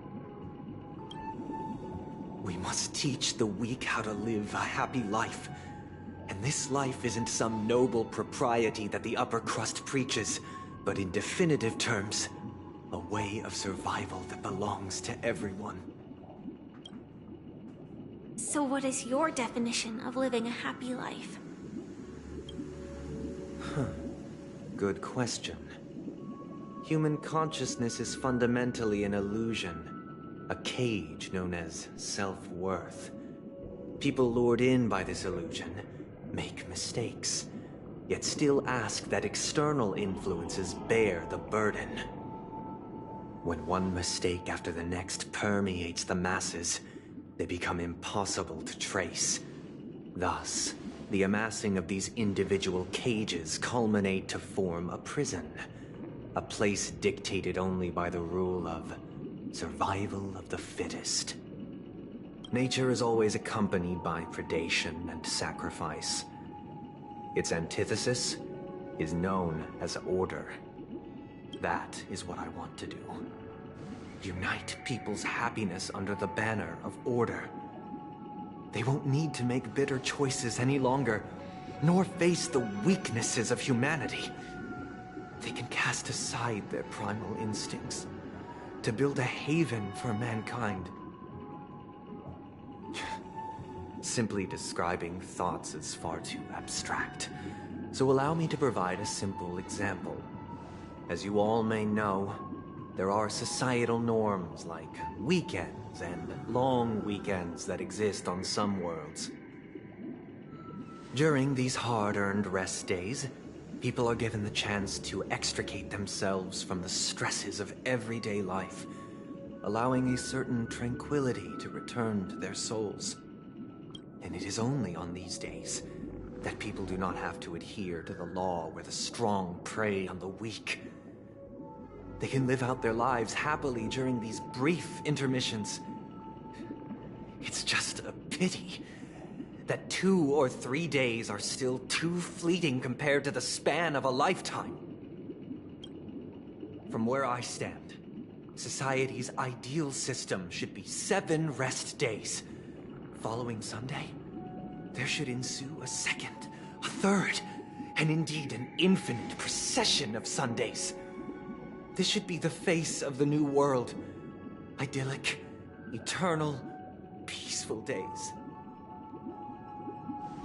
And thus, every person can return to their base selves in this utopia. Some gaze in reverence at the stars, pouring their whole beings into calculating the distance between us and the isolated world of Pagana. Meanwhile, some seek refuge in quiet corners, holding one another, unencumbered by the chains of unwelcome obligations. There would be no need to bear the hardships of reality. Only in this way can humanity face the inevitable end with the purest of spirit, living a life of dignity. This is what it is to live in bliss.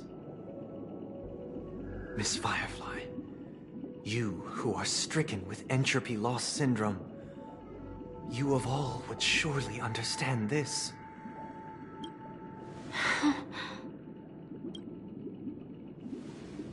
It sounds like a flawless theory.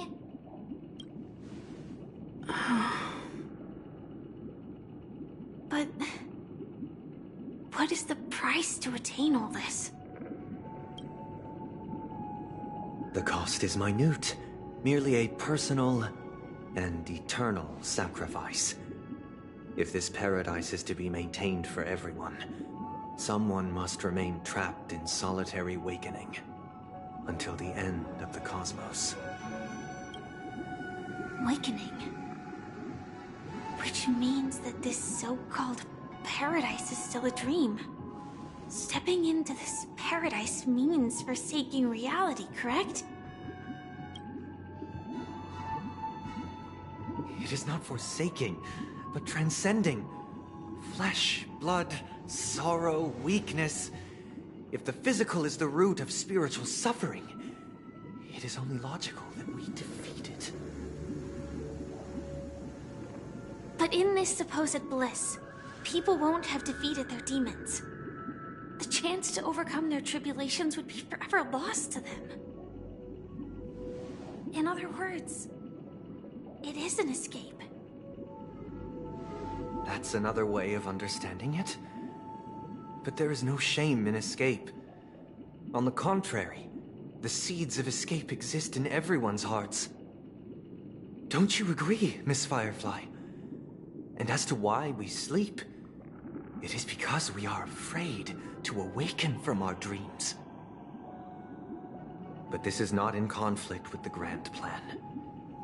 Only in acknowledging this can we truly understand the frailty of human nature, and from there, show compassion and protection.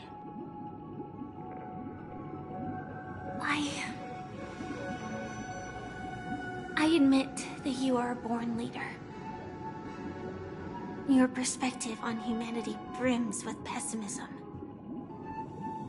Yet you express compassion for all. even when your heart pities them. But unlike you, I live for the self. From my perspective, individuals making choices for themselves is their birthright.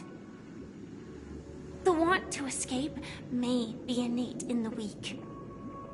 But whether they are weak or not, it is not up to another to decide. Perhaps in your mind, you also view me as weak?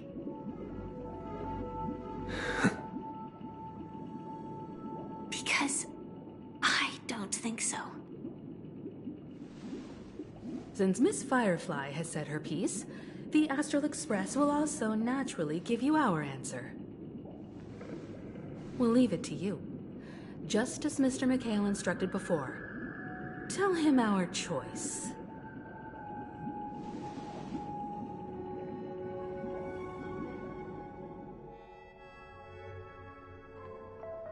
What is this place? Does this place ring any bells, Misha? I don't know, but I feel a sense of deja vu. What is this place? It's the realm within a dream bubble. This was left to the Astral Express by a nameless, but weirdly, when we entered it, it was completely empty. Dr. Edward from the Dreamscape sales store told me that dreams are formed from memories, and a dream bubble can't take shape if its core is empty. So I thought you might be able to help us in unraveling this mystery, Misha.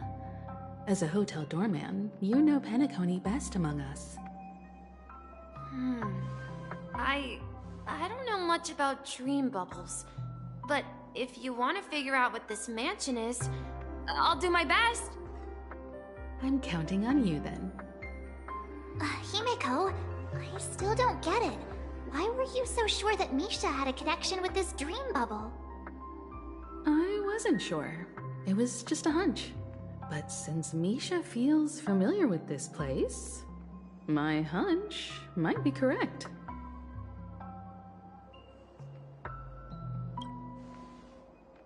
Exactly. This is where you and Firefly encountered death, which we now know as dormancy. Considering its connection to Dreamflux Reef, it's not surprising it appeared here. The question now is, who brought you here? Based on the clues we have so far, it's unlikely to be that masked fool. So identifying them is crucial to us. We're drawing closer to the truth once more. Let's give Misha some time, as I believe he'll unveil the secret of this dream bubble. All right, but there are doors all over the place.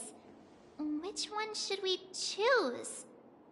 Do you have any idea, Misha? I guess...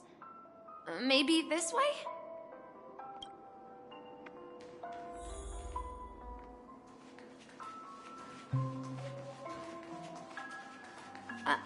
I'm not entirely sure, but let's give it a try.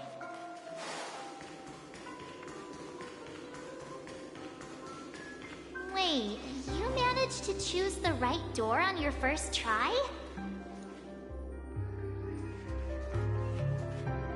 Weird.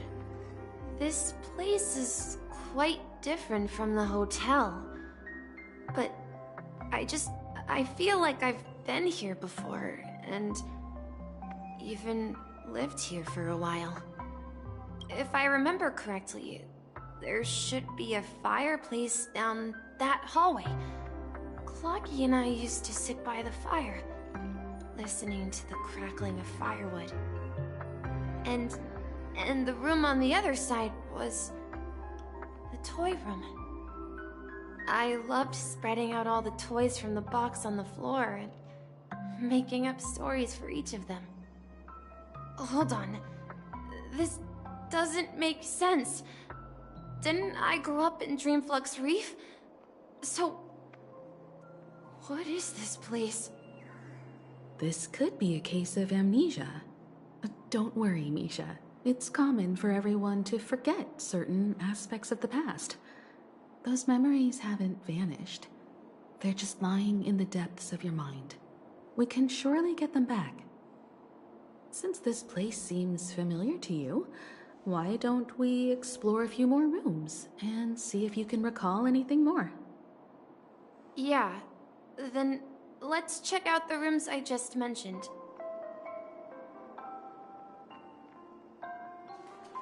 Tick-tock. Tick-tock. I heard some noises from the room. Origami Bird? That's a friend of mine. You and Origami Bird are friends? Yeah. It's a member of the Compass crew, just like Clocky and Miss Mirror. And there's more than just one Origami Bird. They are a big family with lots of brothers and sisters who look the same. They follow Miss Mirror's orders and handle all sorts of jobs on the ship. They're the best sailors. Sailors? Can origami birds be sailors? Could you tell us more about the Compass, Misha? The Compass is a ship bound for the New World. Clocky and his partners travel through layers of fog to the depths of the sea. Whenever there is danger, Clocky will use a compass and guide the ship in the right direction. That's a great story. But in the Penacony cartoon, Clocky and his partners have always lived in Dreamville and never ventured out, right? Huh? Oh, that does seem to be the case. Weird. I clearly remember Clocky arrived in the New World in the end. Perhaps Clocky has a hidden past. So, where has Clocky gone? Did he leave to protect Dreamville?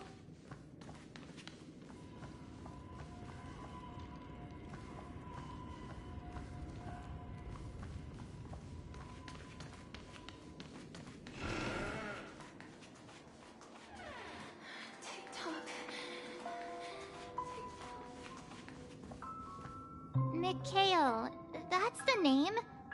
Now we all know him as the Watchmaker. So, who is he talking to? Do you know anything about it, Misha? I'm sorry. I don't know much about the Watchmaker. But, Mikhail... Anything special about that name? Mikhail is Grandpa's name. Grandpa? Do you mean you're the Watchmaker's grandson? But we haven't heard anything about the Watchmaker having descendants. And the name Mikhail is not rare. Perhaps it's merely a coincidence.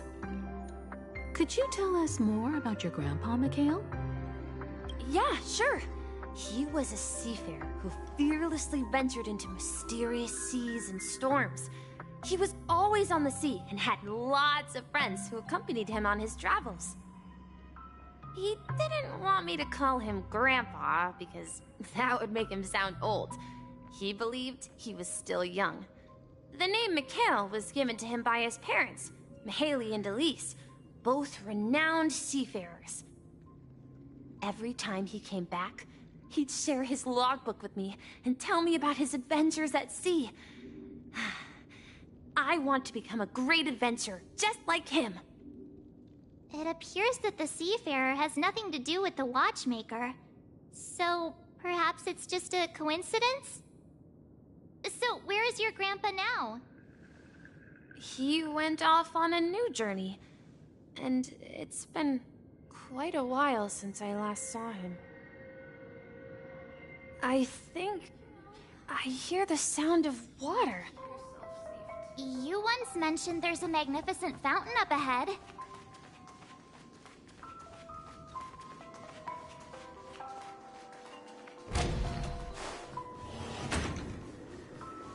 Look, there it is! The water resembles a precious jewel, embedded in the dreams of all seafarers. Every time I gaze at the shimmering lights beneath the waves, it feels as though I'm back in this place, standing by your side. Have you recalled anything, Misha? Yeah. I saw these sentences in Grandpa's logbook. He used to say that despite the perils of the sea, whenever he stood on the deck in the afternoon, overlooking the sparkling waves, he would think of this fountain in front of his house. He often said that those moments felt like returning to his family's side, and the difficulties at sea didn't seem quite as challenging. You know, I quite understand such sentiments.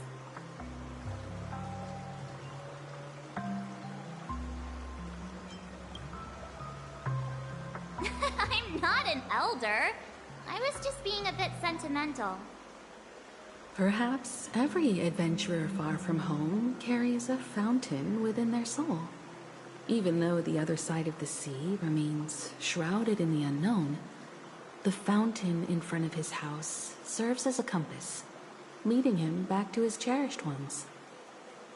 Yeah. While Grandpa was at home, we would stand by the fountain and place the compass, a toy boat that I made, into the pool. Back then, I would ask him when I could go on adventures like him, and he would always laugh and say I was still too young. It seems this Mikhail is truly a seafarer and has nothing to do with the watchmaker. Yeah. Based on Misha's recollections, the scenes in the dream bubble appear to be his childhood memories. But this raises more questions.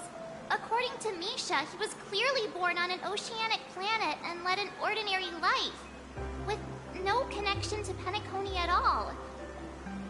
Could this be some sort of metaphor? Perhaps the sea refers to the memory zone. I'm sorry. I don't know, but my memories keep pouring out uncontrollably, like water flowing from a fountain. Perhaps I'll remember more things if we go further.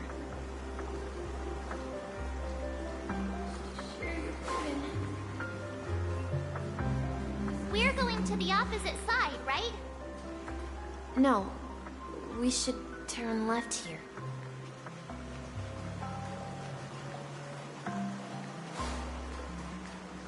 Huh? Something feels different about this place. This is it. I remember this corridor.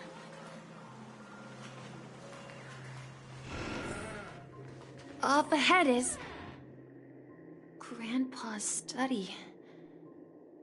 It was in that room that I saw him the last time. Will you come back? Let's continue sailing. We will rock. The atmosphere in this room feels totally different. Misha! You finally come!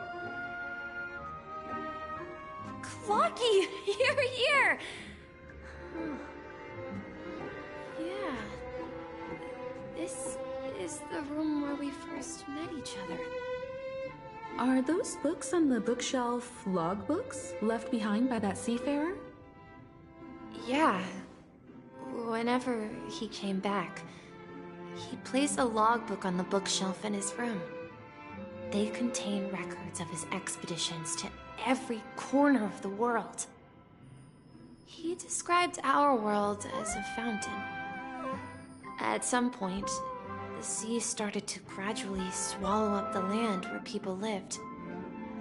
To ensure that everyone had land to settle on, he had to continue exploring the sea and search for the source of the rising seawater. On that day, he called me to his study, telling me that he was embarking on another journey. However, I could sense the gravity in his expression.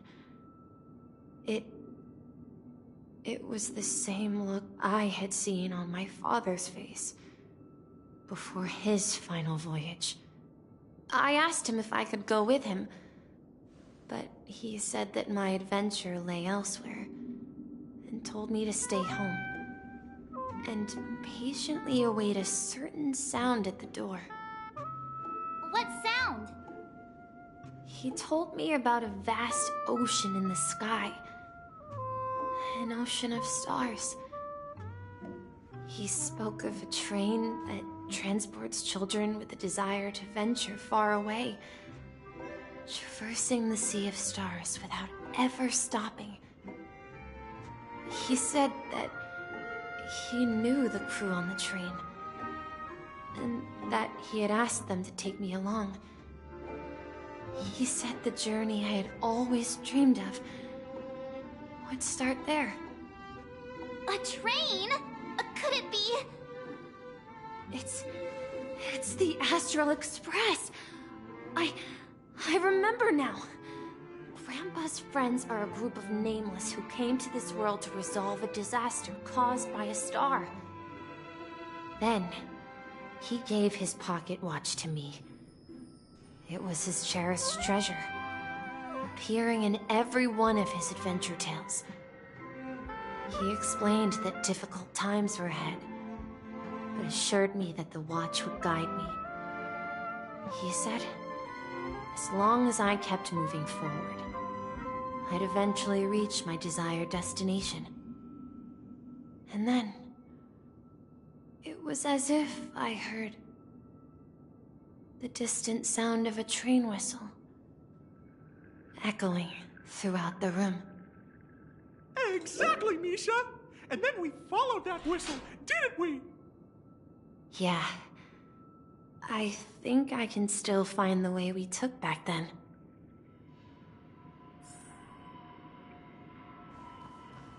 This is the dream jigsaw, right? So we're supposed to find the exit. But where can we find the last piece? Do you remember? You said you obtained a mysterious shard when you stumbled into this place. Hey, the shape seems to match. So this shard is also connected to Misha? Looks like we're just one step from revealing the truth. Let's get to the other side and investigate.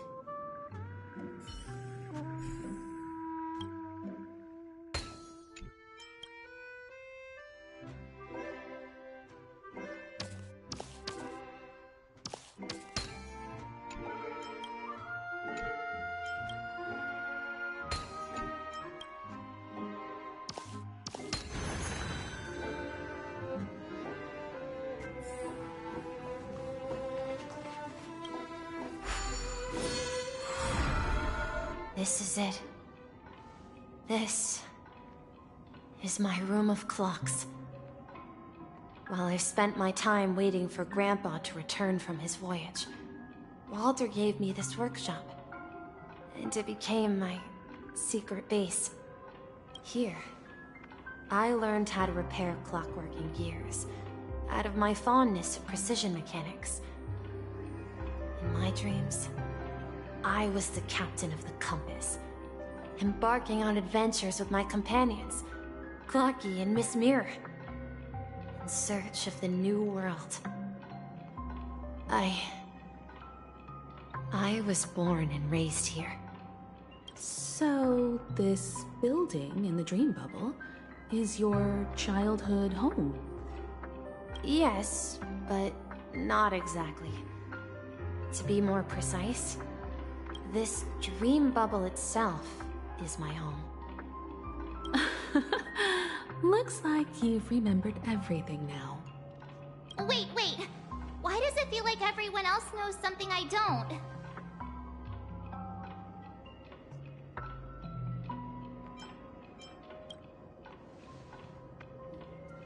Marge, do you remember when she mentioned the clocky that only she could see? Yeah, the little guy here, right? But we all saw him in Dreamflux Reef, right? And Mr. Yang even greeted him. Looks like everyone on the Astral Express has a childlike spirit. The answer lies in the Astral Express. Her experience shows that neither Firefly nor Acheron can see this Clocky. And when we were in Dreamflux Reef, you may have noticed that for some reason, nobody outside of the crew had ever talked with Clocky.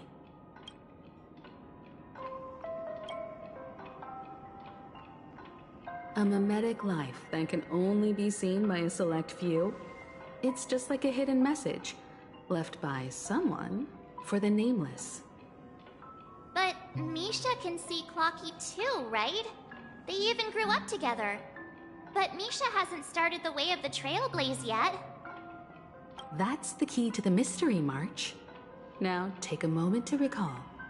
Have you ever seen anyone outside of the crew interact with Misha?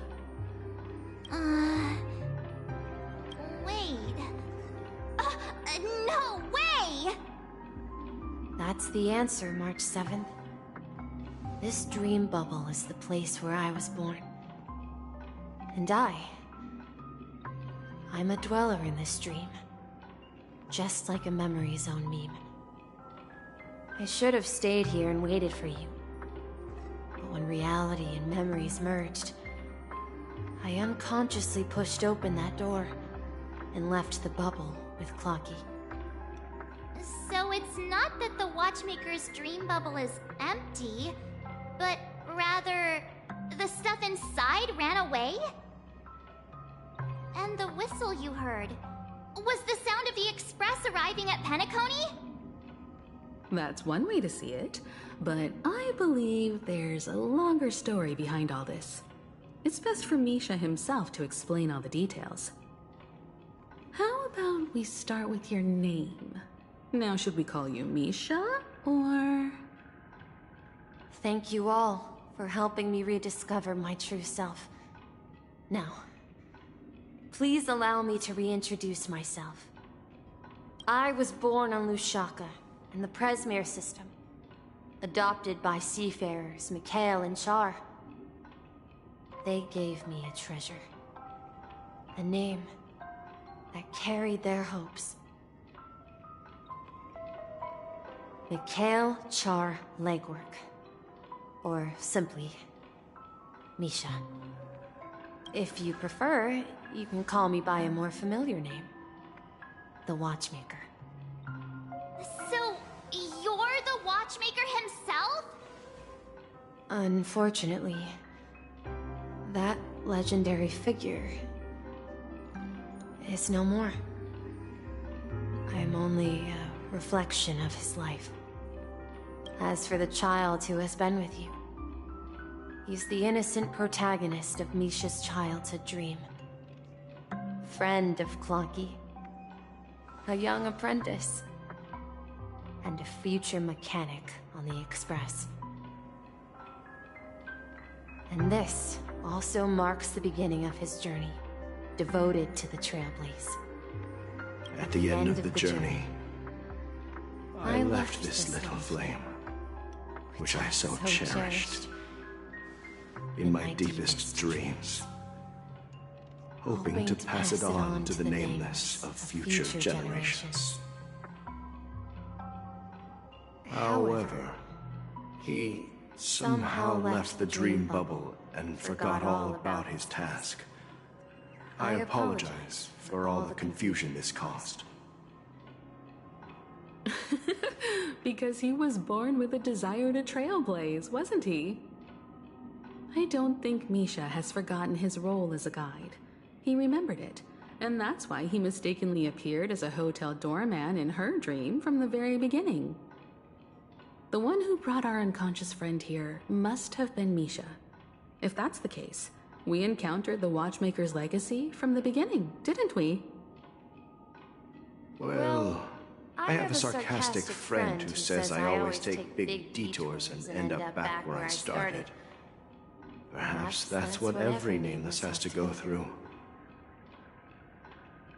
But in the end, you found me. I'm sure you're all wondering what my legacy is. I believe my hound has mentioned the Stellaron and my wealth. If I may apologize, The Stellaron part is real. As for my wealth, however, it's nothing more than a baseless rumor. I left my homeland as a child and embarked on the journey of Trailblaze. I traveled to various planets until finally reaching Asdana, where my friends and I built the original Penacony and fought for its future ever since. I've been moving forward all my life, doing what I could to overcome the obstacles in my path.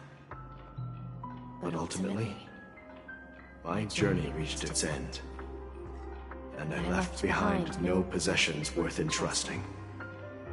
So, if you ask what's left within this worn-out train engine that can be called a legacy, I suppose it's the things that are still burning in the engine's furnace. Now that you're well aware of the current situation of Penacony, I certainly hope that you'll help me get this world back on track. But I'll leave that decision to you, for the path of Trailblaze is never paved by others. All I have for you is a story and 2 gifts. I want to give you my pocket watch. It has accompanied me throughout my long journey, guiding that naive child forward, and has been blessed with the presence of so many great people up to this day. And my hat, too. The one who navigated for me placed it on my head and planted a fanciful thought in my mind. The trailblazing expedition will never end. Now, it's time for you to make your choice. Once you've made up your mind, open that door and enter the long dream of an old man. I'll be waiting for you at the end of this corridor of time. All right, everyone. Let's make a decision. Although I don't think anyone will have any objections.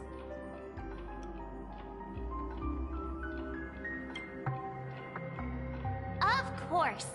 We've come this far. Surely there's no other option than moving forward. In that case, it's unanimous. Then let's proceed together to the end of this stream and tell Mikhail our decision.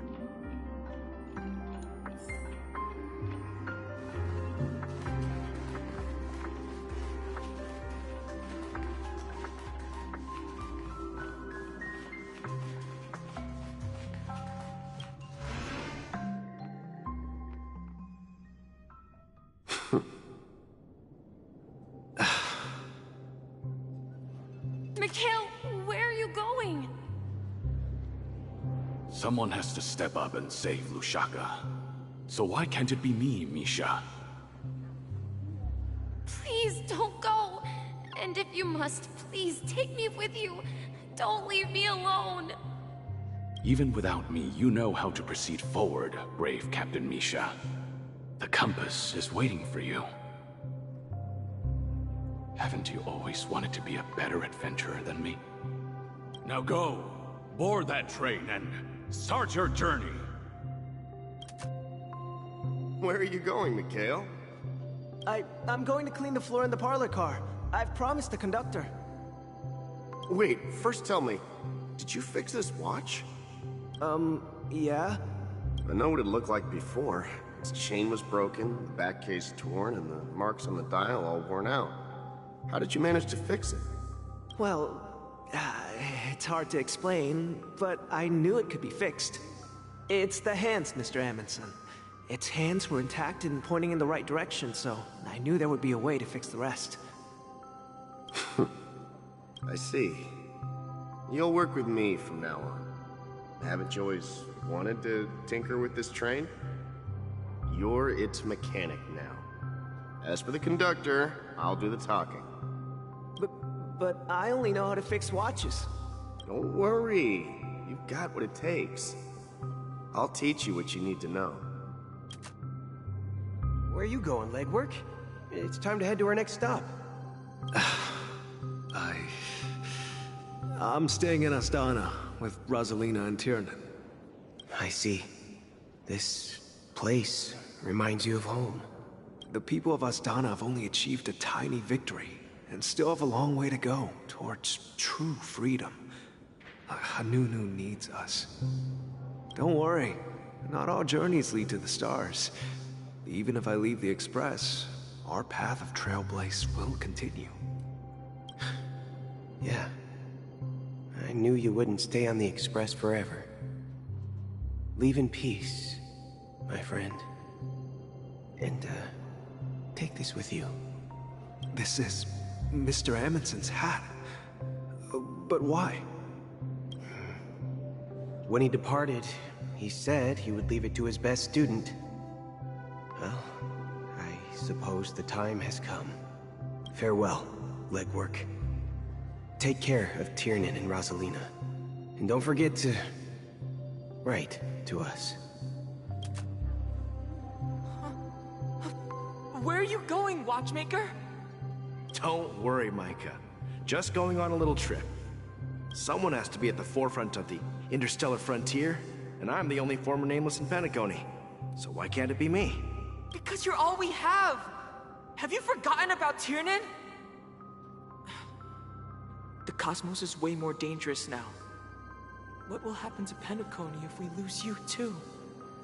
But what will happen to Penacony if we don't find a way out? Tiernan. How could I ever forget him? I've spent countless sleepless nights asking myself why I didn't go with him back then. We Nameless won't stop. Don't worry, Micah. It's just a matter of getting back to my old profession. Just wait for me to come back. But if, and it's a big if I don't come back in one piece, then you'll become the next Watchmaker. Where are you going, old man? Oh, you're here. Answer my question. What are you up to? Relax, Gallagher. I just came up with a great idea. Wanna hear it? Oh, come on! Aren't all your ideas just ways to get yourself killed?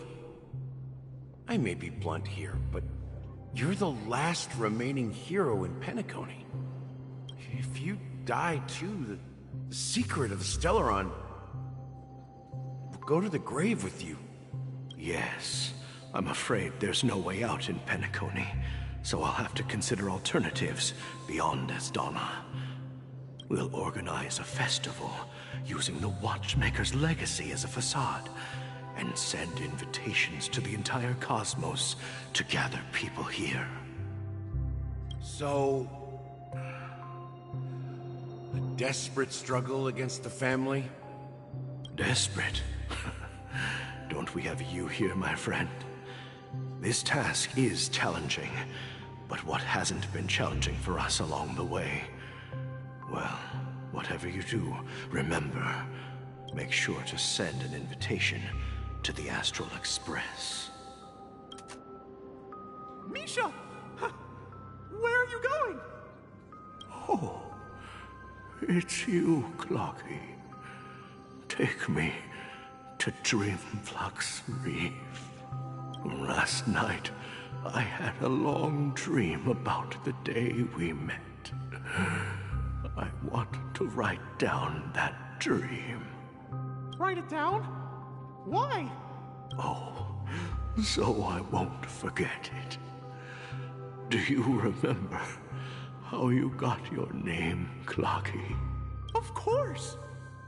You told me that when you were a kid, you lived in a room full of clocks.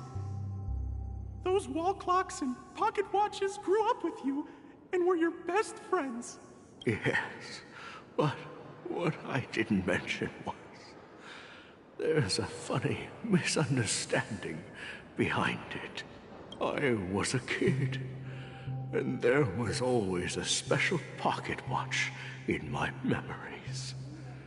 It was with my grandpa, guiding him on his sea voyages and leading the way in his every adventure story. I wanted to have a pocket watch like that too. And that's when you appeared in my dreams. Yeah. Every night, we boarded the compass and set sail together. But you know what? It wasn't until the day my grandpa gave it to me that I realized it wasn't a pocket watch at all. It was a compass. So, your name should have been Compassy. And the watchmaker is just a nameless.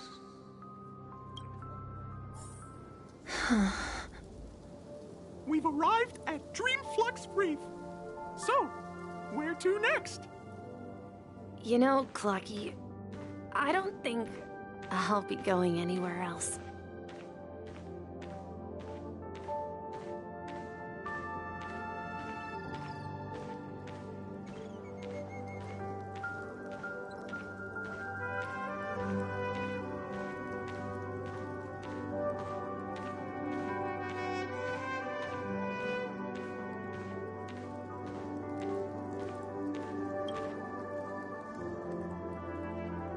I've traveled far enough, and it's time for a little break.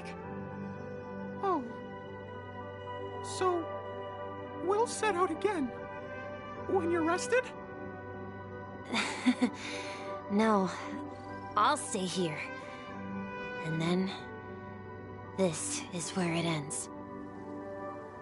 This is... where it ends? What do you mean, Misha? You told me that the trailblazing expedition would never end. Yeah, that's what I said. So now, it's up to you to decide your next destination. My next destination? What's that supposed to be? I've been following you. Misha? You're acting weird today. If you're feeling down, we can just do what we usually do. With the clockwork. No, I'm not feeling down. As for clockwork, yeah, it resolves all problems in this dream. So, do you know what clockwork actually is? I'm not quite sure. Well, everyone gets lost at times. They may hesitate and doubt which way to go. That happens in this dreamscape and beyond. But don't worry. Everyone goes through moments of uncertainty and hesitation. Eventually, they gather the courage to make bold decisions. Whether it's calming, joyful, angry, or sad, all they need is a little nudge to take that step toward where they truly belong. I'm leaving that little nudge with you, and I hope you'll share it with others. Such is the essence of clockwork, the will of the Trailblaze. Clocky's hands spin around non-stop, indicating confusion, frustration, and weakness. But ultimately, people still need to move forward. Just like your hands, always pointing ahead. This is where my journey ends. From now on, it is your path to walk. Trailblazing means taking paths your predecessors forswore and venturing even further. The Penacony and Mikhail's dreams does not belong to Order.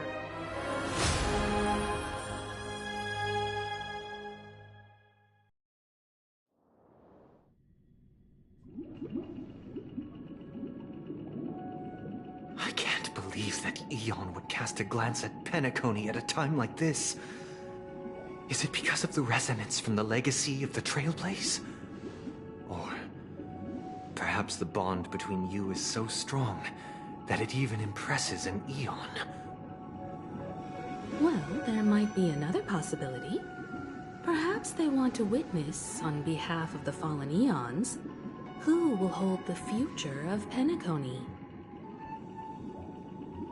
If that's the case, on behalf of the Dream Master of Penacony and the 107,336 members of the Oak family, I'm extending a formal invitation to all of you. I'm cordially inviting you all to the Penacony Grand Theater to participate in the upcoming Charmony Festival.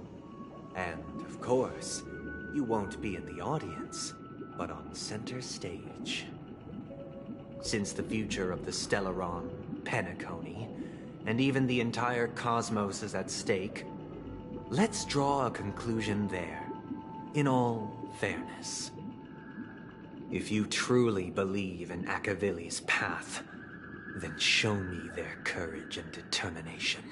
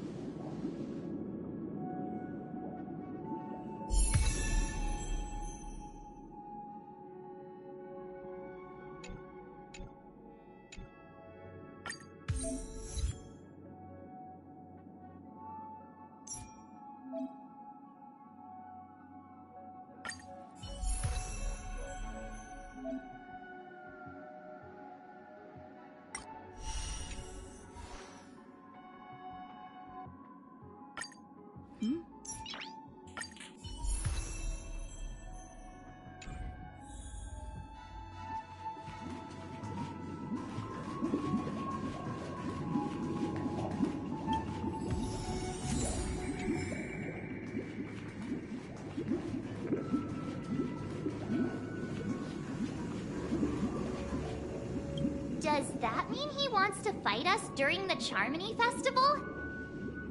I'm afraid so. This is weird. Aren't Arc villains usually plotting some dirty conspiracy in the end? But he actually said something like, "In all fairness." Could it be that he's underestimating us? Well, in my opinion, Sunday is deeply committed to his own philosophy and genuinely wants to prove that the Order is right. I sensed a strong conviction and a desire for dominance in him. Maybe he won't accept the outcome unless he wins fair and square. That's why he'll give it his all in the upcoming battle. Yeah, you're right. We've even dealt with a Lord Ravager of the Destruction, so a follower of the Order won't be a big deal. Anyway, we can't leave the Stellaron unchecked. This is about trailblazing a bright future for Penacony and fulfilling Mikhail's and his predecessors' long-cherished wishes. Now that we've taken up the mantle, we can't afford to fail them. However, the same applies to the Order.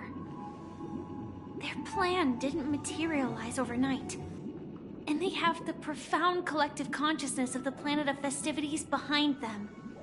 A desire to dream, to slumber and escape reality.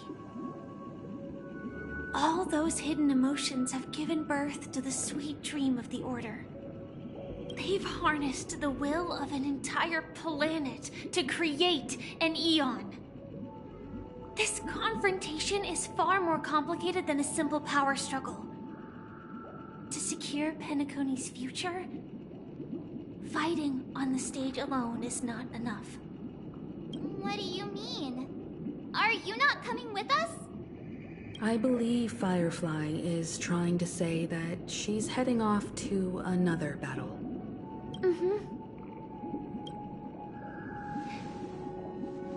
Before I left, the Destiny Slave told me that this journey would bring unforgettable rewards. Even though the script he gave me only had a few lines, I couldn't ignore them. Because one of the lines said,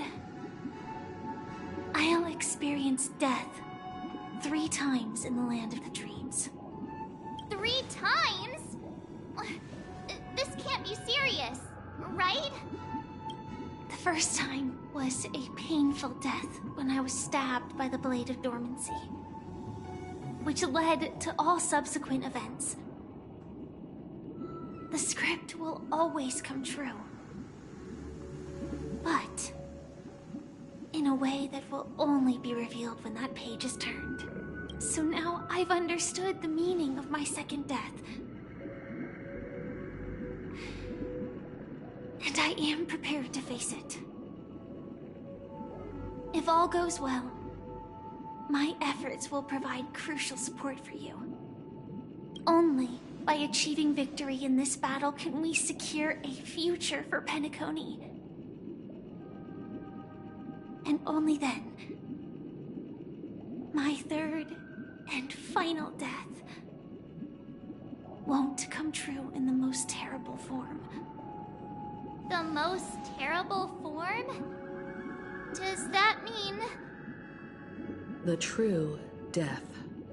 Where everyone in Penacony loses themselves completely in the eternal sweet dream of the Order.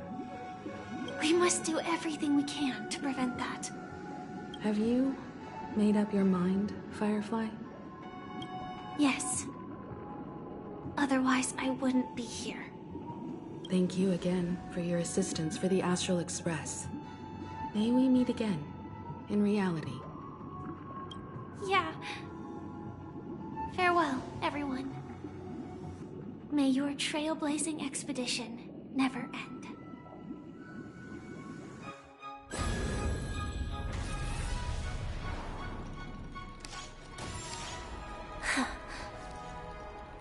I dreamed of a scorched earth. Everyone, are you ready? A new shoot sprouted from the earth. It bloomed in the morning sun and whispered to me. Like fireflies to a flame, my biggest death. May we meet again in reality.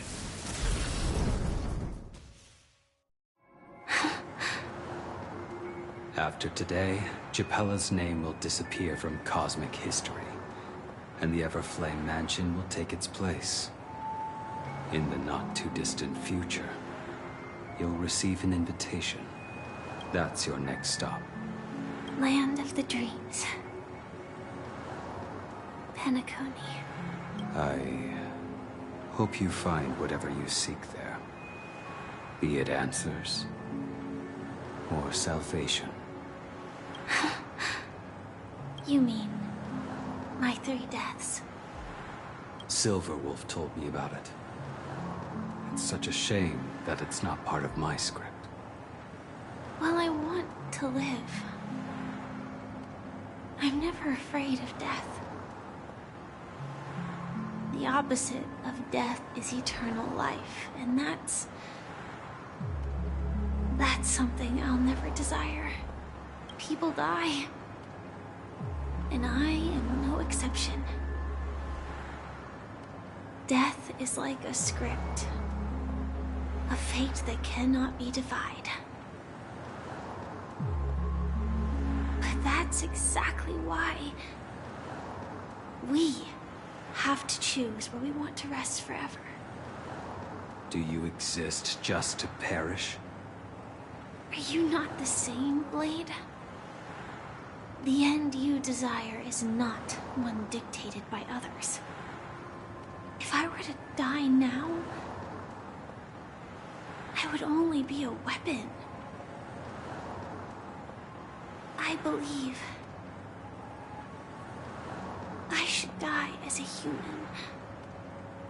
Though its definition escapes me, isn't this the answer that ordinary people look for their whole lives?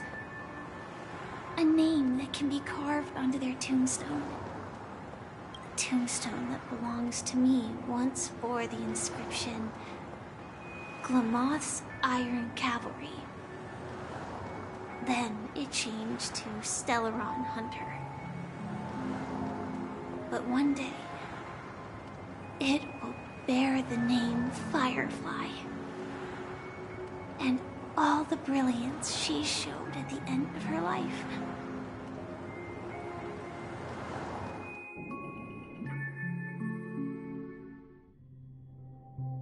That's quite unexpected, old man. Who would have thought your crazy plan would actually work? Do all you nameless fools just act on a whim? I can sense that this false sweet dream is coming to an end. The nameless may be young, but they had the ability to achieve this goal. Just like you did in your time. It's a shame you won't be able to see it firsthand. Maybe I won't either.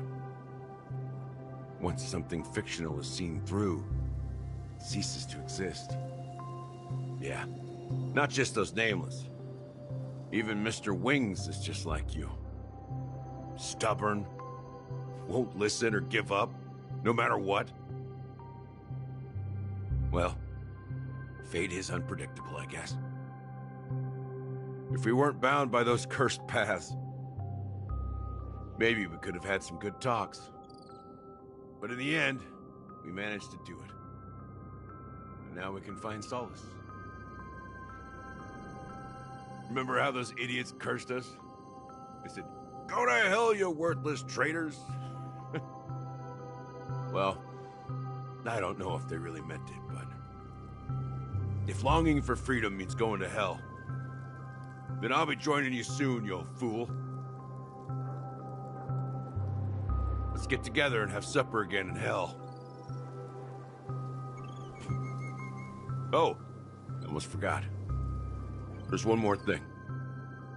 Here's to you. A glass of hello and goodbye, Trailblazer. To the imperfect tomorrow.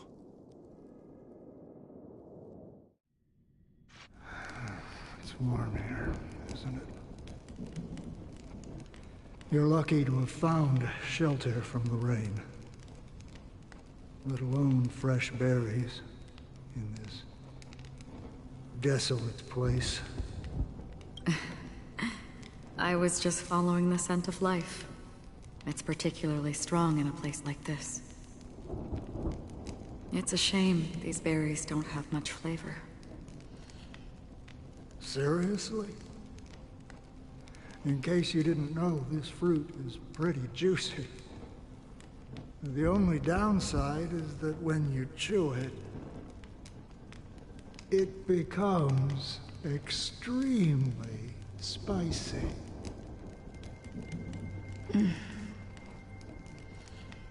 Have you lost your sense of taste?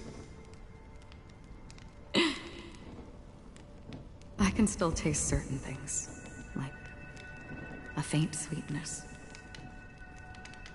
Before coming here, I stopped by a place called Orkron. It had barren cliffs and nights lit by bonfires. Burgundy snow would fall from the sky, and when it landed on my tongue, it tasted like raspberries. The flavor wasn't exactly sweet, but it left a lasting impression. When I think back on my past, I realize that what's tying everything together isn't the big events, but rather these small yet unforgettable moments. Don't worry about it. Losing oneself is a reality that every self-annihilator must face. At least I haven't completely lost my senses and memories yet. Well, congratulations on adding another footnote to your journey. By the way, are you always alone? No, I had a companion in Orkron. She's a short, nameless girl who aspired to explore IX. She always said she'd walk a path deeper and farther than Akavilis. Quite an ambition for such a small girl. So, what happened? She became stagnant water. Well, my condolences. Condolences. I don't need them. The girl left with a smile. She never regretted her choice and most definitely wanted me to say goodbye with a smile. So, that's what I did. That's proof that you're grieving for her. Or perhaps I'm just afraid. Afraid? I rarely sense that emotion from you. What do you fear? I'm afraid I'll forget the 30 days I spent with her, just like all the other days in my life. Most of them have already washed away with the rain, disappearing into an unseen realm. I fear that those vivid red memories will fade away too. There isn't much color left. And besides this faint, warm red, there's almost nothing. Hard to imagine. A ranger accustomed to bloodshed, destruction, and chaos finding warmth in the red color. Because I have experienced this warmth many times. Long ago, I promised someone that I'd bring it to more people. And that for every remaining moment of my life, I'd strive for a better ending for all. As long as this red color still lingers, I have a chance to fulfill that promise. It represents a burning fire, a blooming flower, the berries in this cave, and life itself, fleeting yet still dazzling. In the end, it will lead me beyond the horizon of existence. And on the other side, I will cut off nihility.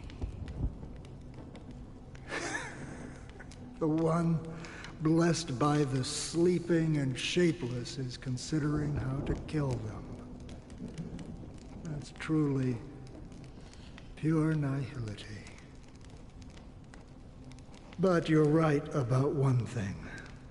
After spending so much time near this stagnant water, only when I look at this vibrant red fire do I realize that I'm still alive. When will this rain ever stop? Perhaps when the sorrows of the departed have finally quieted down, the sky will clear up.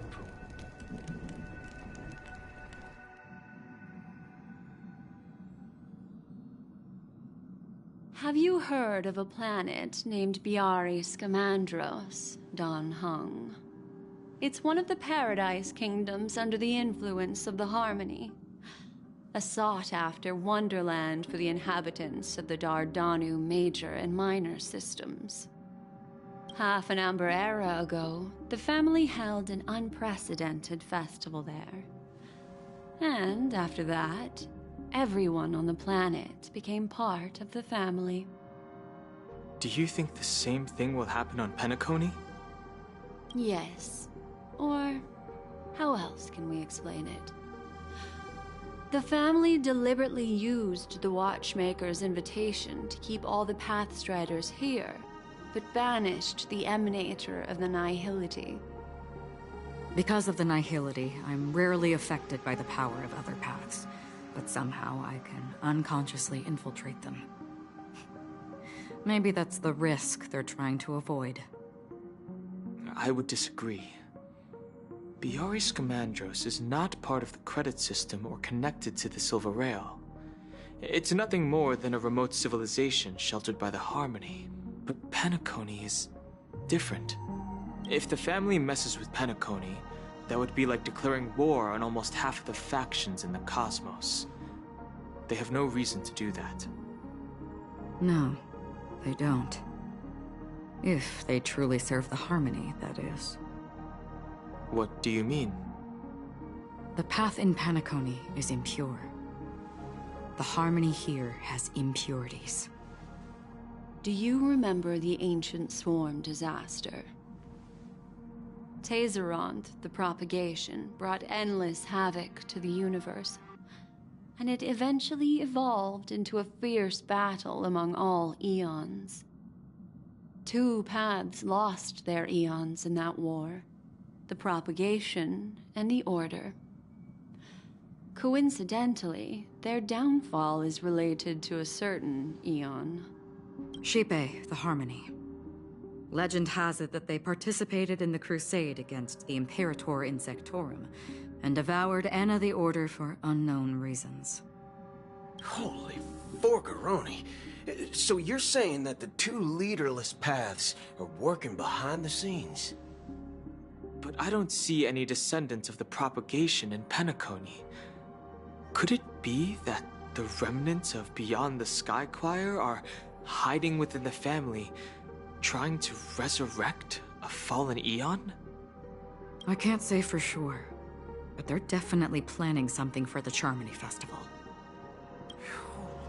Now, this is getting way too complicated. Is this why you want us to leave Astana right away? Are you giving up? The Charmony Festival will start soon. There's one thing that I need to confirm no matter what. A warp jump is the best way to do so. Time is running out. I have another plan.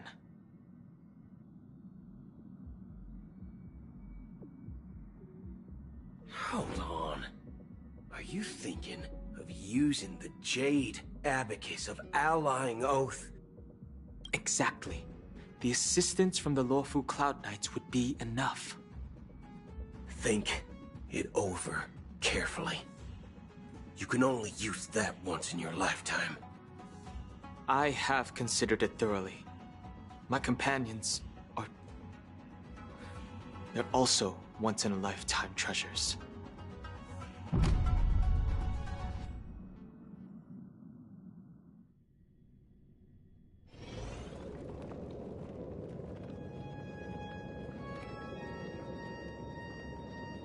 Are you the only one here, my child? The Nameless is quite the diplomat. Our secrets have spread like wildfire within the family. And IPC starships are gathering towards Astana. This is a crucial moment for us. So, where is the chosen one who harmonizes the varied sounds?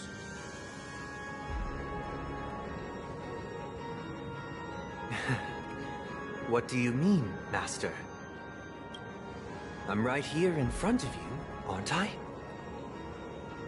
You know, she was supposed to be the star of the Charmony Festival in our plan. But the plan has changed. As her brother, I know she doesn't want to sing for the Order, so I'll take her place. You've always been wise beyond your years. I'm sure you understand the consequences of your choice. If you consider this a betrayal, well, there can't be 2 suns in the sky. I'll step up and take down the other sun if necessary. Do you believe in karma? If karma exists, then everyone has their own karma. You have yours, and I have mine. And my karma has nothing to do with you, Mr. Gopherwood. All right. Since you're willing to sacrifice yourself for her, I'll grant your wish. Well, the compromise came sooner than expected. Why? You and your sister were born as twins of the Order. And one of you is destined to follow this path to the end. Is this part of your plan? Of course. You're still as clever as you were when you were a child. The opening is near. Go, my child.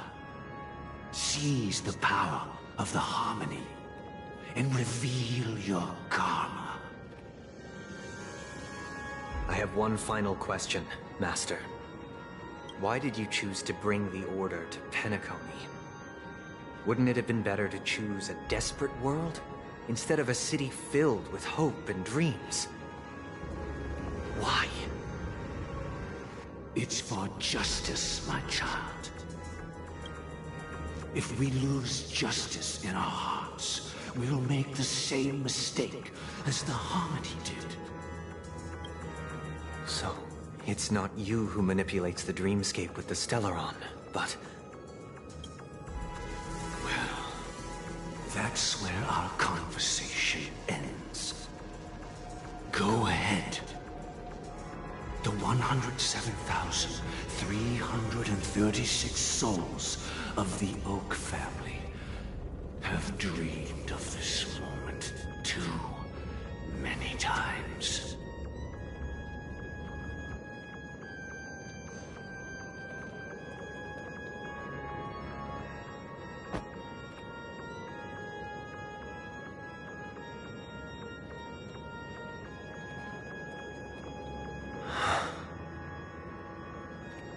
I shall ascend to the heavens, becoming the scorching sun.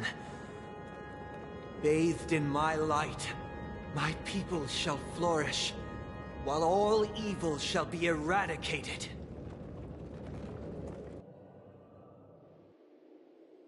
This is the interior of the Penacony Grand Theater. It's quite exhilarating to be flushed into the air by Soulglad. But why is the venue still closed when the Charmony Festival is about to start? And not only that, the entire theater is eerily quiet. No audience, no staff, no one around. Even if we're late, a grand theater like this shouldn't be completely empty. Let's explore around. Be careful, everyone.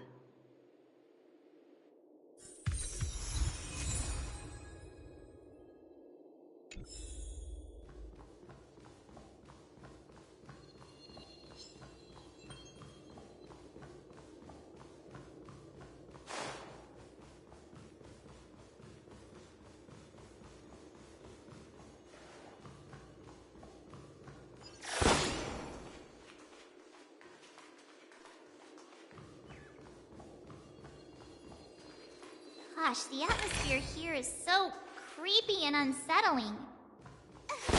Even if there's no audience yet, there should be some staff around. Why is it so silent?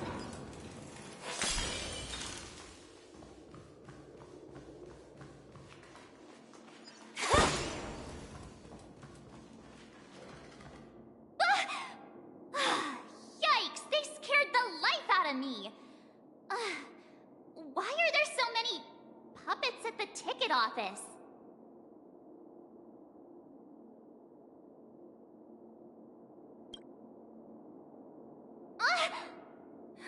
Stop it!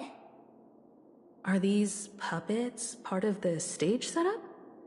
Even so, it's so eerie that the entire front hall is empty.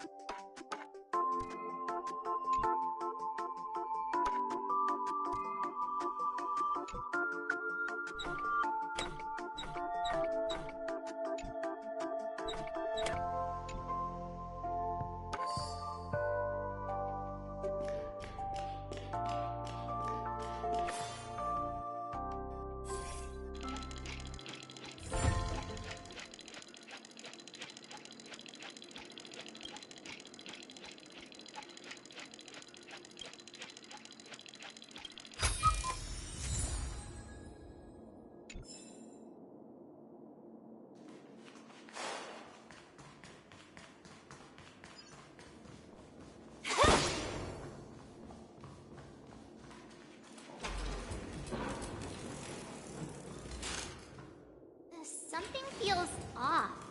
We're in the right place, right? There's no other grand theater in the dreamscape. So Sunday's messing with us? He said we'd have a final showdown on the stage, but why is there no one here? My apologies for the delay, March 7th. You scared me! Where are you now? I'm waiting for you behind the curtain. Following the Asdana tradition, I invite you to enjoy a stage play in 3 acts before the festival begins. History is a mirror reflecting the universe's true essence. Let's use this opportunity to delve into the rich history of Penacony and the eons. Within it, naturally, the future takes shape. Let us commence with the dawning of the world. After the Dusk Wars, darkness veiled the sky, and chaos consumed the earth. Enna the Order emerged, destined to restore all existence. That marked the first day.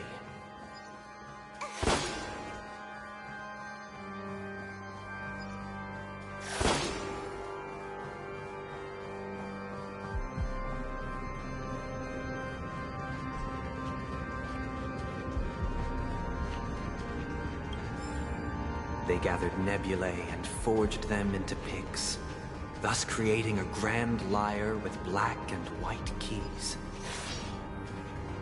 Strike the white keys, and the sun rose. Strike the black keys, and the moon rose. And so, the cycle of day and night arose. That marked the second day.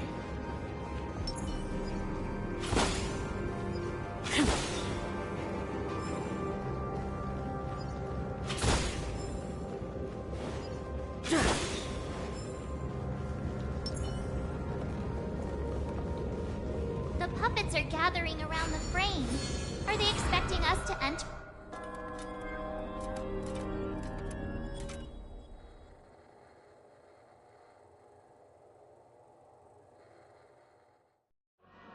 Where are we now?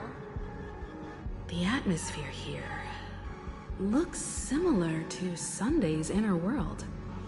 Perhaps this so-called stage play is created with his abilities. This act is named Ode to Prisoner. Given the atmosphere here, I believe it's about Penacony's past. I thought things were finally looking up as I managed to dodge prison during my recent trailblazing expeditions. But now it looks like I'll be back behind bars again. I genuinely wish to avoid a violent clash with my esteemed guests from afar. Therefore, I've arranged 3 acts before the situation becomes irreparable. Where shall we start our narrative? Well, let's start with the time when Penacony was still a frontier prison.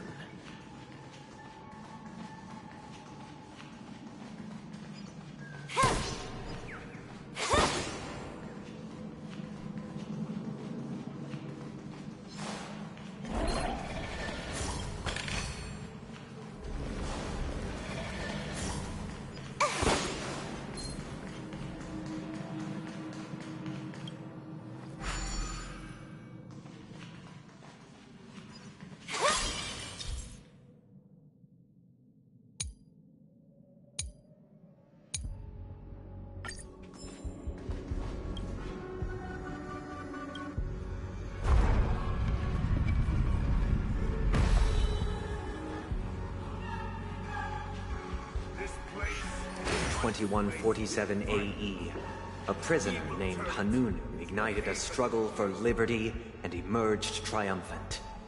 IPC referred to it as the War of the Frontier, while the Asdanians dubbed it the War of Independence.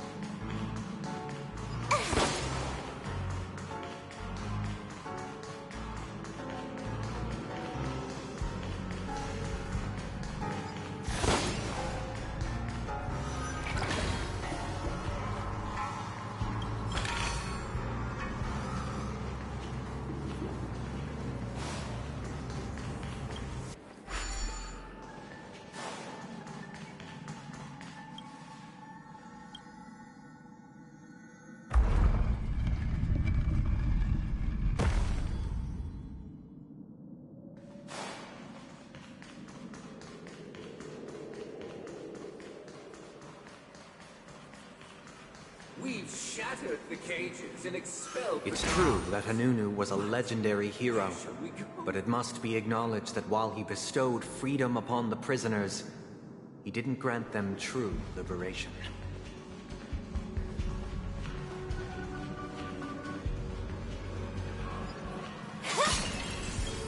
Thank you for staying here, honorable travelers. The three nameless stayed on the planet, endeavoring to spread the tenets of Trailblaze throughout the frontier prison. Alas, their efforts proved futile.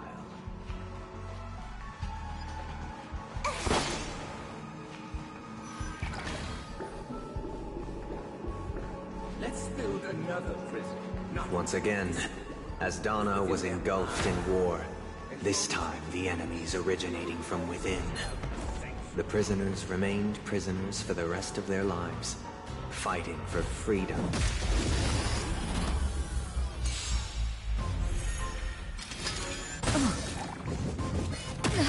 That hurt. Stay the course. Gale Force. Time for a buzz. That's better.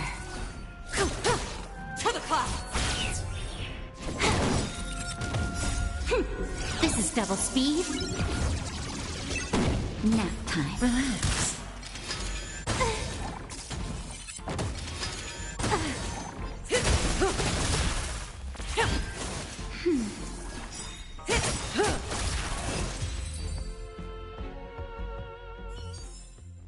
Nice. Let's do... You're leveled up.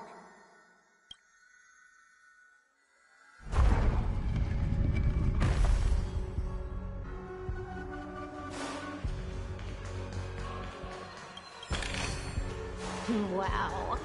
What an amazingly ordinary find.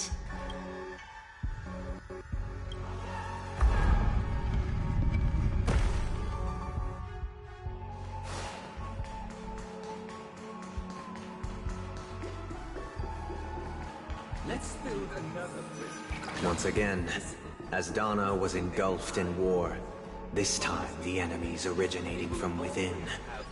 The prisoners remained prisoners for the rest of their lives, fighting for freedom rather than living for it.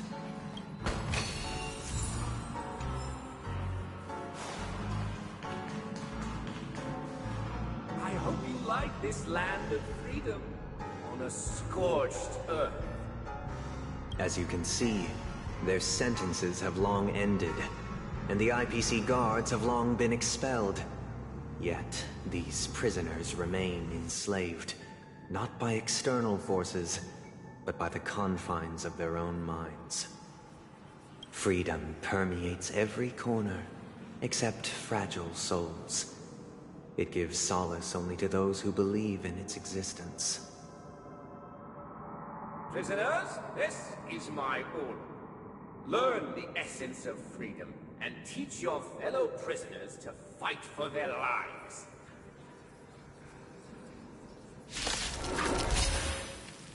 Hey! Why don't we have to fight while enjoying the show?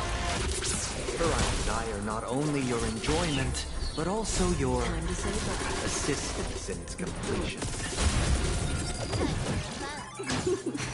Stand still.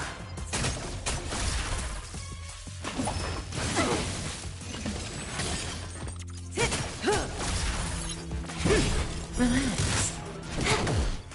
That's better.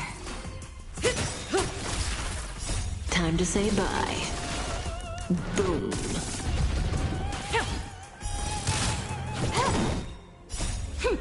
This is double speed. Nap time.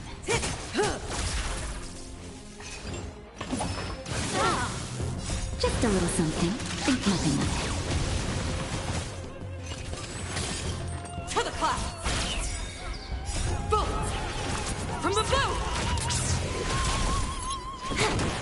Relax. Gale force! Stand still. Nap time. No one can restrain you anymore. You are free. Thus concludes the first act. Amidst a raging war, the frontier prison headed toward becoming Land of the Exiles.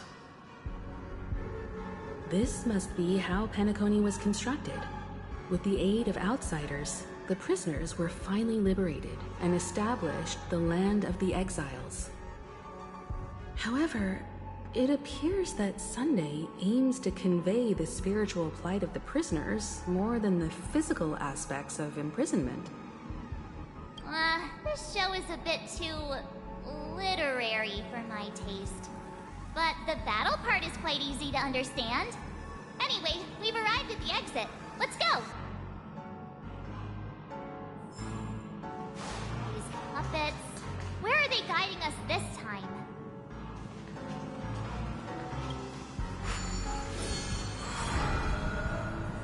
They transmuted streams of stars into inked nibs, creating symbols to be pronounced and counted. They molded stardust into flowing rivers, assigning the righteous upstream and the unjust downstream.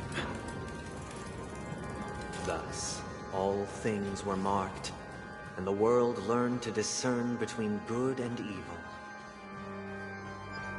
That marked the third and fourth days.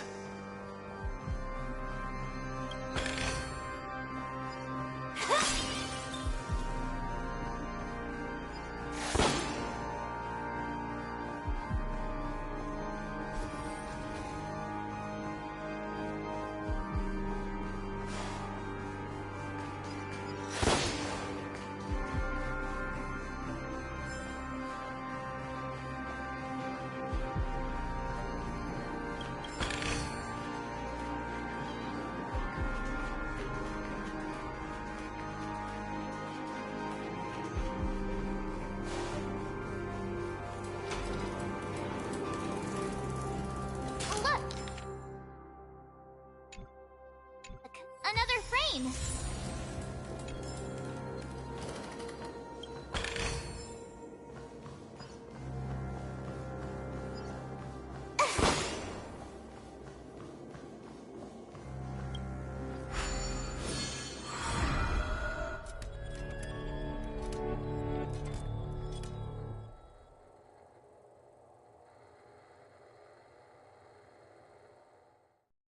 Ode to Fool. This must be the second act. The surroundings are different from before. The stage decorations look a bit tidier now. Behold the ensuing tale, a struggle for power. Penacony witnessed the ascent of the 7 major lineages: tree, grass, flower, bird, beast, fruit, and insect. Peace never truly graced Land of the Exiles. The history in this era is rich and intricate, so please allow me to present it in allegorical form.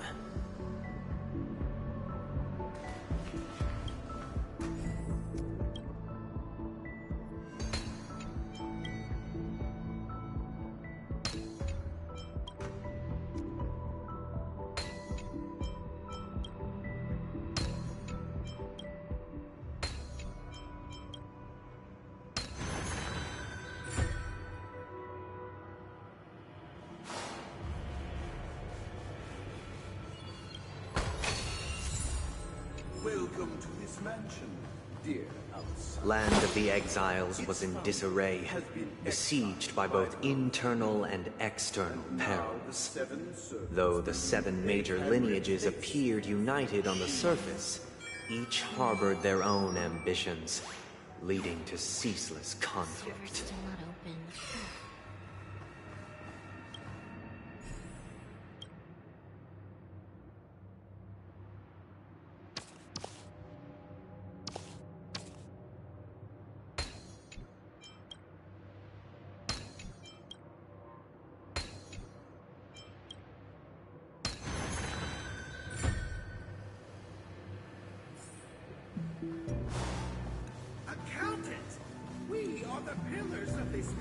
The Black Plum family was the first to fall. They withered away in the White Desert event, orchestrated by the Alfalfa family. Because Master shaped you from clay, but forged me from fire. Imes, my child, you did not serve the old master. The leader of the Alfalfa family sought to defect to the IPC, trading freedom for survival. However, his eldest son slew him in the name of righteousness and ascended as the new family head.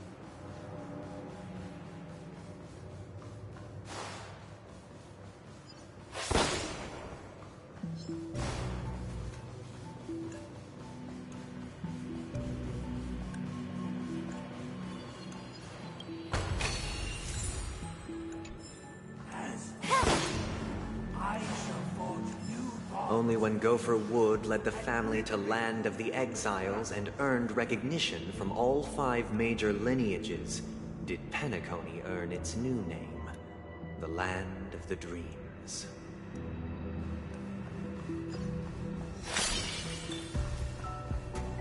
Dear outsider, I beseech your aid in purging this mansion of the poison spread by the lurking instigators. You want us to help you? What do you need?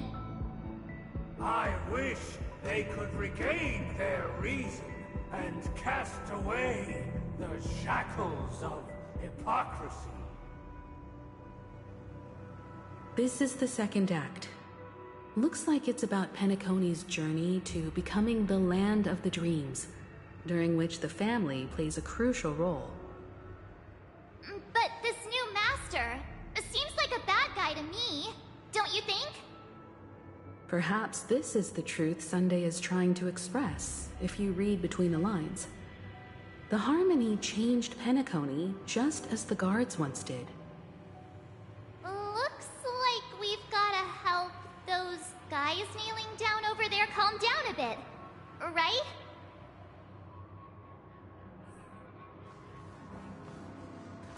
Either I shall be my own master, or I shall return to my former master.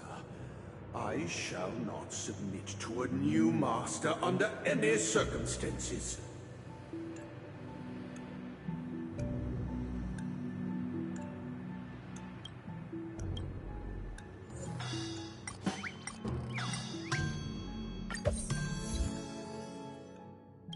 Without a master, who can grant me true freedom? Master is no longer here. I thought I'd be free, but I'm not. Now, without my master's command, I'll have to seek guidance from the blind.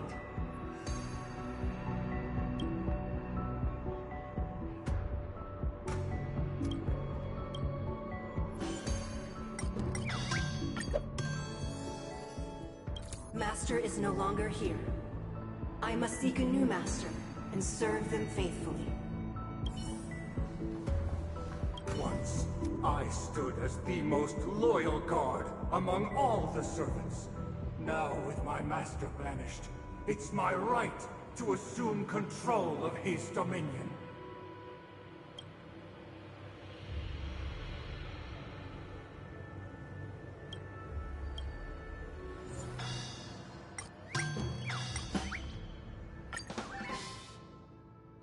This puppet isn't responding at all. Did something go wrong?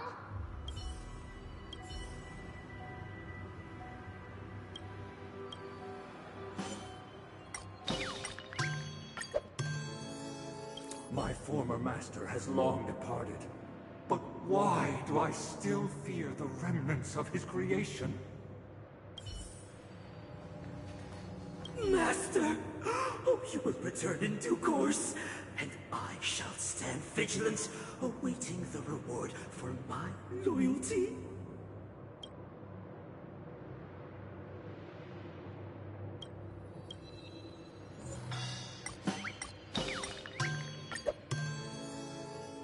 Master, now that you have gone, I shall wait no longer for my reward. I shall seize what is rightfully mine.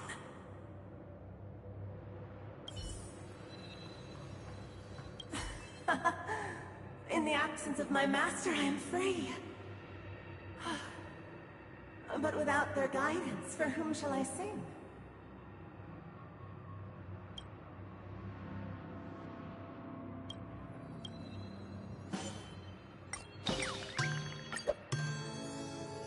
I shall sing for my new master, just as their noble voice once resonated throughout the cosmos. Thank you, dear outsiders. My servants have regained their sanity. Heed me, one and all. Your former master shall not return. It is through righteousness and unwavering support for one another that we shall attain true perfection. Cast aside the veils of hypocrisy and embrace one another. Get ready. Looks like another fight is about to begin.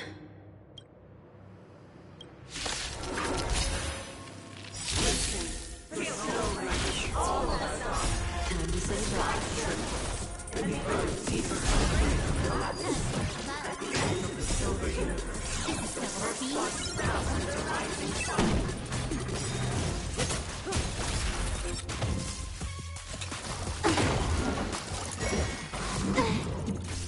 To the clouds!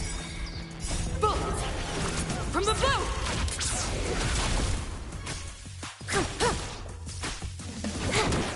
Stand still. Nap time. Didn't hurt. Just a little something. Think nothing of it. Gale Force!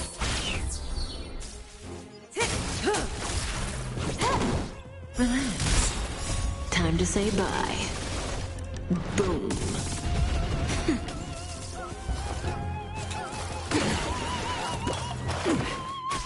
To the clouds! Time for a buzz. Alas, they remain but slaves till the very end, with the illusion of freedom. Thus concludes the second act. Amidst an illusory harmony, Land of the Exiles charted its course toward becoming the planet of festivities. This is how Penacony fell under the family's control.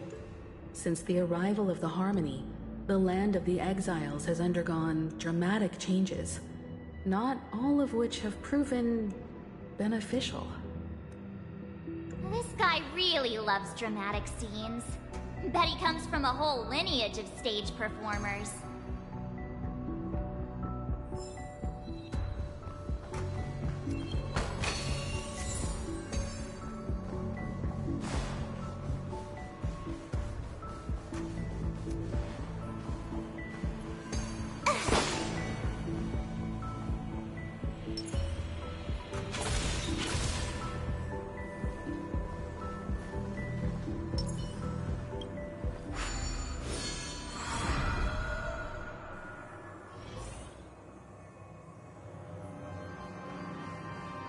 They used the planetary rings to establish the law, forging a code of conduct among the masses.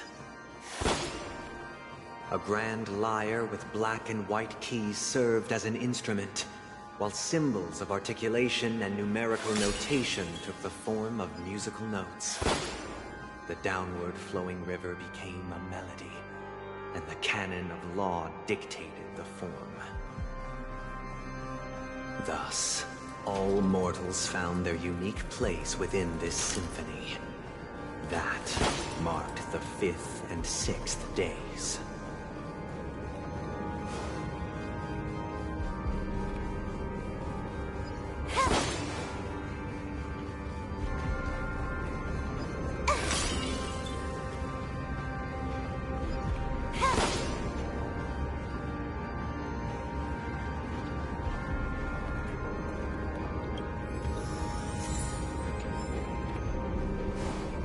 This guy's really into these puppets.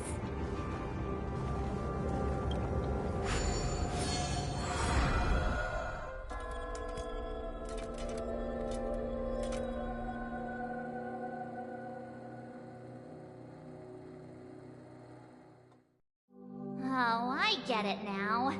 The last scene is all about singing the praises of the Order.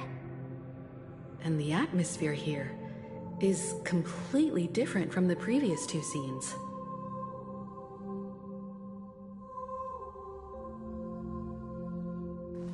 This is the concluding act of this play. I have showcased the past and present of Penacony, hoping that my desire for change resonates within you. And now, I shall reveal its future to you.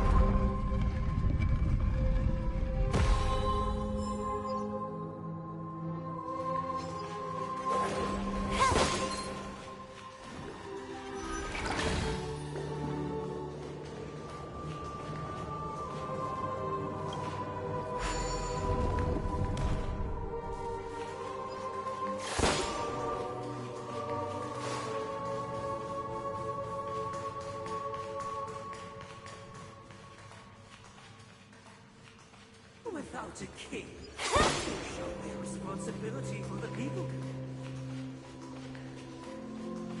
The people lack foresight.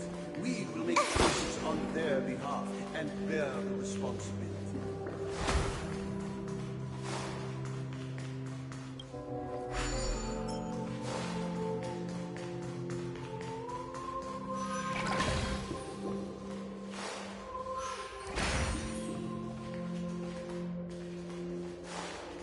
Without a king, we shall protect the weak and stand against We shall the mighty. support one another, protect the weak, and standing against the mighty.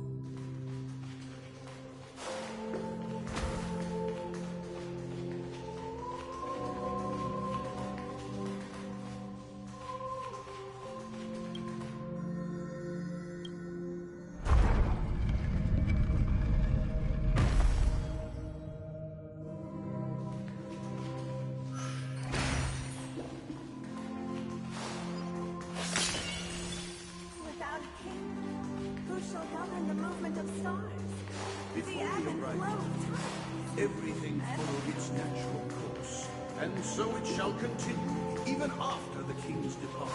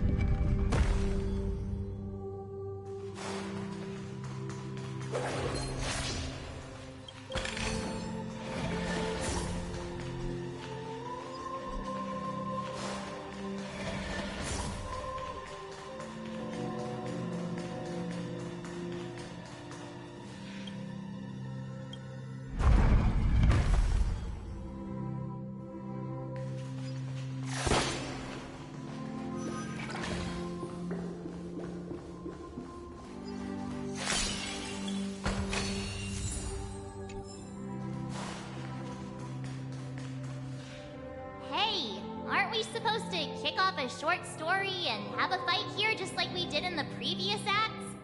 Why aren't any of these puppets saying anything?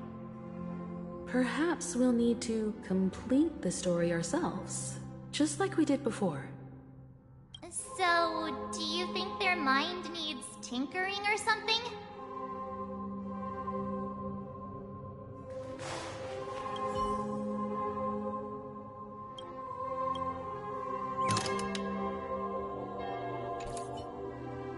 How did it go?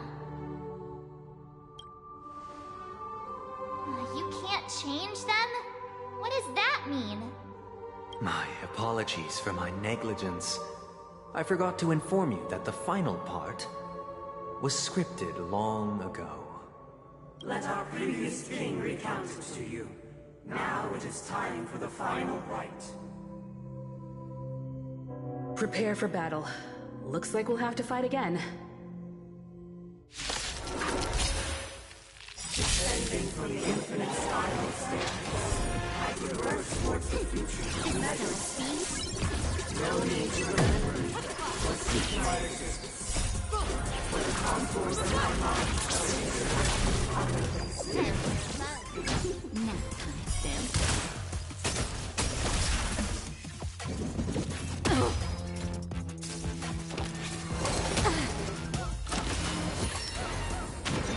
Gale Force!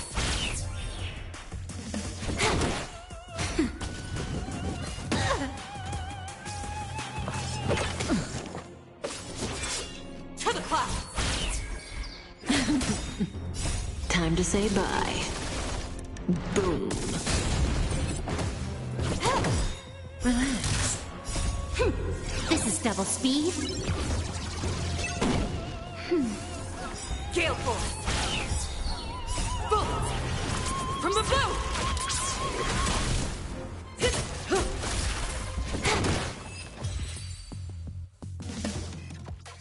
In the hushed expanse of a nocturnal reverie, I leave faint traces behind. No need to remember me, or to recall the essence of dreams. What is mine shall wane, while you shall transcend its delicate nature. This is the final scene. It's much more straightforward. He wants to expel the Harmony and establish an empire based on the Order. Let's go. Once this stage play concludes, it'll be time for the main event, the Charmony Festival.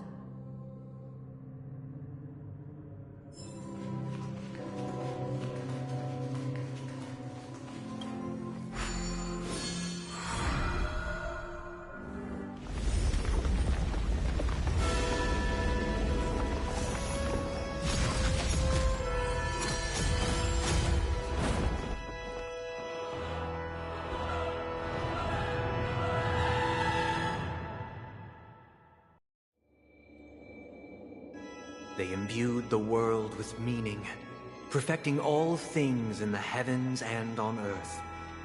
Then, they rested from the labors of creation. Yet, all beings cried out to Enna.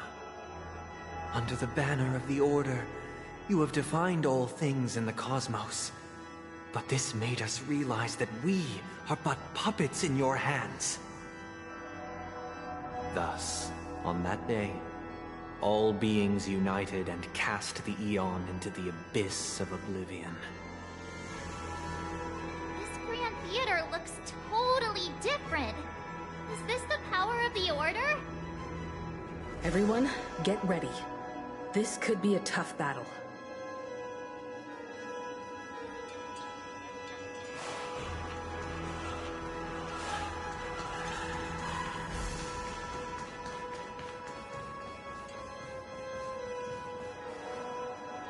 That marked the 7th day. Cheers and chants reverberated in unison.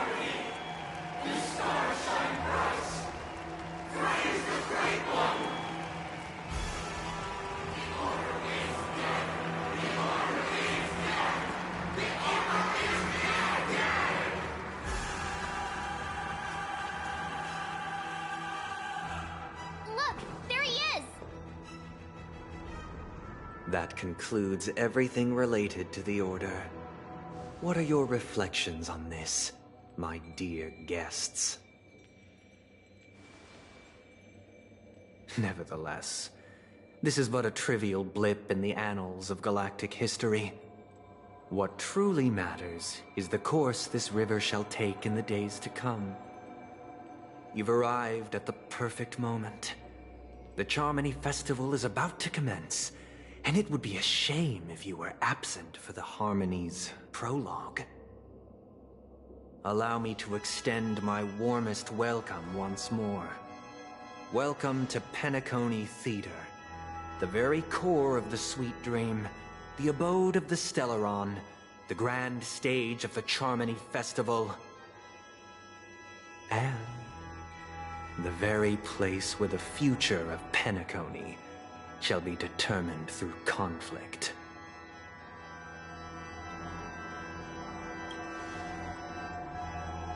Your unwavering faith in the Trailblaze is truly impressive.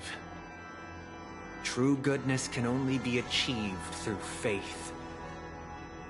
Allow me to point out that falling into a permanent slumber is not happiness, especially when those people are driven by someone else's will in their sleep. Do you still believe that the Order only seeks to control the universe as their puppet, Himiko? No matter how perfect your vision of paradise may be, a cage remains a cage. People will never achieve true happiness in a world like that. They would just be toys for the Eon.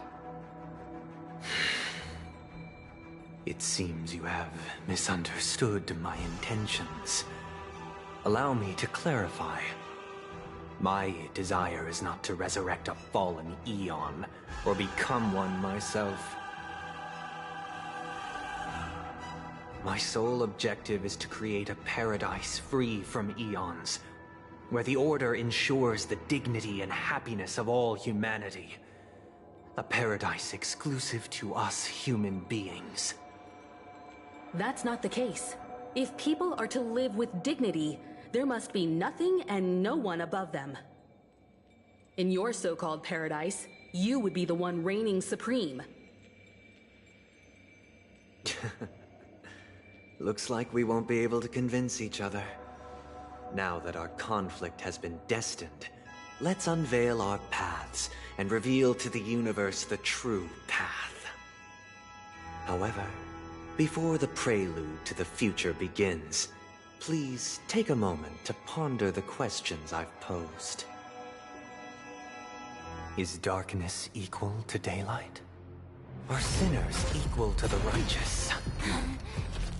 If you are born weak, which god should you turn to for solace?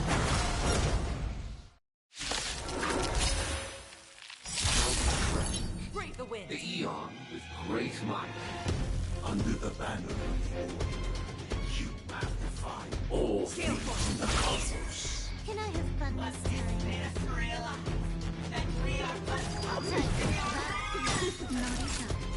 This combat needs optimizing. This is double speed. Stand still.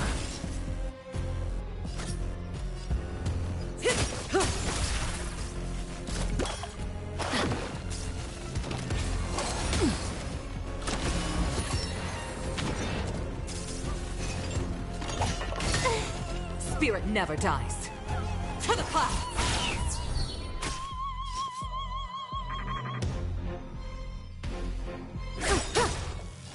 Good times never last. Time to say bye. Boom. Time for a buzz. Just a little something. Think nothing of Good as new. it. Nap time. Relax. It won't hurt. I can take it.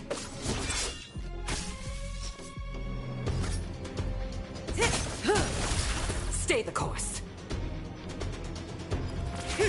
Stand still. The wind is rising. Bolt! From the boat! You took the bait. Time for a buzz. This combat needs optimizing. This is double speed.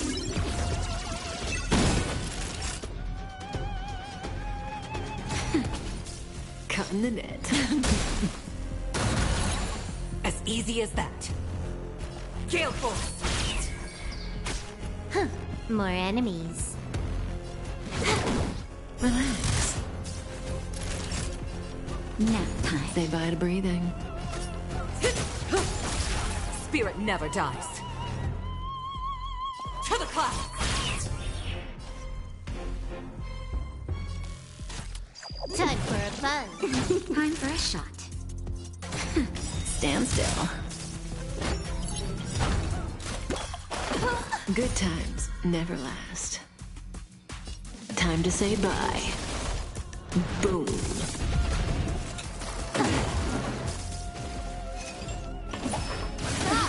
That hurt.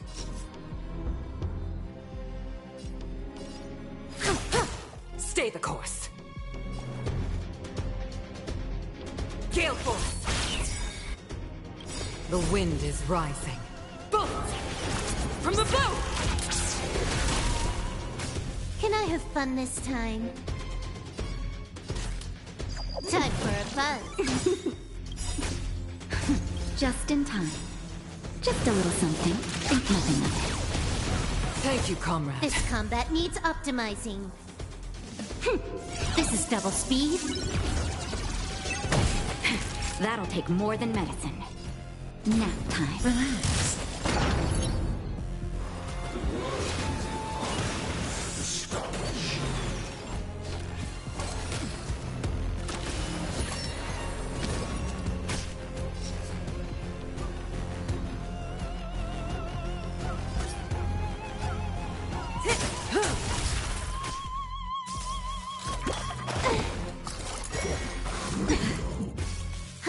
More enemies.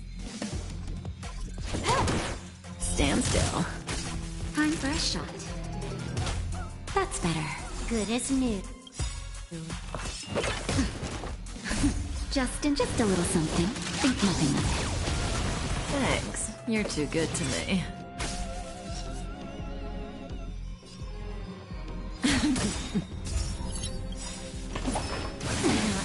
Good times never last. Time to say bye. Boom. Spirit never dies. Gale Force! I'm okay. Can I have fun this time? Relax. This combat needs optimization. This is double speed.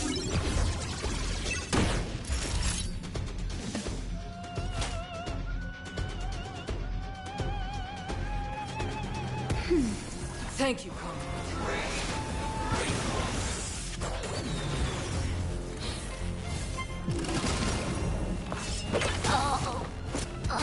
Stay the course.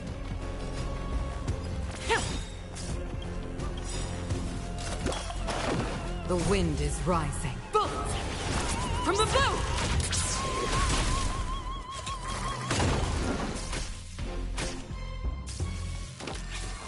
I can take it. Spirit never dies. To the clouds!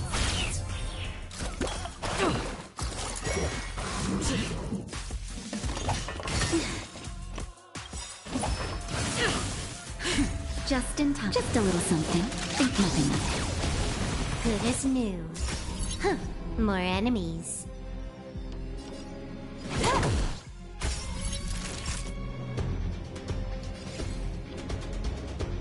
Nap time. As easy as that. I'm okay.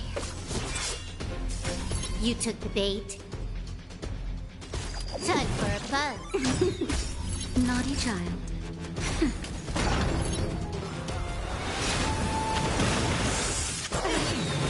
That's better. Just in time. Just a little something. Think nothing of it. Thank you, comrade. Gale Force! I can take it. The wind is rising. Bullets! From the blue! Time for a shot. Nap time.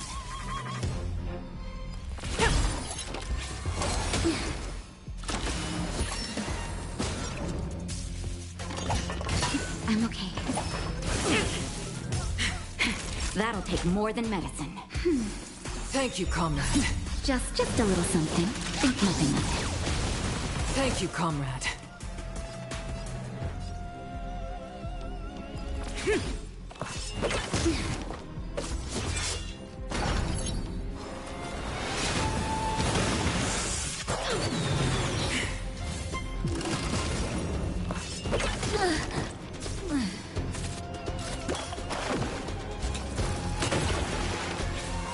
I can take it.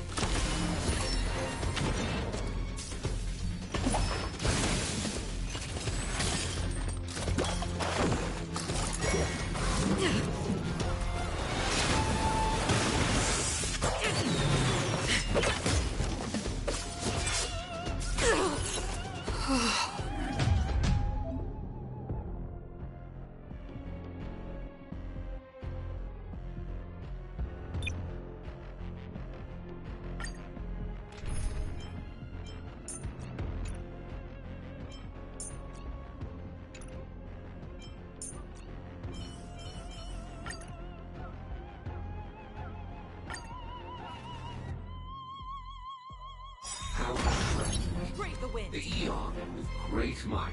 Gale Force. Under the banner. You have defined all things in the cosmos.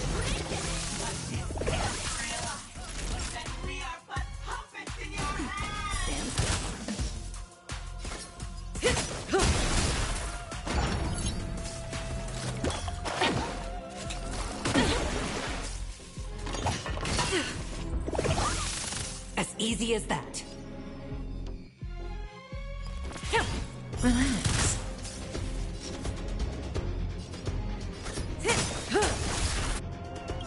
Good times. No time to say bye. Boom. Let the valuation begin. Go Nappy! That'll take more than nap time. Stand still.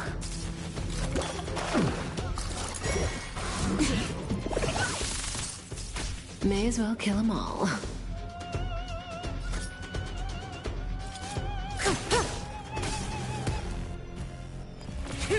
Relax.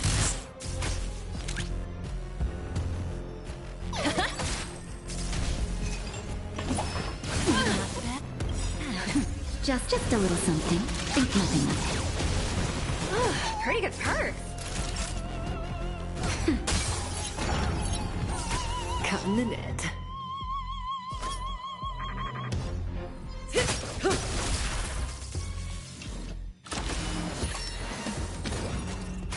Stay the course. To the clouds! The wind is rising. Bullets! From the blue! Naughty child, nap time. Stand still. Cutting the net.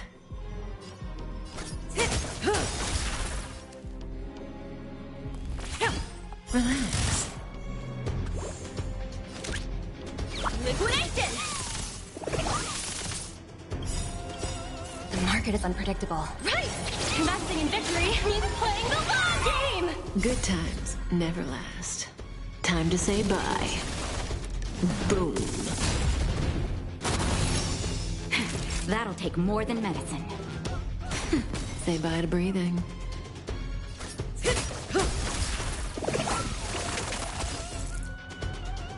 Gale force! Easy, Numby. Stand still. Time for a shot.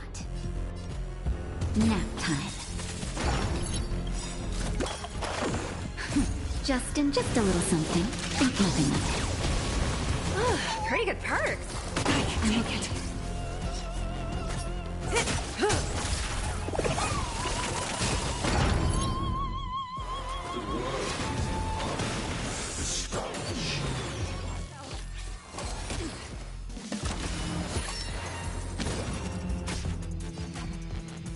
To the clouds!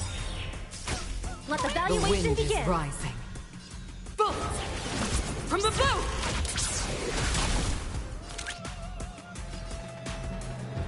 Go Numpy!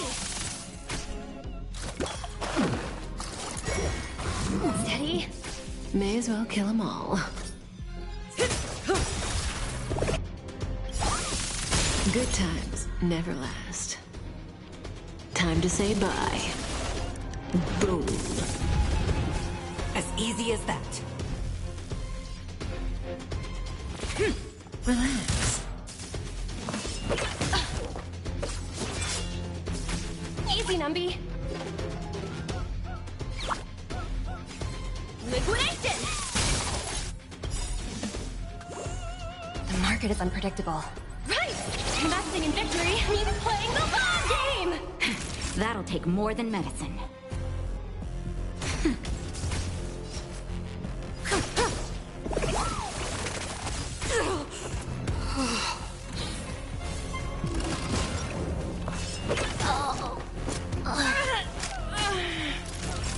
Nap time.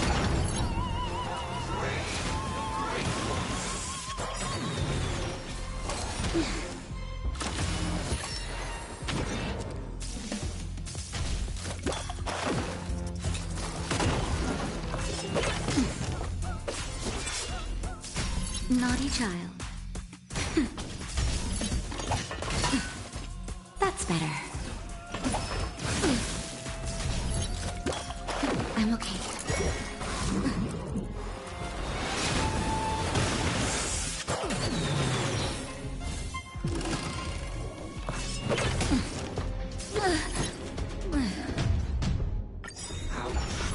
Bring the wind! Great might. Under the banner. You have defined all things in the cosmos.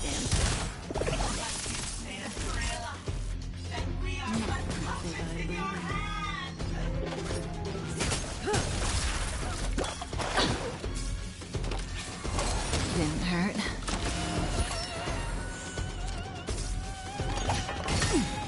Spirit never dies. Good times never last. Time to say bye. Boom. To the clouds! Cutting the net.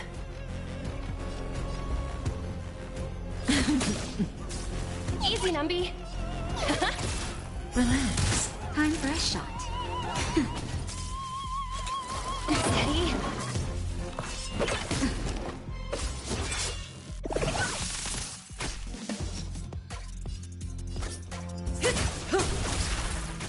Stay the course. Stand still.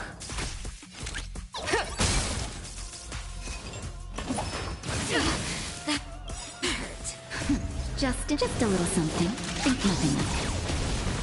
Thanks. You're too good to me. Nap time. Cutting the net.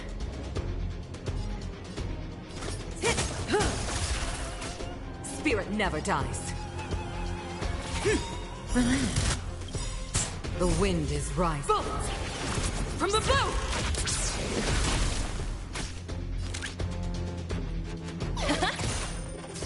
Naughty child.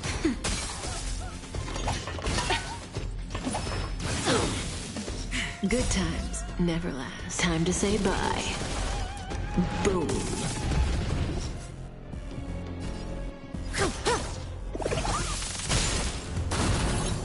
As easy as that.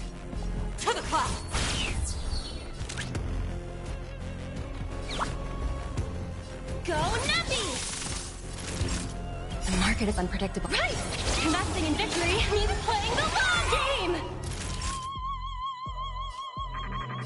Nap time. Stand still.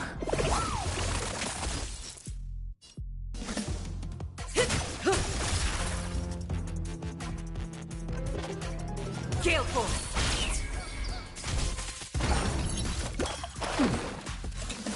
Steady. Let the valuation begin.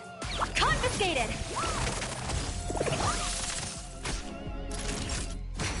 Relax. May as well kill them all.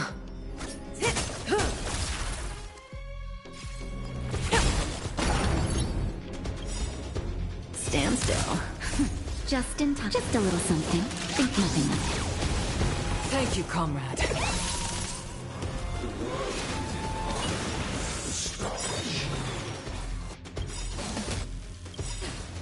The wind is rising. Bolt!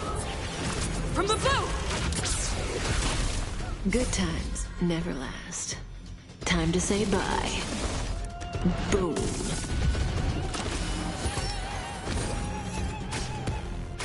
Time for a shot. Pretty good Say perk. bye to breathing.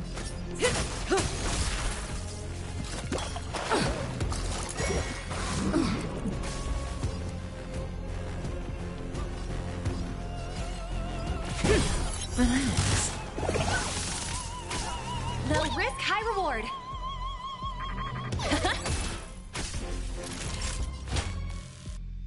That's better. Thank you, comrade. I can take it. Just a little something. Think nothing of it. Pretty good perk. May as well kill them all.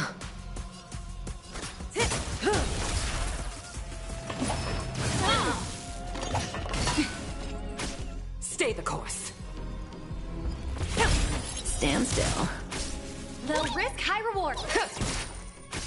Naughty child. Nap time.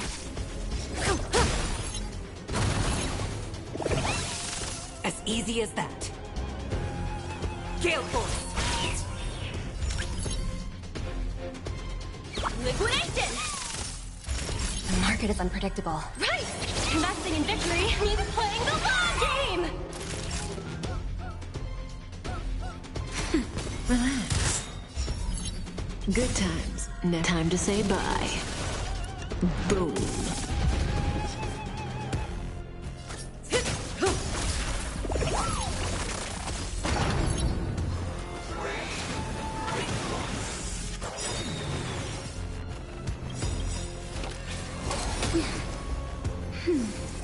The wind is rising. Bolt! From the boat! Just in time. Just a little something. Think nothing of it. Thank you, comrade. Spirit never dies. Stand still. Let the value...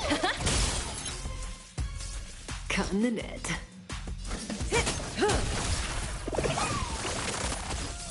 Stay the course. Relax. Steady. Easy, Numby. Go, Numby! That'll take more nap time.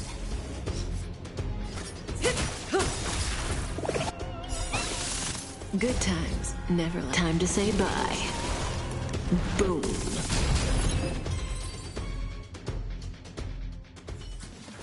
I already know your decision. I now permit you to gaze into the sun. On these 107,336 stones, the almighty and powerful strings of harmony are at my disposal. Supreme tuner, harmonious choir, Dominicus!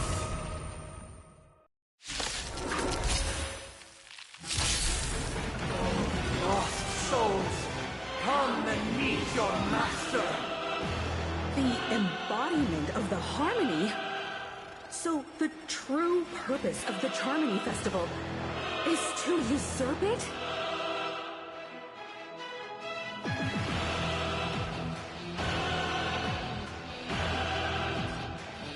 To the clouds!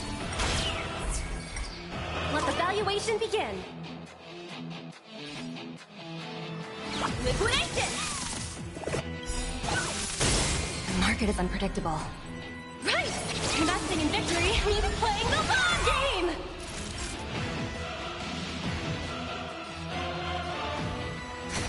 Stand still. I can take it. Why as perceptive as you are? Answer me this.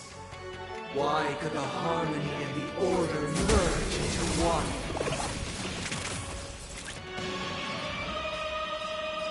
Confiscated! Nap time. Relax. Spirit never dies.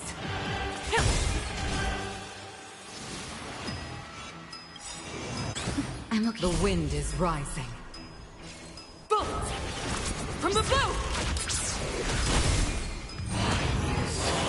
Nobody resonates. The noise is fading.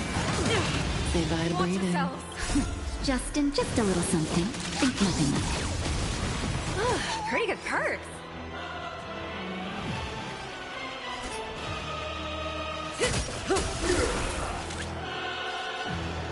Go Nappy!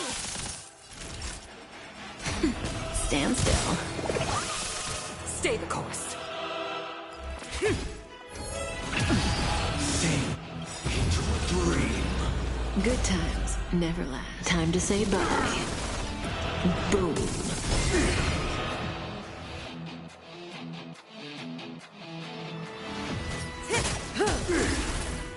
Time for a shot. Nap time. Relax. Spirit never dies. To the clouds! Sing together. Didn't hurt. I'm feeling like there's another world in front of my eyes. It's the power of tuning. Don't let the song distract you.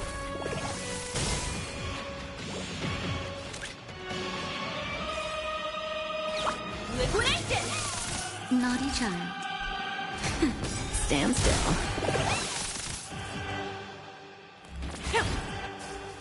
Why is everybody silent? The noise is fading. Watch yourselves! Just in time. Just a little something. Think nothing of it. Pretty good. The market is unpredictable. Right! Investing in victory means playing the long game! The wind is rising.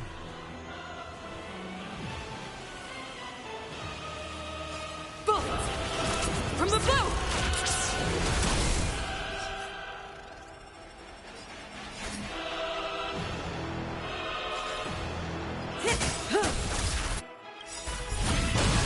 Good times never last. Time to say bye. Boom. Confiscated! Time for a shot.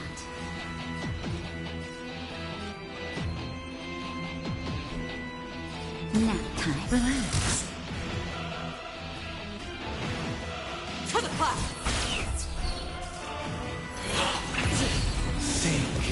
dream.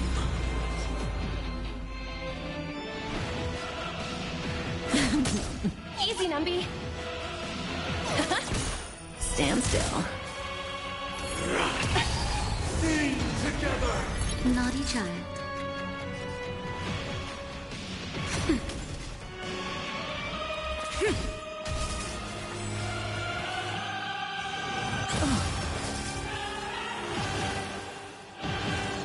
I'm okay.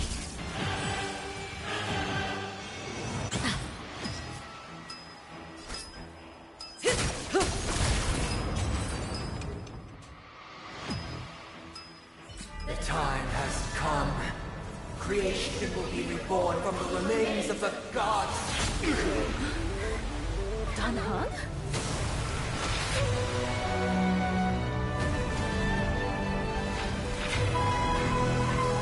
Radiant spirits, heed my word. Show no mercy!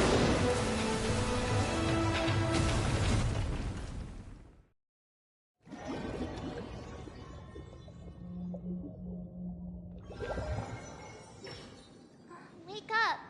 Wake up! Hey, wake up! The sun's frying your butt! Are you alright? Can you hear me? Do you remember your name?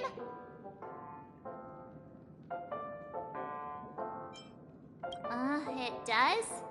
Well, doesn't ring any bells to me. Looks like your mind's still in one piece. If you're able to remember such details. Well, that's reassuring. It's a long story. Simply put, Dan Heng used the Jade Abacus of Allying Oath when we were in the middle of a fierce battle, and summoned the General to help us just in time. And then we returned to reality. Look, this is your room. Everyone else has also returned from the dreamscape. Himeko and the rest are at the lobby discussing matters with the General. And now that you're awake, we should tell the crew that you're alright.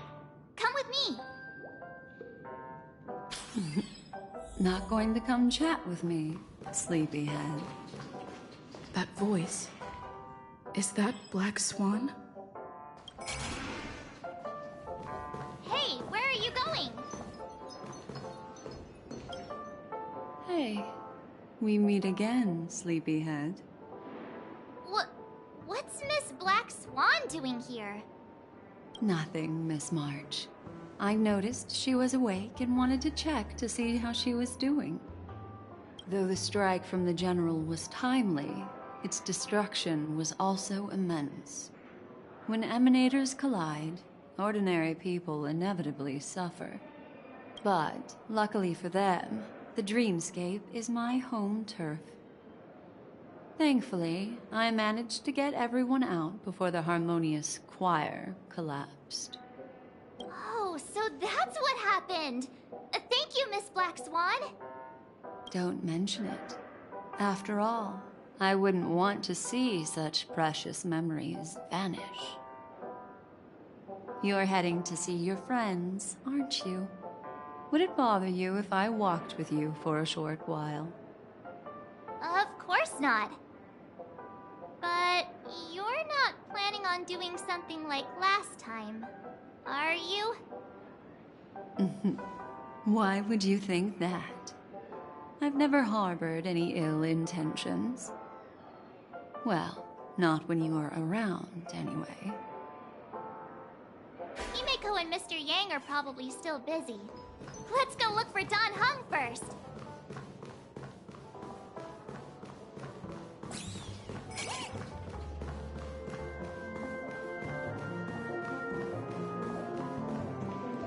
Look, he's still talking to that cowboy.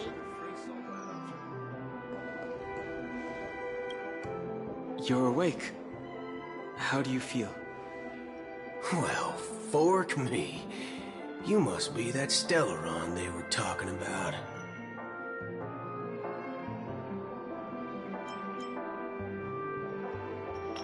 Allow me to introduce him to you. This is Boot Hill, a Galaxy Ranger. During our pursuit of a certain person, We crossed paths and just so happened to uncover a shocking plot being concocted by Mr. Sunday. Which is why we sought you out, to help the Astral Express save the world together. No need for thanks. The Galaxy Ranger's principle is correct every injustice one sees. That's how you lot in the Cienjo put it, right, Don Hung? More or less. Wait, hold on a sec. This is the first time I'm hearing about this certain person. Who are you chasing? And why would that lead you to the Express? Good question. It's, who was it again? Don Hum. Do you remember? No, that ain't it. I just can't seem to recall. Weird. My neurochip hasn't registered any malfunctions. I can't seem to remember either. What's going on? Heck. Forget about it. If it slipped all our minds, reckon that person was just a minor scoundrel. Unimportant. Ain't gonna stop us from piecing together the story anyhow. Yes, when the dust settles, I'll just think of a way to recall it in the memory zone. Everyone, let's hurry up and look for Miss Himiko, shall we? She's now a minor star on Penacony, and the entire hotel's concerned about her well-being. You're right. Let's head to the lobby then. One peach soul glad, shaken, not stirred.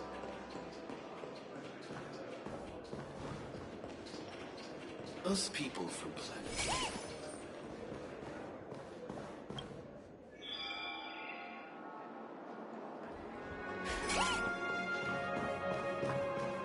Look, they're with the General. That's all right. In these times of conflict for the sake of utmost safety, it is only right that the Alliance steps forward to mediate on behalf of the Astral Express. We must not allow you to take unnecessary risks. Furthermore, despite the IPC's eagerness for success, it prioritizes peace above all. And the family, trapped though it may be, professes a desire for harmony. The Alliance has always won people over with reason. I firmly believe both parties can indeed put aside their differences and come to a peaceful agreement. The General possesses a deep understanding of the greater good. With the Cienjo Alliance mediating, peace for Penacony is within reach. You flatter me. But ultimately, it's been all down to the Express. Without your efforts, this sweet dream paradise would have been claimed by the last remnants of order before there was even a shot at peace. Well, would you look at that? Here comes the big hero.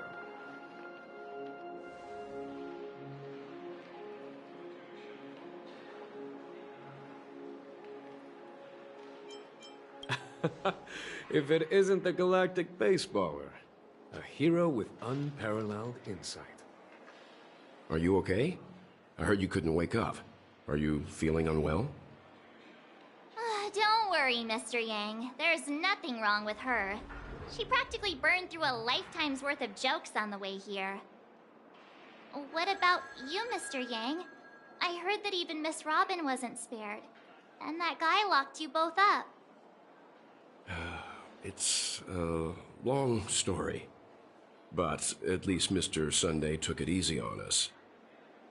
He used an ability called tuning to connect our consciousnesses with his. In other words, he imprisoned us within his consciousness. Thanks to General Jing Yuan's destruction of the Harmonious Choir, we were able to escape. He used that tuning on us too. Does that mean that we were almost imprisoned as well? I can confidently say now, he was truly after a fair fight with us.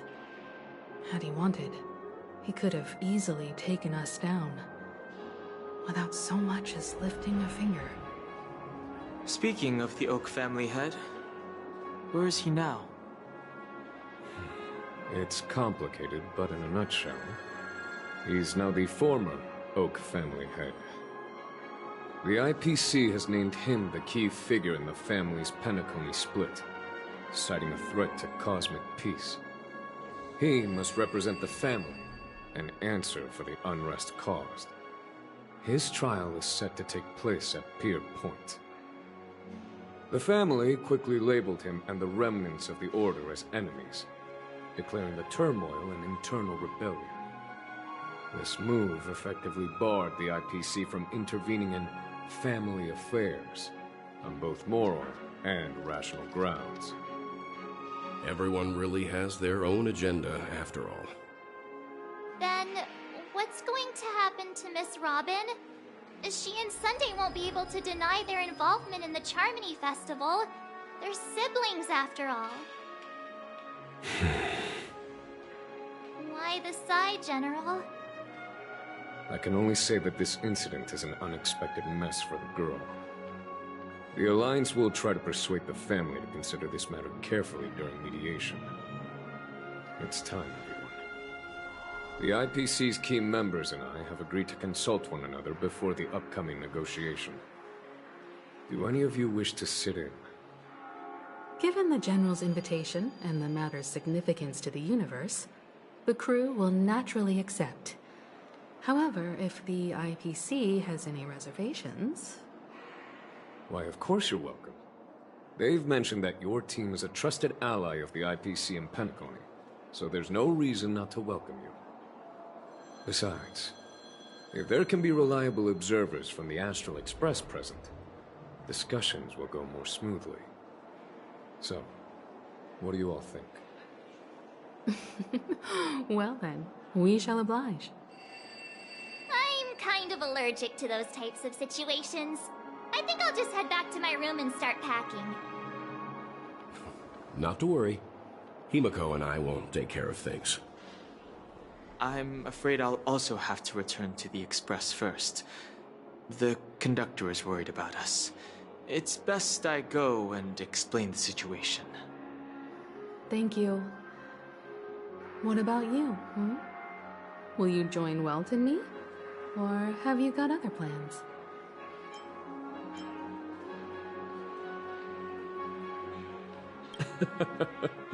Good guess.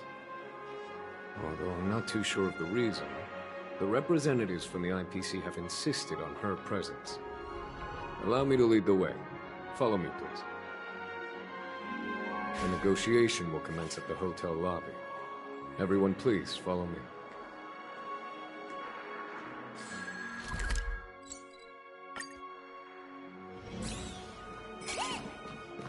Mr. Aventurine and Miss Topaz are here too. Oh, and who is that over there? The Intelligentsia Guild's Dr. Ratio. This assembly is quite something.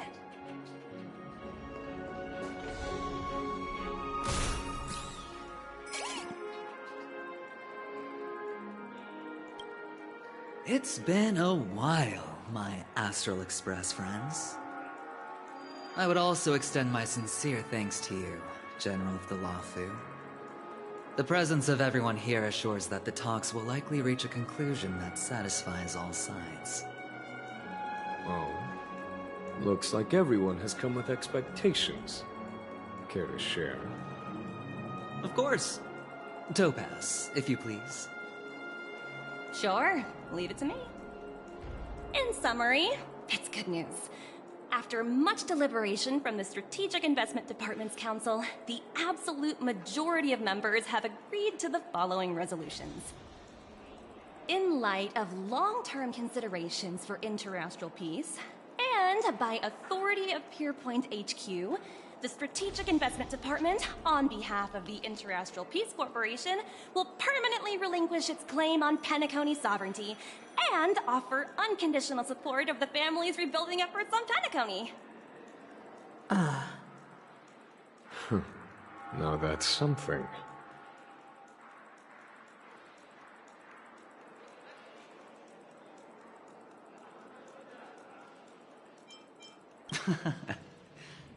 Well, if that's what it takes to bring peace to the entire universe, it's a price I'll gladly pay.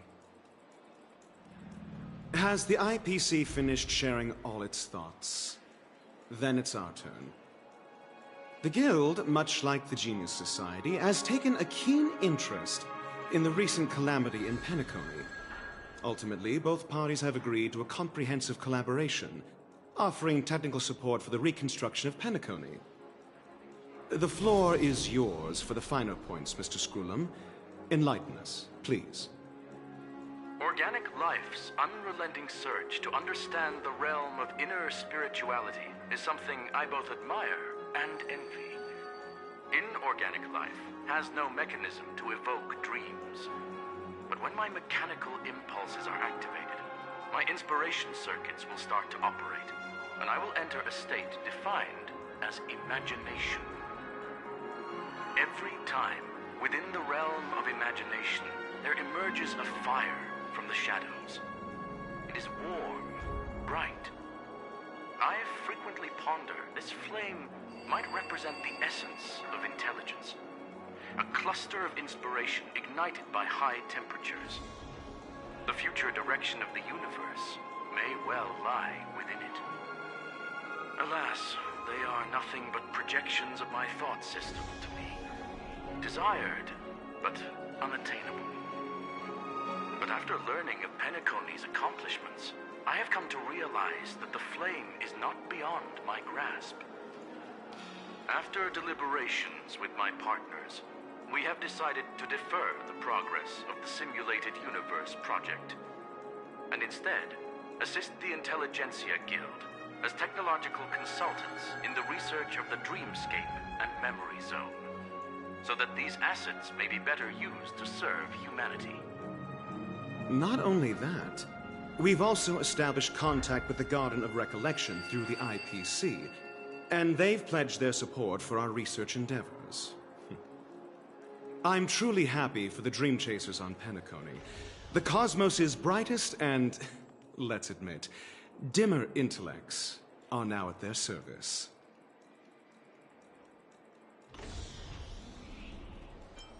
Agreed. It's hard to imagine members of the Genius Society taking an interest in such mundane research. Never mind. At the end of the day, this is a positive outcome. No wonder everyone insisted that she be there.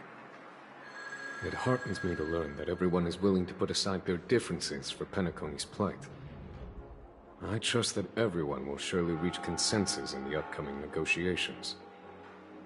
Looks like Penacony's future is decided. I'm wondering, is there anything else the crew is concerned about? Peace is our greatest wish. Beyond that, we desire nothing else. Well, that's good. Now that everyone's minds are at ease, I shall take my leave. You may now depart with peace of mind. The Alliance will deal with all subsequent procedures. If that's the case, it appears that we have nothing else to worry about on Penacony. Looks like it's time for us to embark on a new voyage. Sounds good to me. You two head back to the Express first. I'll pick up March and deal with the checkout procedure. Oh, also, Miss Black Swan, you have a matter to discuss with me, yes? Nothing escapes your attention, Miss Navigator. You've been with us this whole time, huh? In any case, she and I will be waiting for you and March on the Express. Let's go. Our time on Penacony has come to a fruitful end. Penacony's journey ends here. I guess it was pretty fruitful.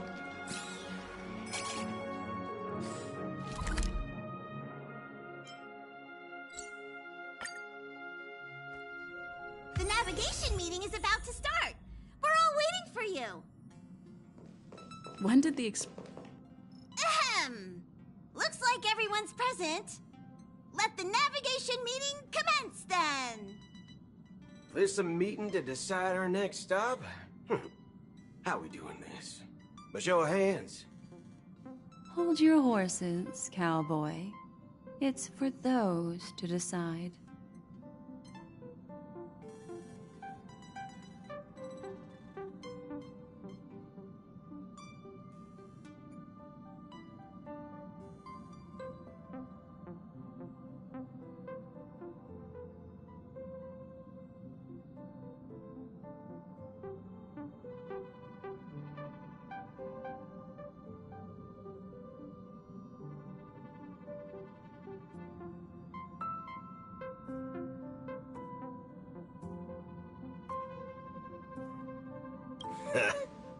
I'm just catching a lift.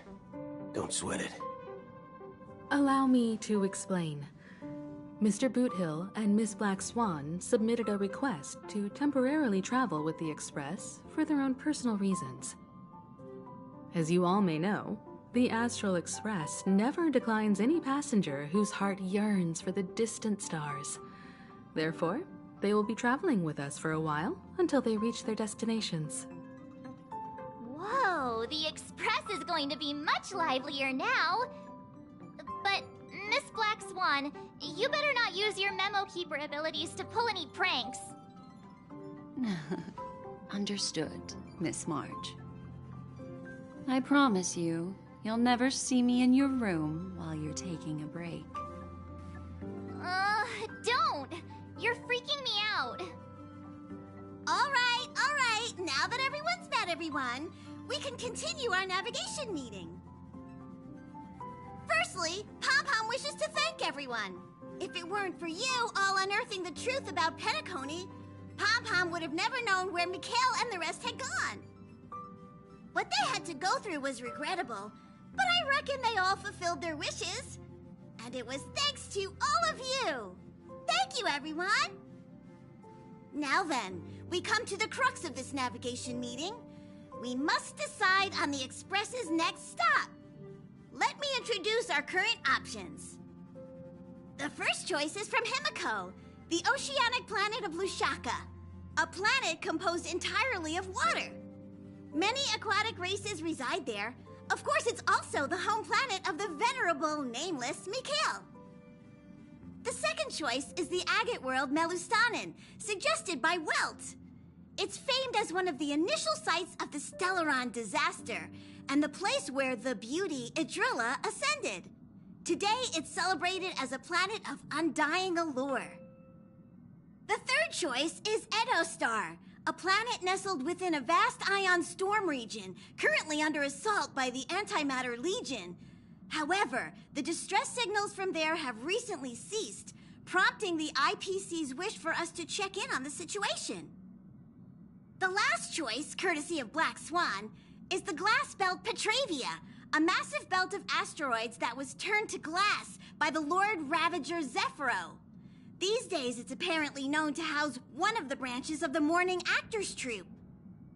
Ooh, so many options. I'm seeing stars already. Next up, everyone will select the destination that they wish to visit, and then we'll put it to a vote. Little Misha and old Mikhail's homeland. Having been through so much in Penacony, as an aspiring nameless, I believe a visit to his homeworld is a must. Count me in. Still, I imagine that planet must have changed entirely after the Stellaron disaster. I've heard that its land masses no longer exist, and the native population has completely changed. I'm not against Miss Himiko's choice, but Edostar sounds like it's in danger. As nameless, should we not extend a helping hand? March is right. Though the fact that the distress signals have ceased means we're probably too late. But I still think we should investigate the situation there. 3 votes for Lushaka, 2 for Edo. Looks like we have a winner!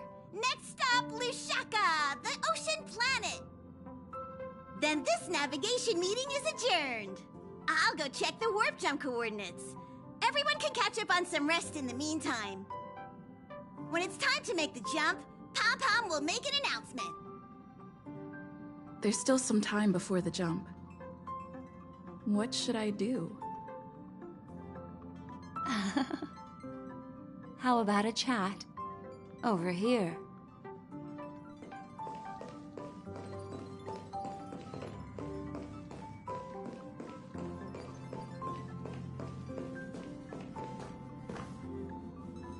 Huh. For some reason, I'm suddenly stricken by the feeling that we haven't crossed paths in quite some time. Perhaps the joy of reuniting after a long time can also be considered just another part of the Trailblaze.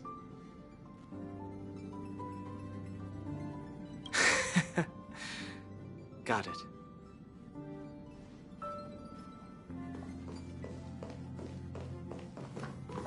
Please let this trip be uneventful. Please let this trip be uneventful. Please let this trip be uneventful.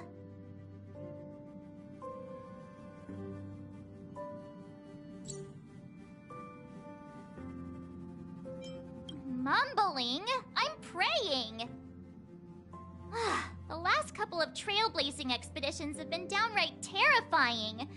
It's about time we had some fun, cozy, and cute adventures for a change. Come on, start praying with me. Please let this trip be uneventful. Please let this trip be uneventful. Please let this trip be uneventful.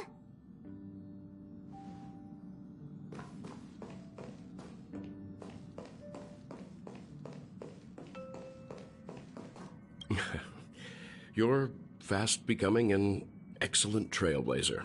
It's an honor to be able to watch you grow. Don't downplay your achievements. Everyone has witnessed your growth.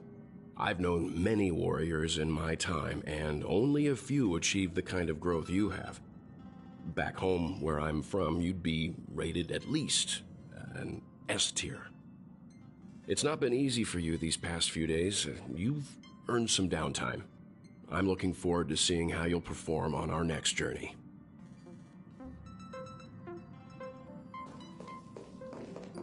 Come to think of it, this trip to Penacony was the first time we trailblazed together, wasn't it? Don't worry. We'll have plenty of time to spend together on the Express, so there'll definitely be more chances for adventures like this. Turn in early today. You've really been pushing yourself hard recently. If you don't take this chance to recharge, it could lead to long-term problems. It seems fine when you're young, but it's a different story as you age.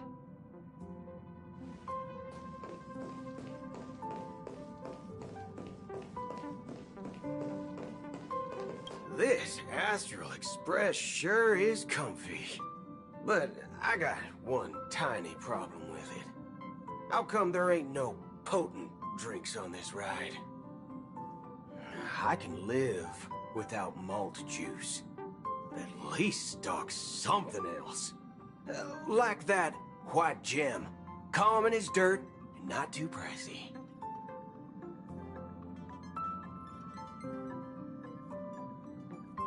You can't use that 12 years of age rule against a mighty ranger like me.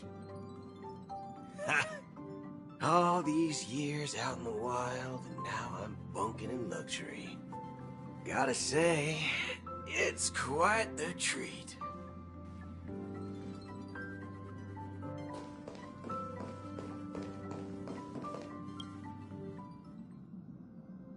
Oh, you're here.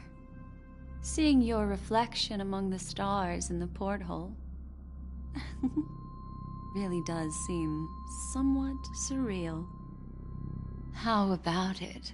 This journey of beautiful dreams. Was it to your liking?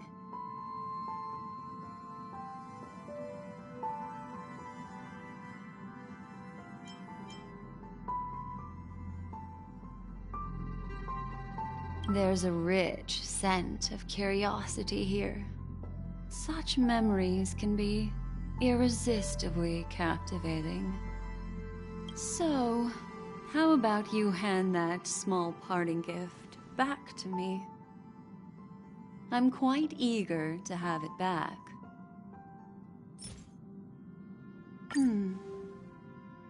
Oh?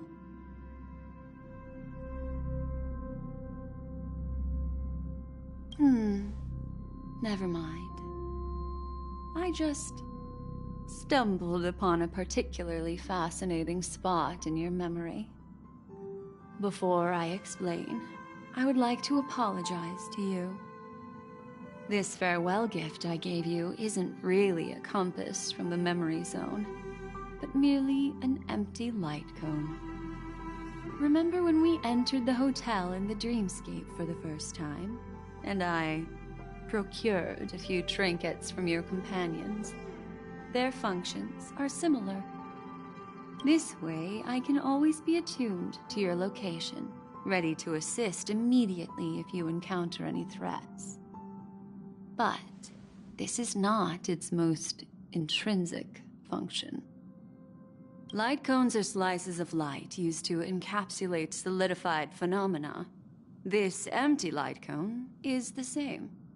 It can etch your memories in their most vivid form, and then allow me to admire and manipulate them, turning them into unique mementos. All the world is born from the power of mind and soul, and that power is memory. To prevent ourselves from being forgotten by the world, we must make the world remember us, or use our memories to recreate it. Life, seemingly vast, offers but a scant collection of impactful memories. Some joyful, some sorrowful, some light, some heavy. But you are different. Memory is a reflection of the future. Within that reflection, I see your unparalleled worth. You have the power to craft memories that can captivate the world. Your memory can illuminate the universe's future path. And that memory will be as scintillating as the star clusters you see in this portal. Precisely. But do you know the deeper meaning behind it? The reason is simple. In this grandiose and ostentatious dream of the families, only you personally experienced the entire course. Patience, my friend. I will reveal the answer to you, but that time is not now. Turn around and take a look at your friends. Every one of them is reveling at the arrival of their next destination, all filled with hopes and expectations of their own present and future. Revealing everything at this moment would be a bit of a buzzkill, wouldn't it? I'm looking for an opportune time, a time when you're totally at ease. Perhaps when the night grows hazy and you're about to drift off would be the most opportune. How about one fine night? I will prepare the candles, aromatics, and even a cushy couch to create a cozy dreamland for you. And then I will tell you the answer in the form of a little bedtime story to lull you to sleep. Ahem. Hi. Hello. Attention all passengers. The express is about to make the jump. Please be seated and hold on. It looks like we're finally about to set off. There are countless gleaming memories out there waiting for us. Why don't we just leave it at that for now? Ah, that's right. As a small token of compensation for playing that little trick on you with the empty light cone, I will gift you with some words. They hold great significance to me. Life is akin to a winding labyrinth where memories serve as our sole companions. You'll remember these words dearly, won't you? In the year 2158 of the Amber Era, the first year of the new epoch, the universe resumed its intended trajectory. The kindling of conspiracy smoldered in Penacony, the land of the dreams. Failing to erupt into a blaze, it instead flickered briefly on Klapoth's anvil, before vanishing in the blink of an eye. The dead, and those fated to die, remain in their eternal slumber, while the living find solace in deep sleep. All clamored in a cacophony of silence, and then went about their own ways. The cosmos emanated a vitality characteristic of a new era, all for the modest price of a brother and sister's mild grief. Babies are born as stars extinguish. The silver rail unfolds. The story of the Astral Express comes to a close, yet it also embarks anew. Time marches forward, heralding the arrival of a new chapter in the history of trailblazing expeditions.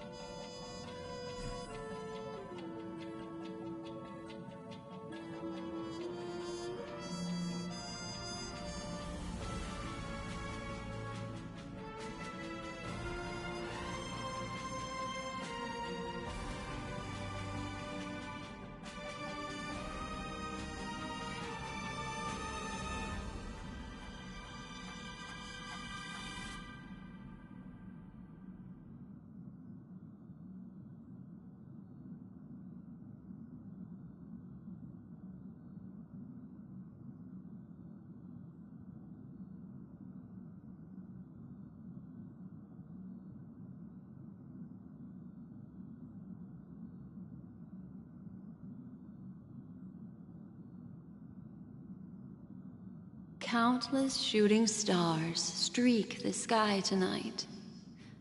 If you can pick the right one, it will carry your wish to thousands of distant worlds.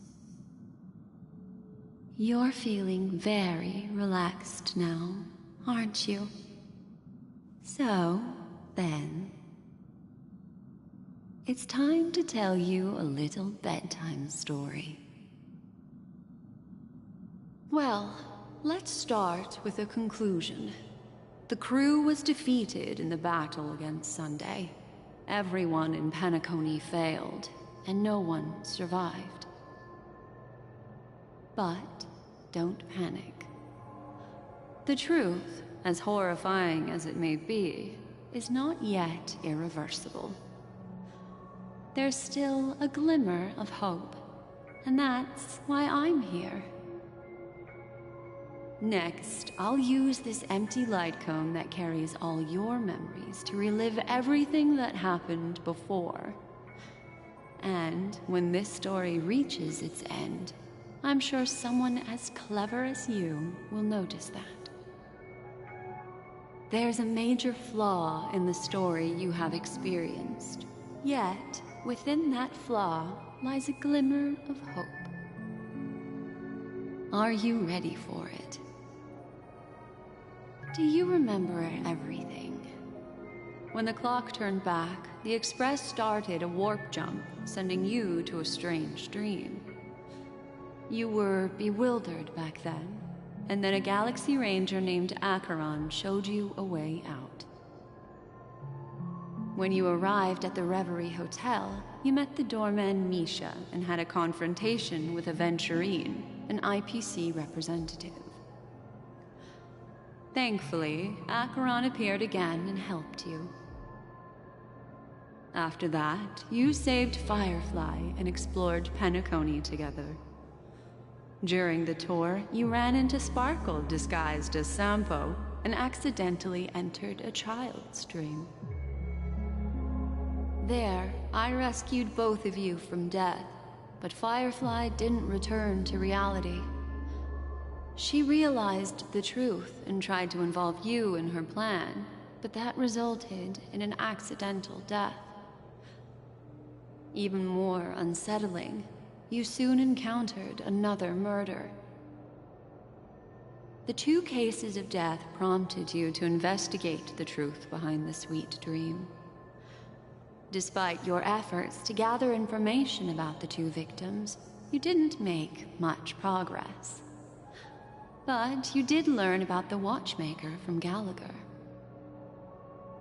Meanwhile, Aventurine was secretly carrying out his scheme, in which you were one of the pawns. In the midst of a fierce battle, Acheron revealed her true identity as an emanator of the Nihility and unsheathed her sword. That strike foiled Aventurine's plan and opened a passage between the sweet dream and the original memory zone. Upon your arrival at Dreamflux Reef, you learned the truth that death was actually dormancy, as well as the truth about the dreamscape, the Stellaron, and the bellboy, Misha. You split up with Sunday and Robin, looking for a way to seal the Stellaron. However, it turned out that Sunday and the Dream Master had their own hidden agenda. And you had to engage in an ultimate duel on the stage of the Charmony Festival. Finally, the story reached its conclusion. You emerged victorious, with the Trailblaze triumphing over the Order, and Penacony embracing a bright and peaceful future. This marks the end of the thrilling journey in Penacony. I'm sure you've already noticed something unusual, haven't you? The major flaw, which contradicts all the known information, hides in this story.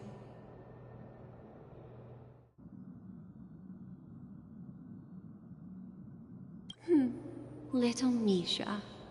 Or should I call him the Watchmaker? He's only a segment of memory in a dream bubble, but his ambition for the Trailblaze led him to leave the bubble and embark on a grand adventure in Penacony.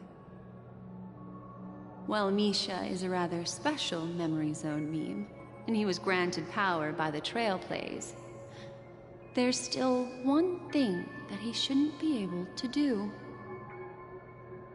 A life born in the memory zone could never manifest in reality. So, why did he appear in the Reverie Hotel in reality? The answer is simple. He is the one fatal variable that contradicts all our known information. This means that you, who wholeheartedly believe in this memory, are still trapped in the dreamscape at this very moment. Wake up, sleepyhead. Break free from this eternal dream and return to the real world. We'll find our answers there. The train is about to make the jump. 5, 4, 3, 2.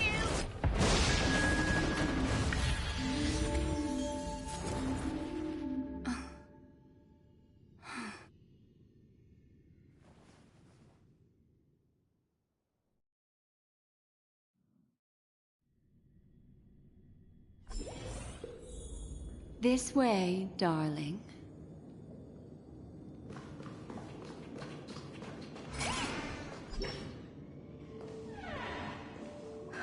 Not another one.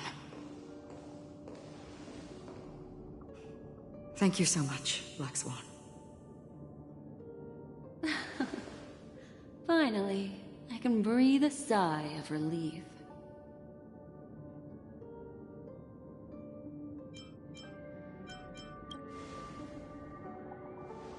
I understand you must be confused, and we'll do our best to shed light on the situation.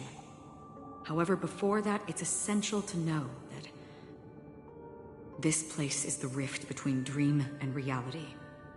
A place reserved only for those who have awakened from Enna's dream.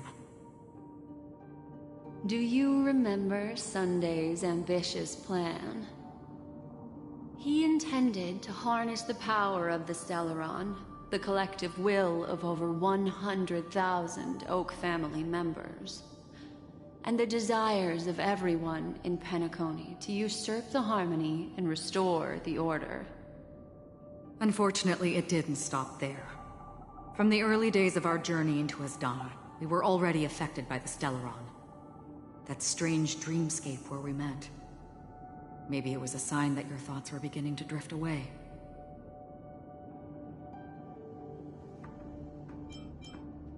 I don't think the goal of the Order was to put everyone into a deep sleep. Quite the contrary. They used the Stellaron to catalyze the leakage of Asdana's memoria into the material world, allowing the dreamscape to blend with reality. And that included a lot of memoria from the Beyond the Sky Choir.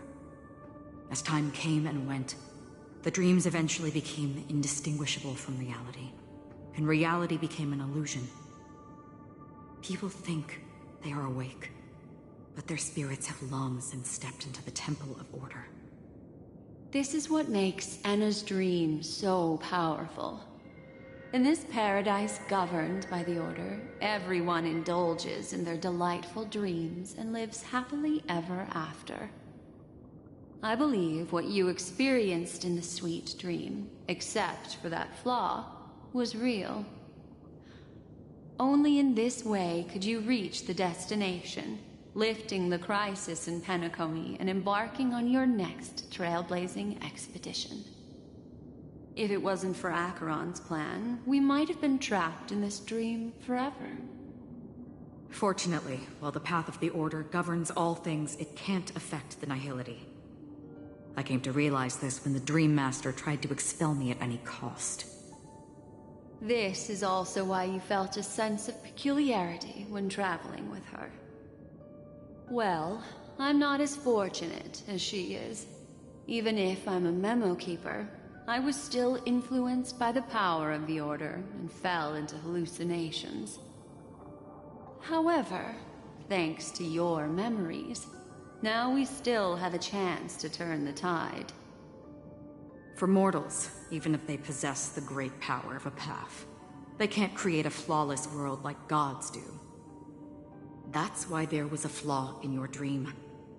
In other words, once you have realized the world is not real, you'll have a chance to break free from the dream. The flaw in your dream lies within Nisha, who could have never appeared in reality. When I turned the pages of your memories, I realized that I was in an illusion too.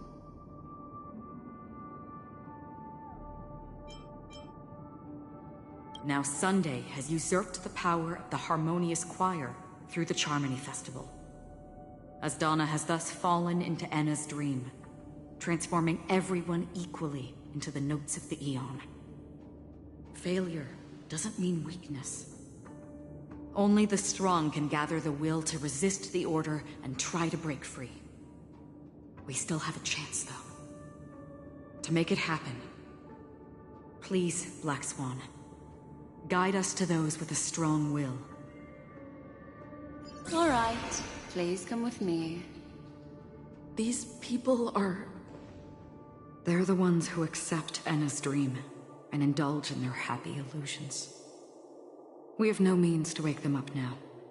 Not even your clockwork will do the trick. However, there are still other things we can do. Let's keep going.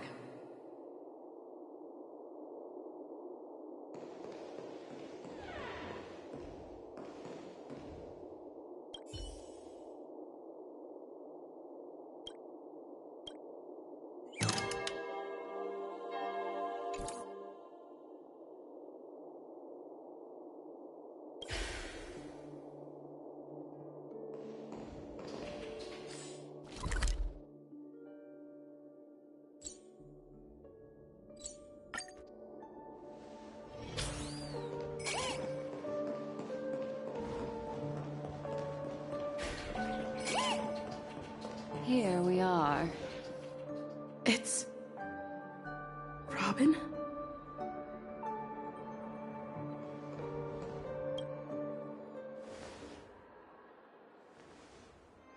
Finally, you've arrived. Let me introduce you to Robin. She woke up from Anna's dream by her own will, and it's this tough lady who led us here with her song. I woke up for the same reason as all of you. In the dream, I experienced something that could never occur in reality. Are we going to lock it up in a cage? I want to see it fly freely in the sky. Without us, this bird would be too fragile to survive on its own.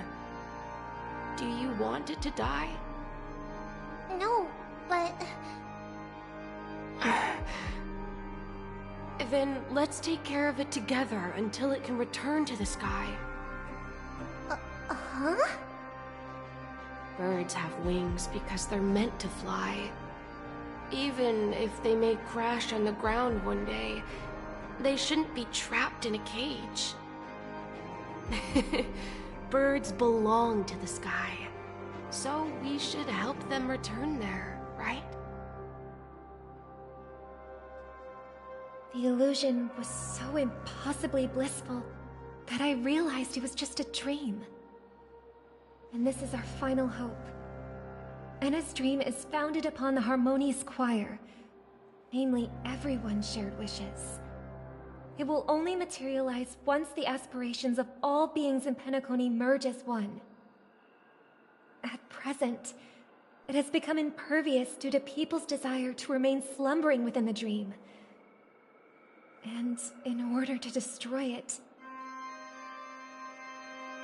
we must make everyone in Penacony want to wake up. Now comes the tricky part. How do we do it?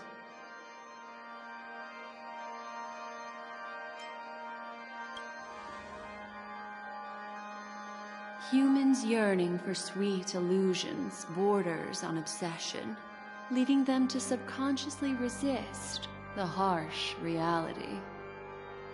Therefore, I carefully selected a moment where she was completely unguarded, guiding her to uncover the truth herself to make her regain her consciousness. However, to wake up everyone in Penacony and get them to share the same determination, that would be nearly impossible. Indeed. I'm afraid it's almost as difficult as resurrecting an Eon.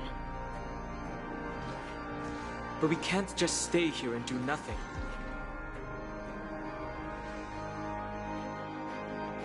This is a critical moment for the whole universe.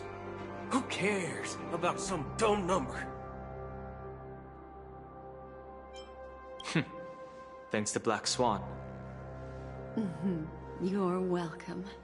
And thanks to the memo keepers in Penacony, too. I believe your partners have also awakened from their dreams. This is the first step of our plan. With the assistance from the Garden of Recollection, those who possess a strong will, like you, will gradually awaken from the dream. These free wills are the discord that will sway Anna's dream. However, awakening a mere handful of individuals is insignificant compared to the vast number of people immersed in the dream. We must find other ways to awaken the free will of millions of people within a short period of time. If breaking through from the inside proves challenging, we can seek assistance from the outside. We've long been aware of a potential solution. Asdana is a galaxy known for its abundant memoria and the remarkable phenomenon known as synesthesia dreamscape. When people first enter this place, they often find themselves and others sharing a collective dream. At this very moment, there is only one dream encompassing the entire Asdana system. So, you mean, if we can attract a large number of outsiders to this system, their free will would intertwine with this dream and shake it to its core? However, those outsiders might also succumb to the dream and become the foundation of the Order instead. The real challenge is, how can we gather a huge number of people as determined as you within a short period of time? Looks like the Jade Abacus of Allying Oath will be the only solution. No. No need for that. Keep your once-in-a-lifetime treasure. We don't need to bother the Cienjo Alliance for such a tiny request. You want thousands of people with unwavering free will? That's easy. Just leave it to us Galaxy Rangers. You can gather Galaxy Rangers? Outsiders may see Galaxy Rangers as elusive and disconnected individuals, and actually, they're right. And that's why we have a tacit understanding among us. Do you know what it is, Acheron? It's the relic I returned to you. Exactly. Its owner must have told you that it's meaningless to anyone other than a Galaxy Ranger, and that it can only fulfill its purpose when returned to its rightful owner. Because it's a burial artifact, worthy only of a hero who has served the Galaxy Rangers with honor.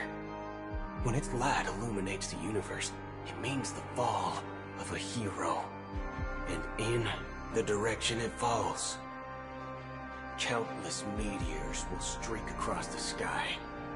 Those meteors are Galaxy Rangers, coming from all corners of the cosmos, driven by a shared purpose, without questioning the cause or counting the cost, because we abide by a common principle.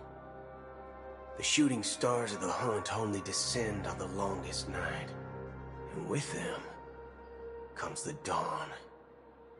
We've stayed silent for far too long. Now, it's time to remind all the cowards, oppressors, and villains of the universe of our presence. I'll be the one to ignite the first spark. Once the dreamscape is swayed, I'll complete the second step. I'll fine-tune the slumbering souls with the Song of the Harmony, interrupting them with the discord of Trailblaze, and guiding them towards reality.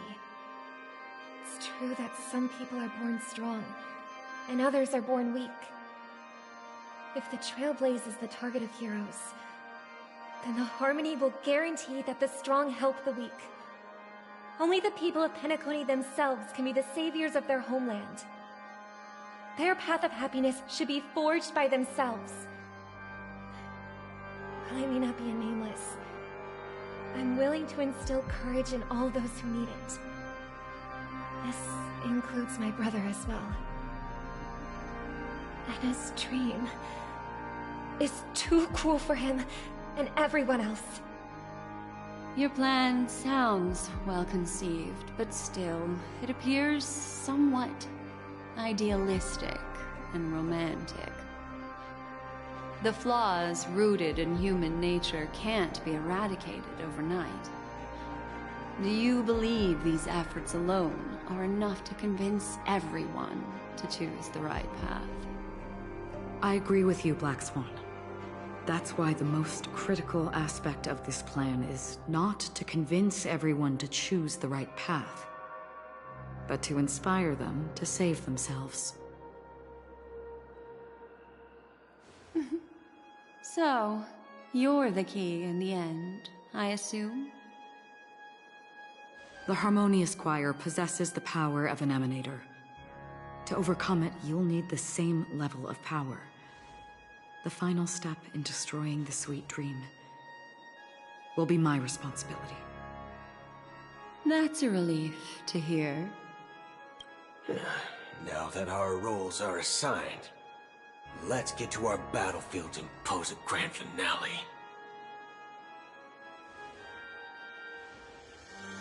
May I have a moment alone with you? There's one more thing I need to explain to you. This grand festival is drawing to its close. This is the starting point for the ultimate stage of our journey. just as it marked the beginning of all the stories in Penacony.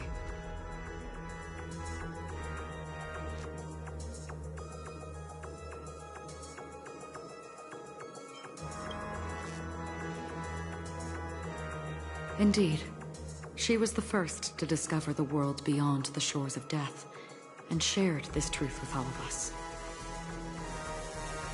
There's something you should know. We were able to locate you within this boundless dream, and find the key to breaking free from the dream. All because of one person's unwavering dedication. Firefly. She awakened from the dream ahead of others, discovered the Express amidst the stars, and brought us valuable information about the remnants of the Order. She may have been aided by the script, and it came at a cost. As you know, Firefly is a stowaway who entered the dreamscape in a different way from ours. Without the dream pool in the hotel or assistance from the family, she can only awaken from this dream in one way. A real death. We mustn't fail her determination. I'm not implying that we must win this fight no matter what, but our resolve should match that of that courageous lady. Are you ready?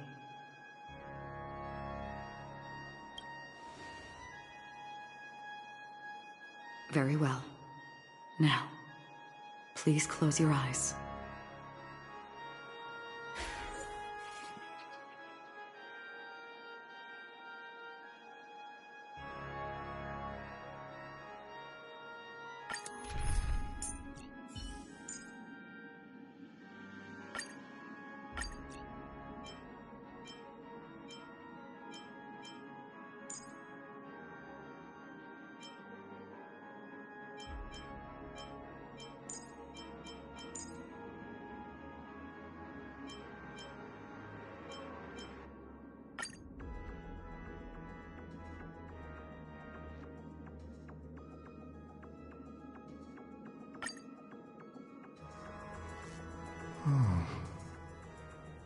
How long has this reign been ongoing? If I remember correctly, it has lasted for decades, or even centuries. The unwavering determination of the Hunt followers persists even in death. But thankfully, we've guided those lost souls to their lives beyond. They were heroes in their time. And they won't be reduced to puppets of the Nihility in their death. You see, the shadows on the sea have vanished. Do you remember? He once said that the sky would clear when the regrets of the departed had faded away. But it's still raining. I know. So, why is all this? Why did this rain choose me? Because someone's regrets haven't been fulfilled, perhaps. Mortals who walk the paths are like sailors on a vast ocean, leaving behind a trail that creates countless ripples of possibilities. These ripples last longer than the fleeting lifetimes of humans. And for some, their presence leaves such a strong mark that it's reflected in the waves. Sin-thirsters, the obsessions of the Pathstriders. They emerge from the depths of Ix, seeing themselves as masters of their own destiny, unknowingly repeating the actions of their past lives. They emerge from the Nihility and head toward it, leading purposeless lives. However, these hollow phantoms, they have journeyed with me for such a long time. Oh, so this is how it is. I'm already dead. Yes. You watching over me? This is my duty. as Acheron the Watcher. I'm guarding the path to the abyss of the Nihility, guiding every soul reluctant to become one with it. Back to this side. But if this is what the departed ones expected, should you try to change it? I don't know. But someone once told me that when the inevitable moment came, he hoped that someone would stand at his grave and place a bouquet of flowers. Even if it doesn't make sense at all. Some tasks have to be done, even if they are pointless. I have experienced that much already. Please extend your hand, and then close your eyes. I'll carry your wish with me and fulfill it. Only then will I be able to put an end to the final regret by the Dead Sea. Will I ever see them again? Yes, that is certain. Because it was you who told me about the Express, your two former companions.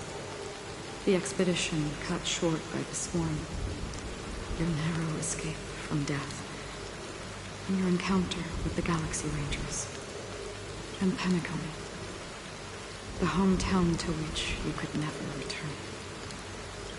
Yeah. For countless times, I got rejected by the family and had to pass it by. But I knew that my companion was still there.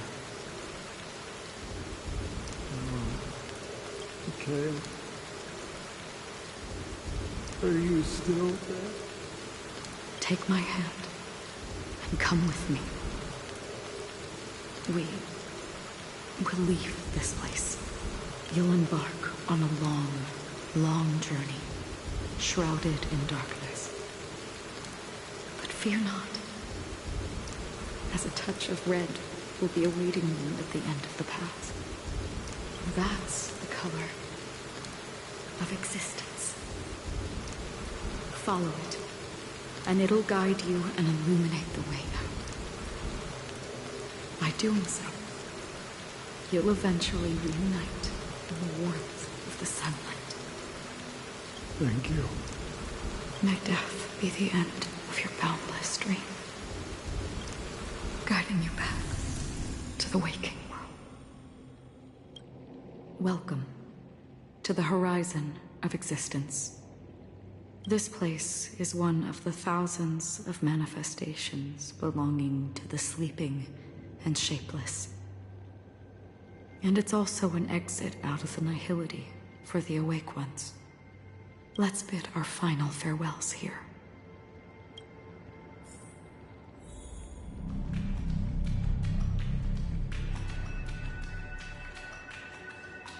Always distinguish between reality and imagination. All right, Gray. Life is akin to a winding labyrinth, where memories serve as our sole companion. May your schemes be forever concealed. Anna's dream was too cruel for him and everyone else. To the imperfect tomorrow. I still remember the question on the invitation letter. Why does life slumber? Why does life slumber? We don't know the answer yet, but we're about to awaken from this dream. Or perhaps such is the answer itself. Leave this place.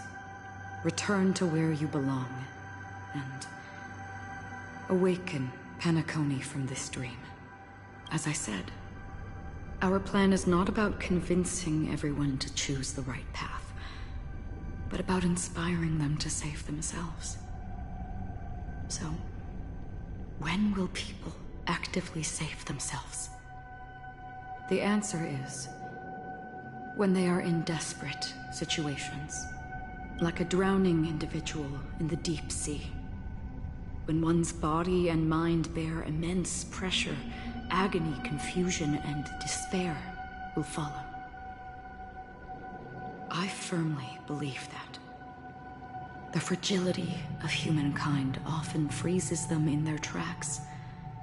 But in truly desperate situations, they will strive to save themselves.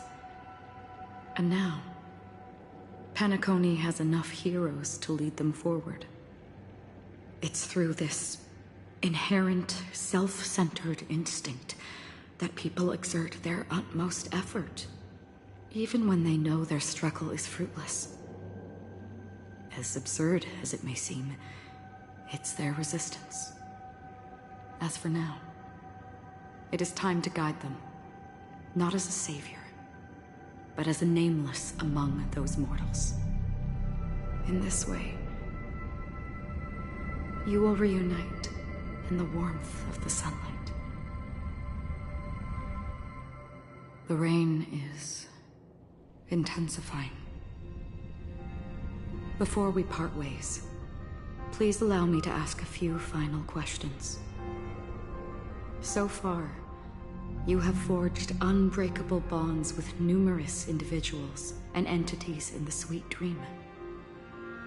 Might I ask if you fear severing these bonds with your own hands?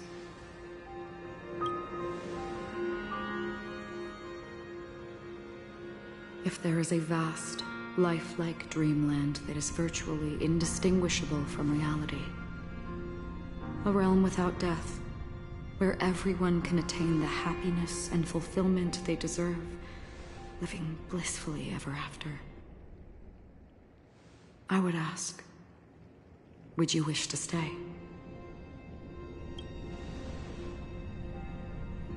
Imagine if this splendid dream were fated to fall apart. Friends, family, strangers, followed by the gentle breeze, soaring birds, the stars, and ultimately yourself. Everyone, and every face they remember. The joy and the heartaches, the vows sealed and those left hanging. All will inevitably march towards a predetermined ending. If you had grasped the journey's finale right from its inception, I would ask, would you still embark on this journey?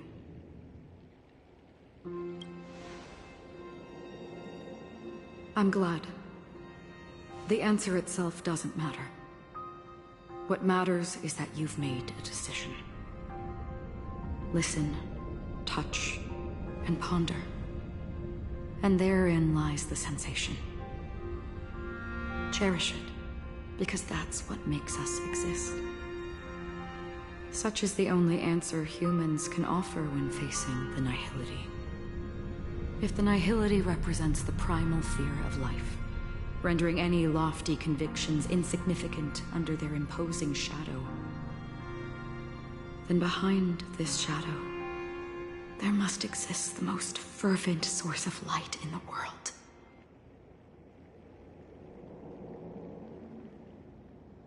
Just as every life that edges closer to death fervently approaches the end of the nihility, we must pursue that primordial light. You don't think you exist in the nihility? And you watch over others to depart it? Such a task is absurd and meaningless. Nevertheless, someone had to do it. As for the meaning you mentioned, even if it's a meaningless task, I've come this far, haven't I? Even if the future you forge may not even belong to you. It may not belong to me, but it definitely belongs to someone. But hardships you must have experienced.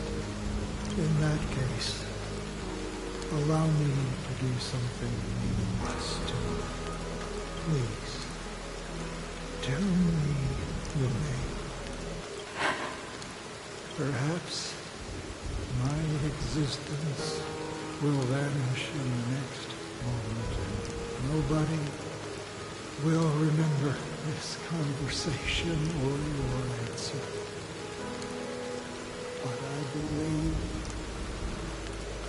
that your name should be remembered. And this universe will remember it as well.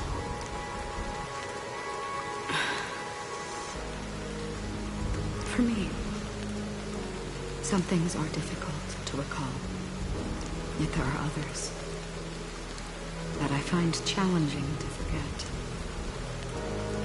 Such is memory, a creation of the past that blossoms into significance in the distant future. I remember that marks the start of my journey. The origin of the vibrant red hue in my life. And the most fervent element amidst every tempest. That's my name. Raiden Bozen Mori. May.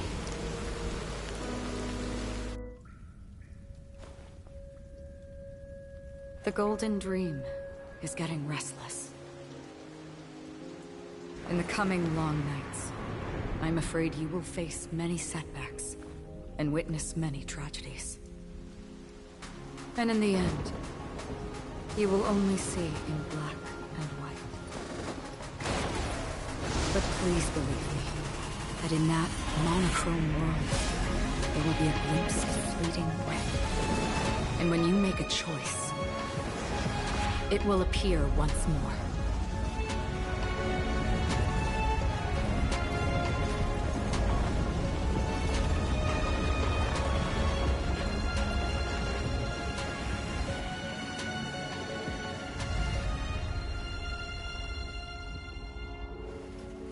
What you must do is ponder its significance. Then return to the waking world.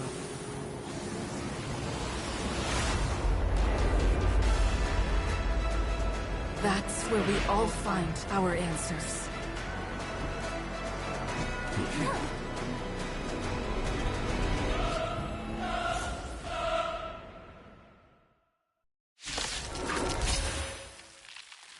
Have you broken free from the dream of order?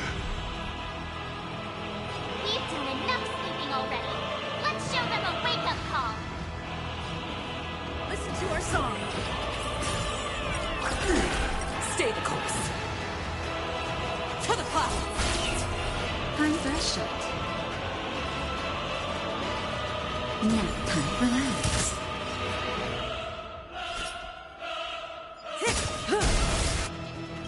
Good times never last. Time to say bye. Boom. I can take it. The wind is rising. Bullets!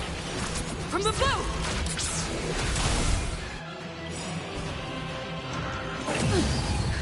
Justin, just a little something. Think nothing of it. Thank you, comrade. Without order, how can the weak be righteous? Wake up! May as well kill them all.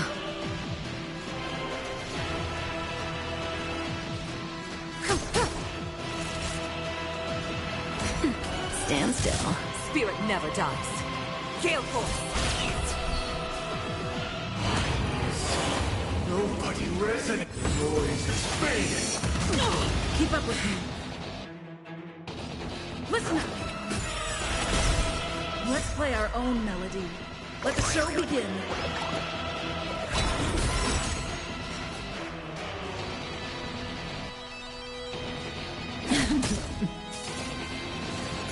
I'm okay. Relax. Nap time. Sink into a dream. Say bye to breathing.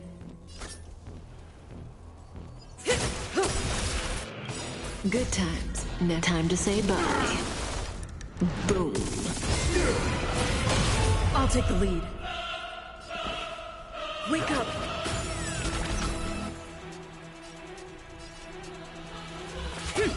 Stand still. Thanks. You're too good to me. May as well kill them all.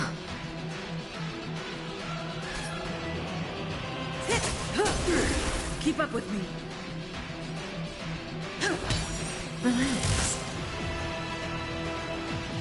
To the cloud! Naughty The child. wind is rising. Bullets! From the blue!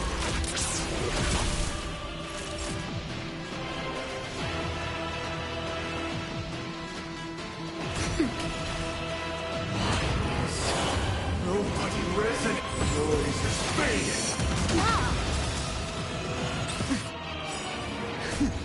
Just a little something. Think nothing of it. Thank you, comrade. Say bye to breathing.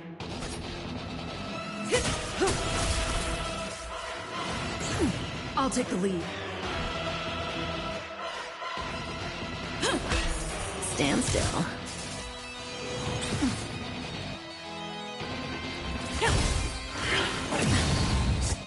Sink into a dream. Good times. Never last. Time to say bye.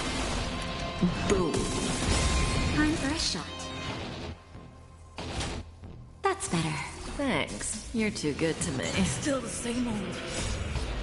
Let the show begin.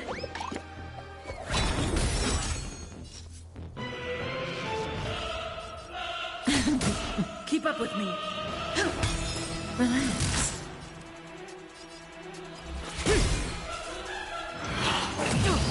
Sing together. Naughty child. Nap time.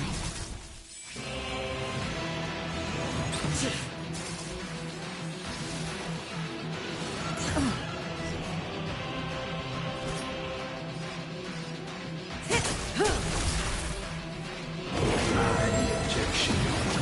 Feel free to make your case.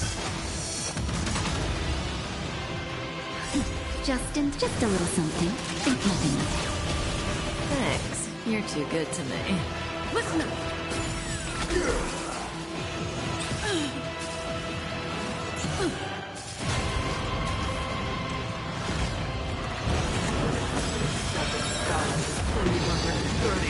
Notes.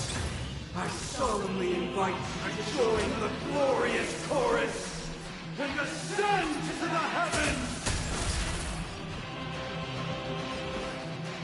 Wake up.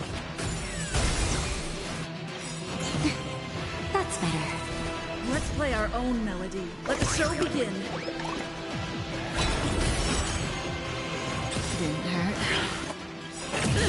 Good times never last. Time to say bye. Boom. Time for a shot.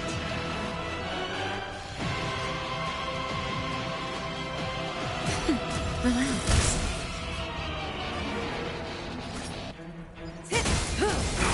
Keep up with me. Stand still. Noise is fading. It is indistinguishable from reality. Can it still be called an illusion? Still the same. Naughty child. Nap time. Noisy. Listen up. We make perfect melody on command. Recreate paradise anew.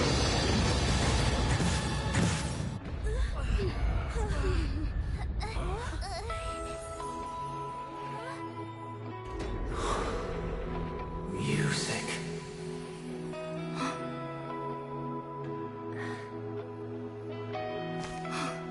There seems to be another kind of sound coming into the Order's symphony.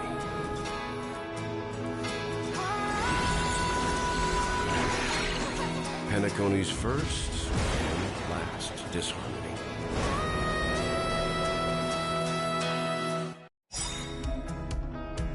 Those imprisoned in their dreams are awakening for freedom.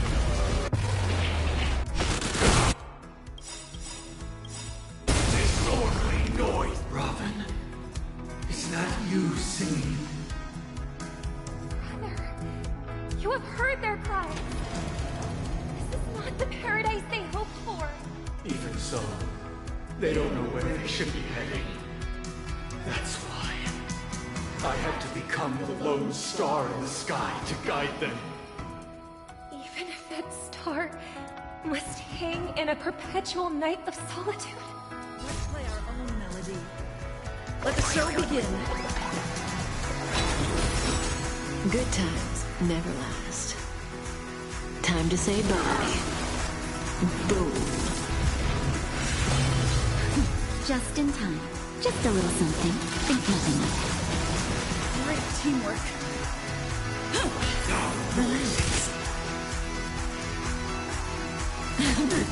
Noisy. Stand still. Wisdom comes protection. Wake up.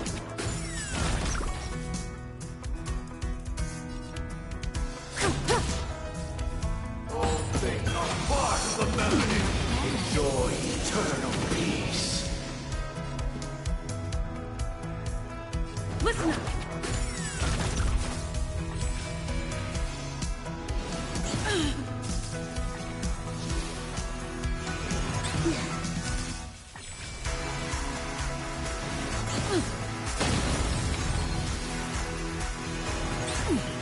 Noise is fading. This is Eternal prayer. time for a shot. That's better. Great. Teamwork. Still the same.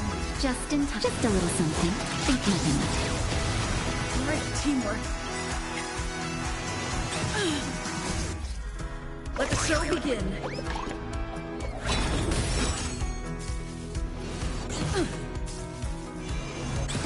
I'll take the lead. Wake up.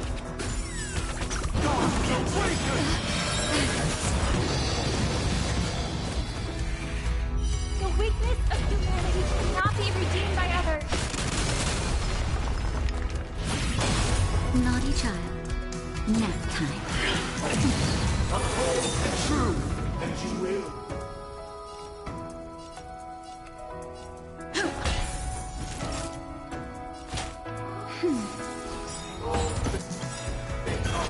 Part of the melody. Just in time. Just a little something. Think nothing of it. Great teamwork. Sink into a dream. Keep up with me.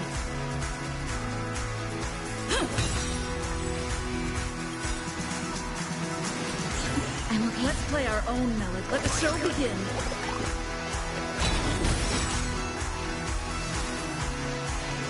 Still the same old.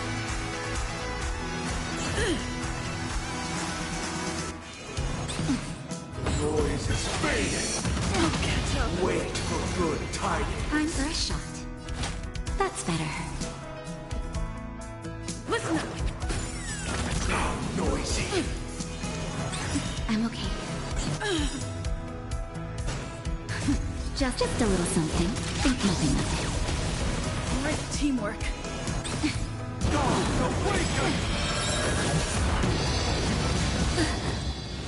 Still the same old. Have you broken free from the dream of order? We've done enough sleeping already. Let's show them a wake-up call. Spirit never dies. Gale Force. Nap time. Stand still.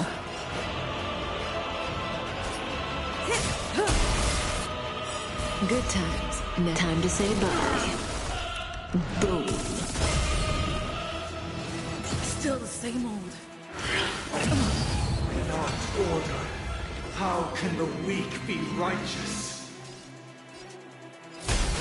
Stay the course.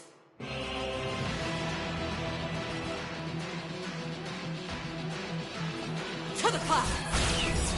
I'll take the lead. Listen up. Naughty child. Relax. Nobody resonates. The wind is rising. Bullets! From the boat! Disorderly noise.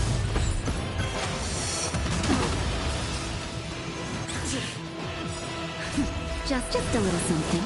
Think nothing of it. Thank you, comrade. Keep up with me. Stand still. Let's play our own melody. Let the show begin. Spirit never dies. Gale Force. Nap time.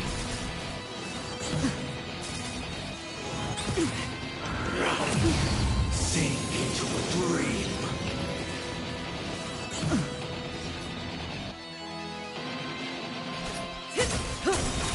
I'll take the lead. Good times never last. Time to say bye. Boom.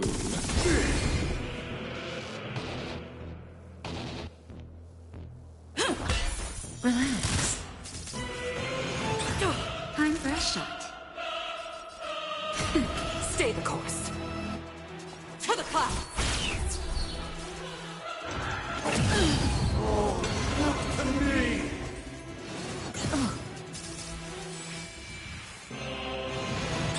I'm okay. Keep up with me.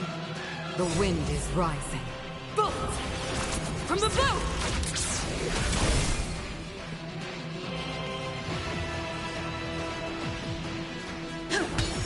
Stand still. Gale Force! Naughty child. Nap time. Nobody resonates. Oh, they are part of the melody. Watch yourself! Just a little something. Think nothing of it. Thanks. You're too good to me. Didn't hurt.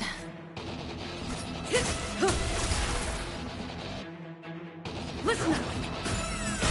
Spirit never dies. Let's play our own melody. Let the show begin.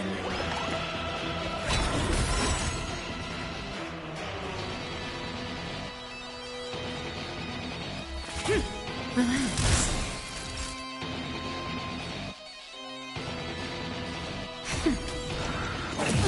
Enjoy eternal peace. Good times. Now time to say bye. Boom.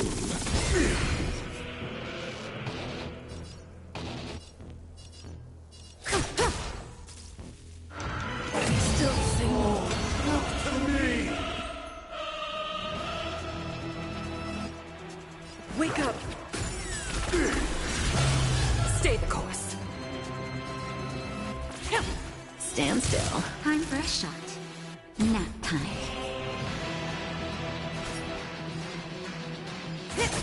Noisy. Noise is fading. Listen up! Let's play our own melody. Let the show begin. As easy as that. To the clouds!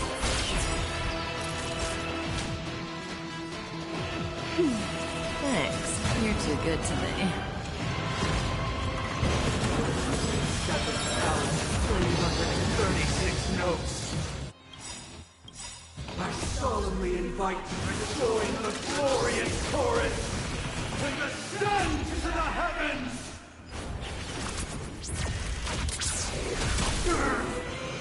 Didn't hurt. Disorderly noise!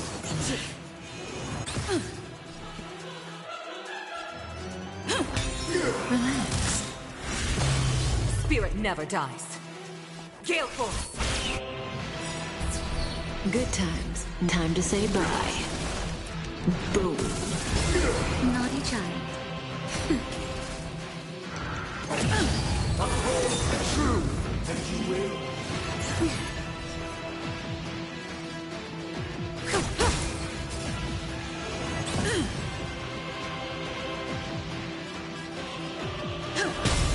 Stand still. All things are part of the melody. The dreamscape is indistinguishable from reality. Can it still be called an illusion? That's better. Thank you, comrade. Just a little something. Think nothing of Great teamwork.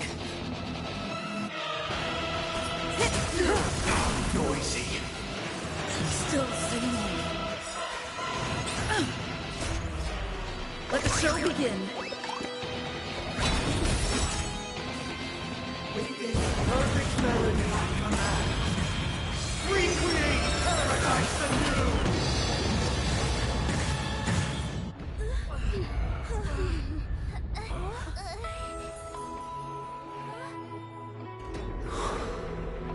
Music.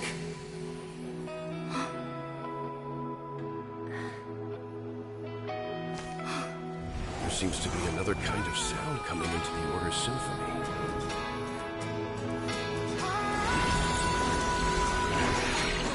Penacony's first and last disharmony.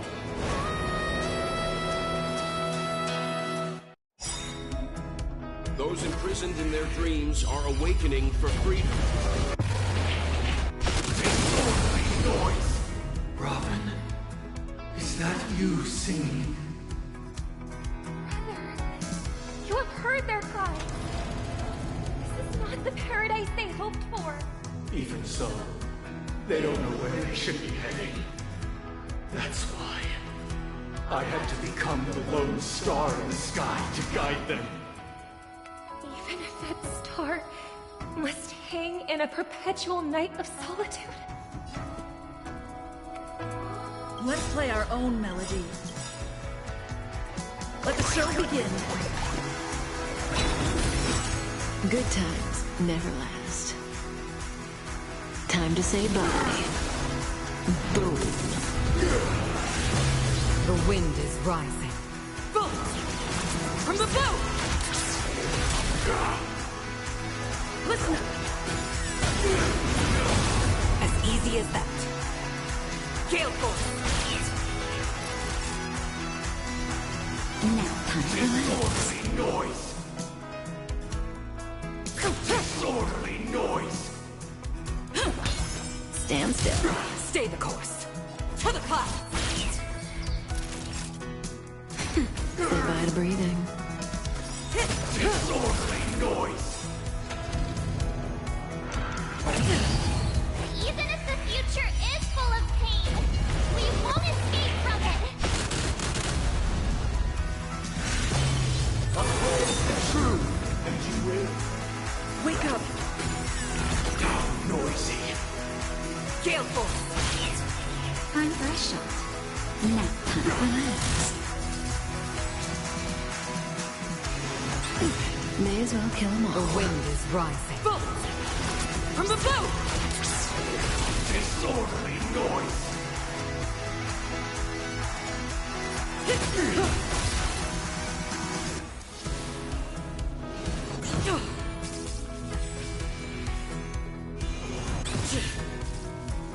noise is fading. Enjoy eternal peace. Naughty child. Stand still. Time to say bye. Boom. Now, noisy. Say bye to breathing. All things are part of the melody. Let's play our own melody. Let the show begin. Just a little something. Think nothing of it. Thank you, comrade. Eternal prayer. Keep up with me. Listen up. Witness the will of the weak.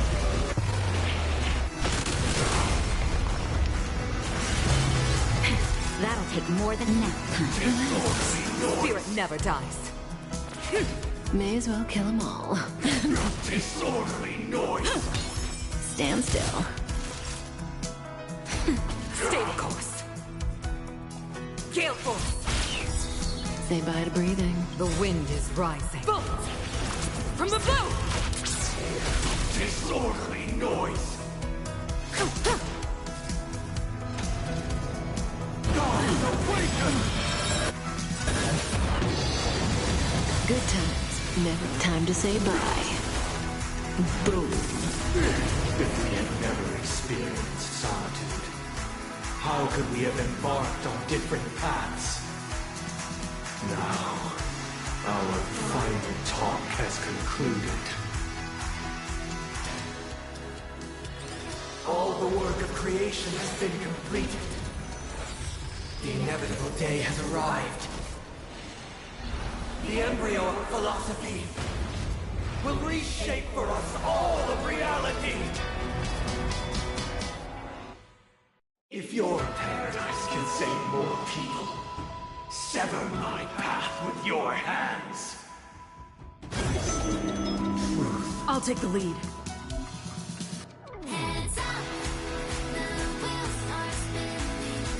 Wake up! Have a noble soul! Don't be shackled by the past!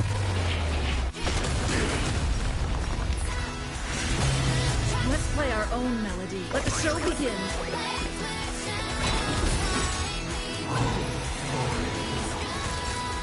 May I honor you? I swear on words. Spirit never dies.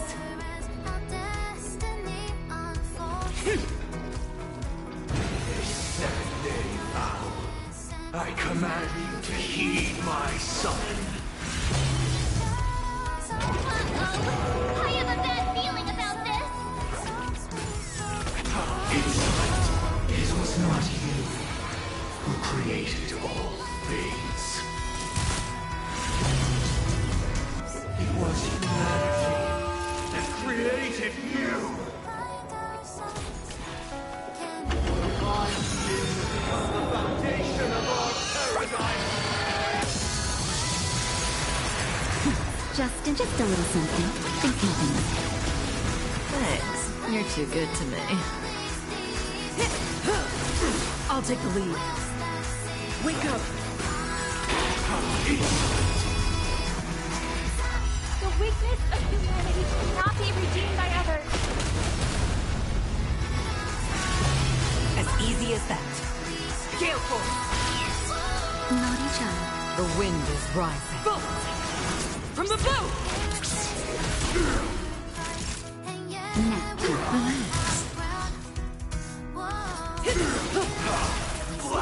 Good times. Never time to say bye. Boom. Blasphemous. Listen up! Blasphemous. Stand still. Blasphemous. Blasphemous. Wake up! Spirit never dies. Blasphemous. To the pot! May as well kill them all.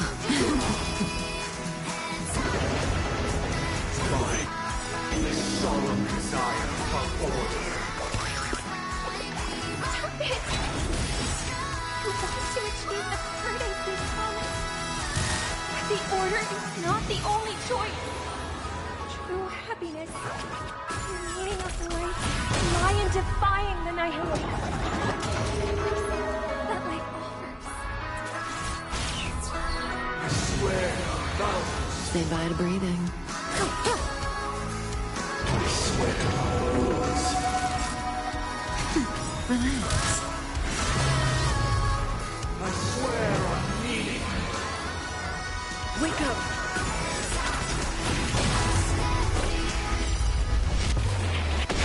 Insolent.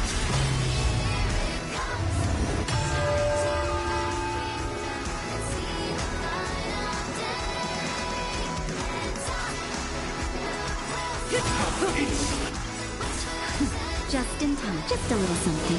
Think nothing of it. Thank you, comrade. Good times. Now time to say bye. Boom.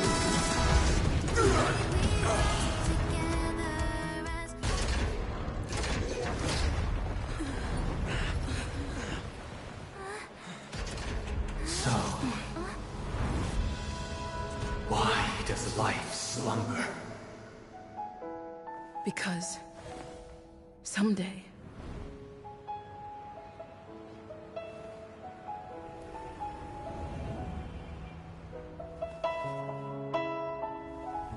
we will wake up from our dreams.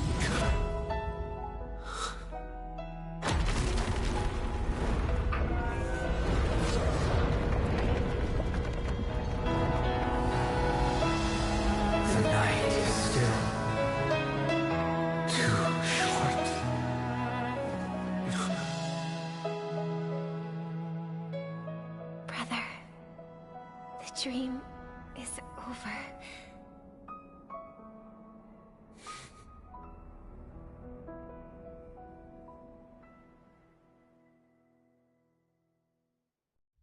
In the first year of the AE 2158, a fiery conspiracy erupted in the land of the dreams, but soon faded in chaos and destruction. Whispers carried the tale of those fateful 48 system hours, when a sun teetered on the precipice of collapse. A paradise stood on the brink of destruction, and a world was poised to surrender to its new master. Amidst it all, a body decayed, a pack of vultures gathered, and a brother and sister were doomed for eternal separation. And so, an eon succumbed to slumber once more. Some celebrated this fall, while others mourned. Among the insignificant witnesses, mere specks in the vast tapestry of the universe, it was said that this time, the Eon met their demise with dignity. As the cosmos bathed in the radiance of a pure dawn, a tempestuous storm brewed on the horizon. The chant of everything for the Amber Lord grew ever louder. Yet, no matter how one contemplates it, time inexorably swings Klapot's colossal hammer in eternal cycles. The tale of the Astral Express reaches both its conclusion and a new beginning. Time marches forward, heralding the arrival of a new chapter in the history of trailblazing expeditions. Brother, do you think the stars will fade away? Where did that come all of a sudden? Because the constellation that looks like a bird, the Torrent Eagles, looks a bit dim lately. It's the Torment Eagles. Don't worry, it's still there. It's just it's located in the inner ring of Penacony and can only be seen when spring and summer overlap. As for the question you asked, I think stars do die, just like people. But do you know, sister? No star actually belongs to the present. The light we see from them is from a long time ago. Even after the stars perish, their light will travel millions of light years, spanning countless years, to illuminate the night sky of another world. In our paradise, I believe there will be a star like that, shining with the same light. Its radiance will last forever, and its name will be happiness. No, not just one star. We should have 2 stars. Or maybe even more. Yeah, you're right. It's a deal. It's a deal, then. This is our promise, and nothing will sway our ideals. Yeah, you bet.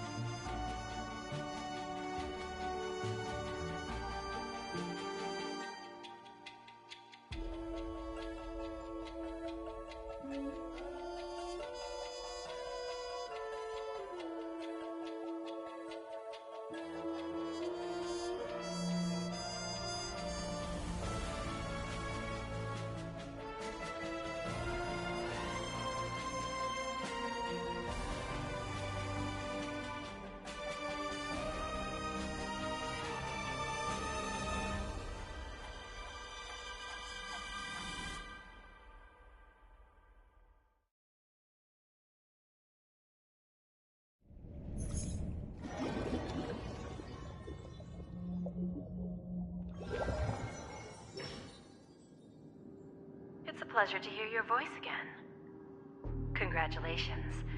You've become the biggest winner of this festival. Are you calling just to poke fun at me? No. I'm just impressed. Not only did you venture alone into Penacony and discover the truth of Dreamflux Reef, but you also managed to escape with the help of that Knight of Beauty. Remember the recording you received from your Trailblaze friend? It's now the most valuable chip in this game. However, this came at a high cost. Losing a cornerstone is a hefty price to pay.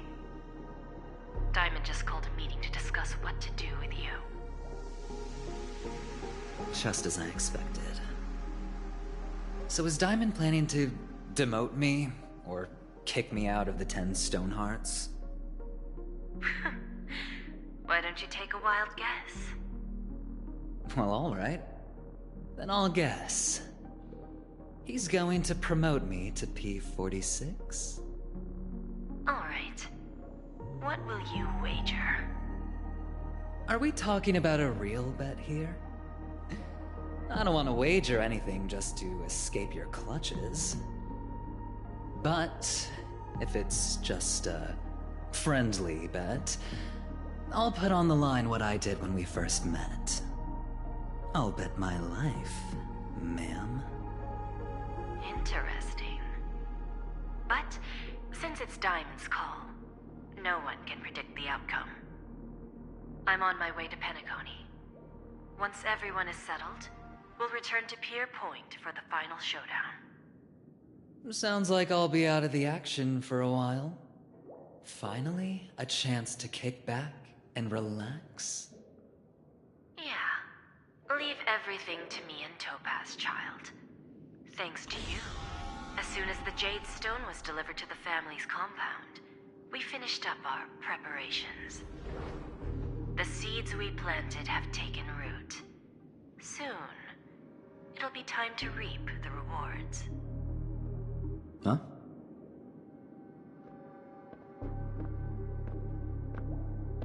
Let's wrap it up for now. Looks like I've got a visitor here.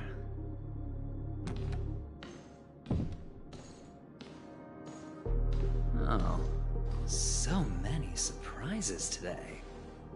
Didn't expect a Galaxy Ranger and wanted criminal to show up here.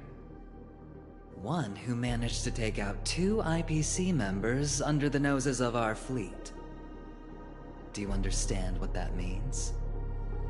Screw Wubba Boo, I just put him to sleep. Don't try to intimidate me with that nonsense. Besides, I've taken down more IPC lackeys than the residual value you squeezed. And I don't mind adding a few more zeros to my wanted poster. I have a question for you. Be honest, or I don't mind putting a bullet into your head. Tell me, where is Oswaldo Snyder?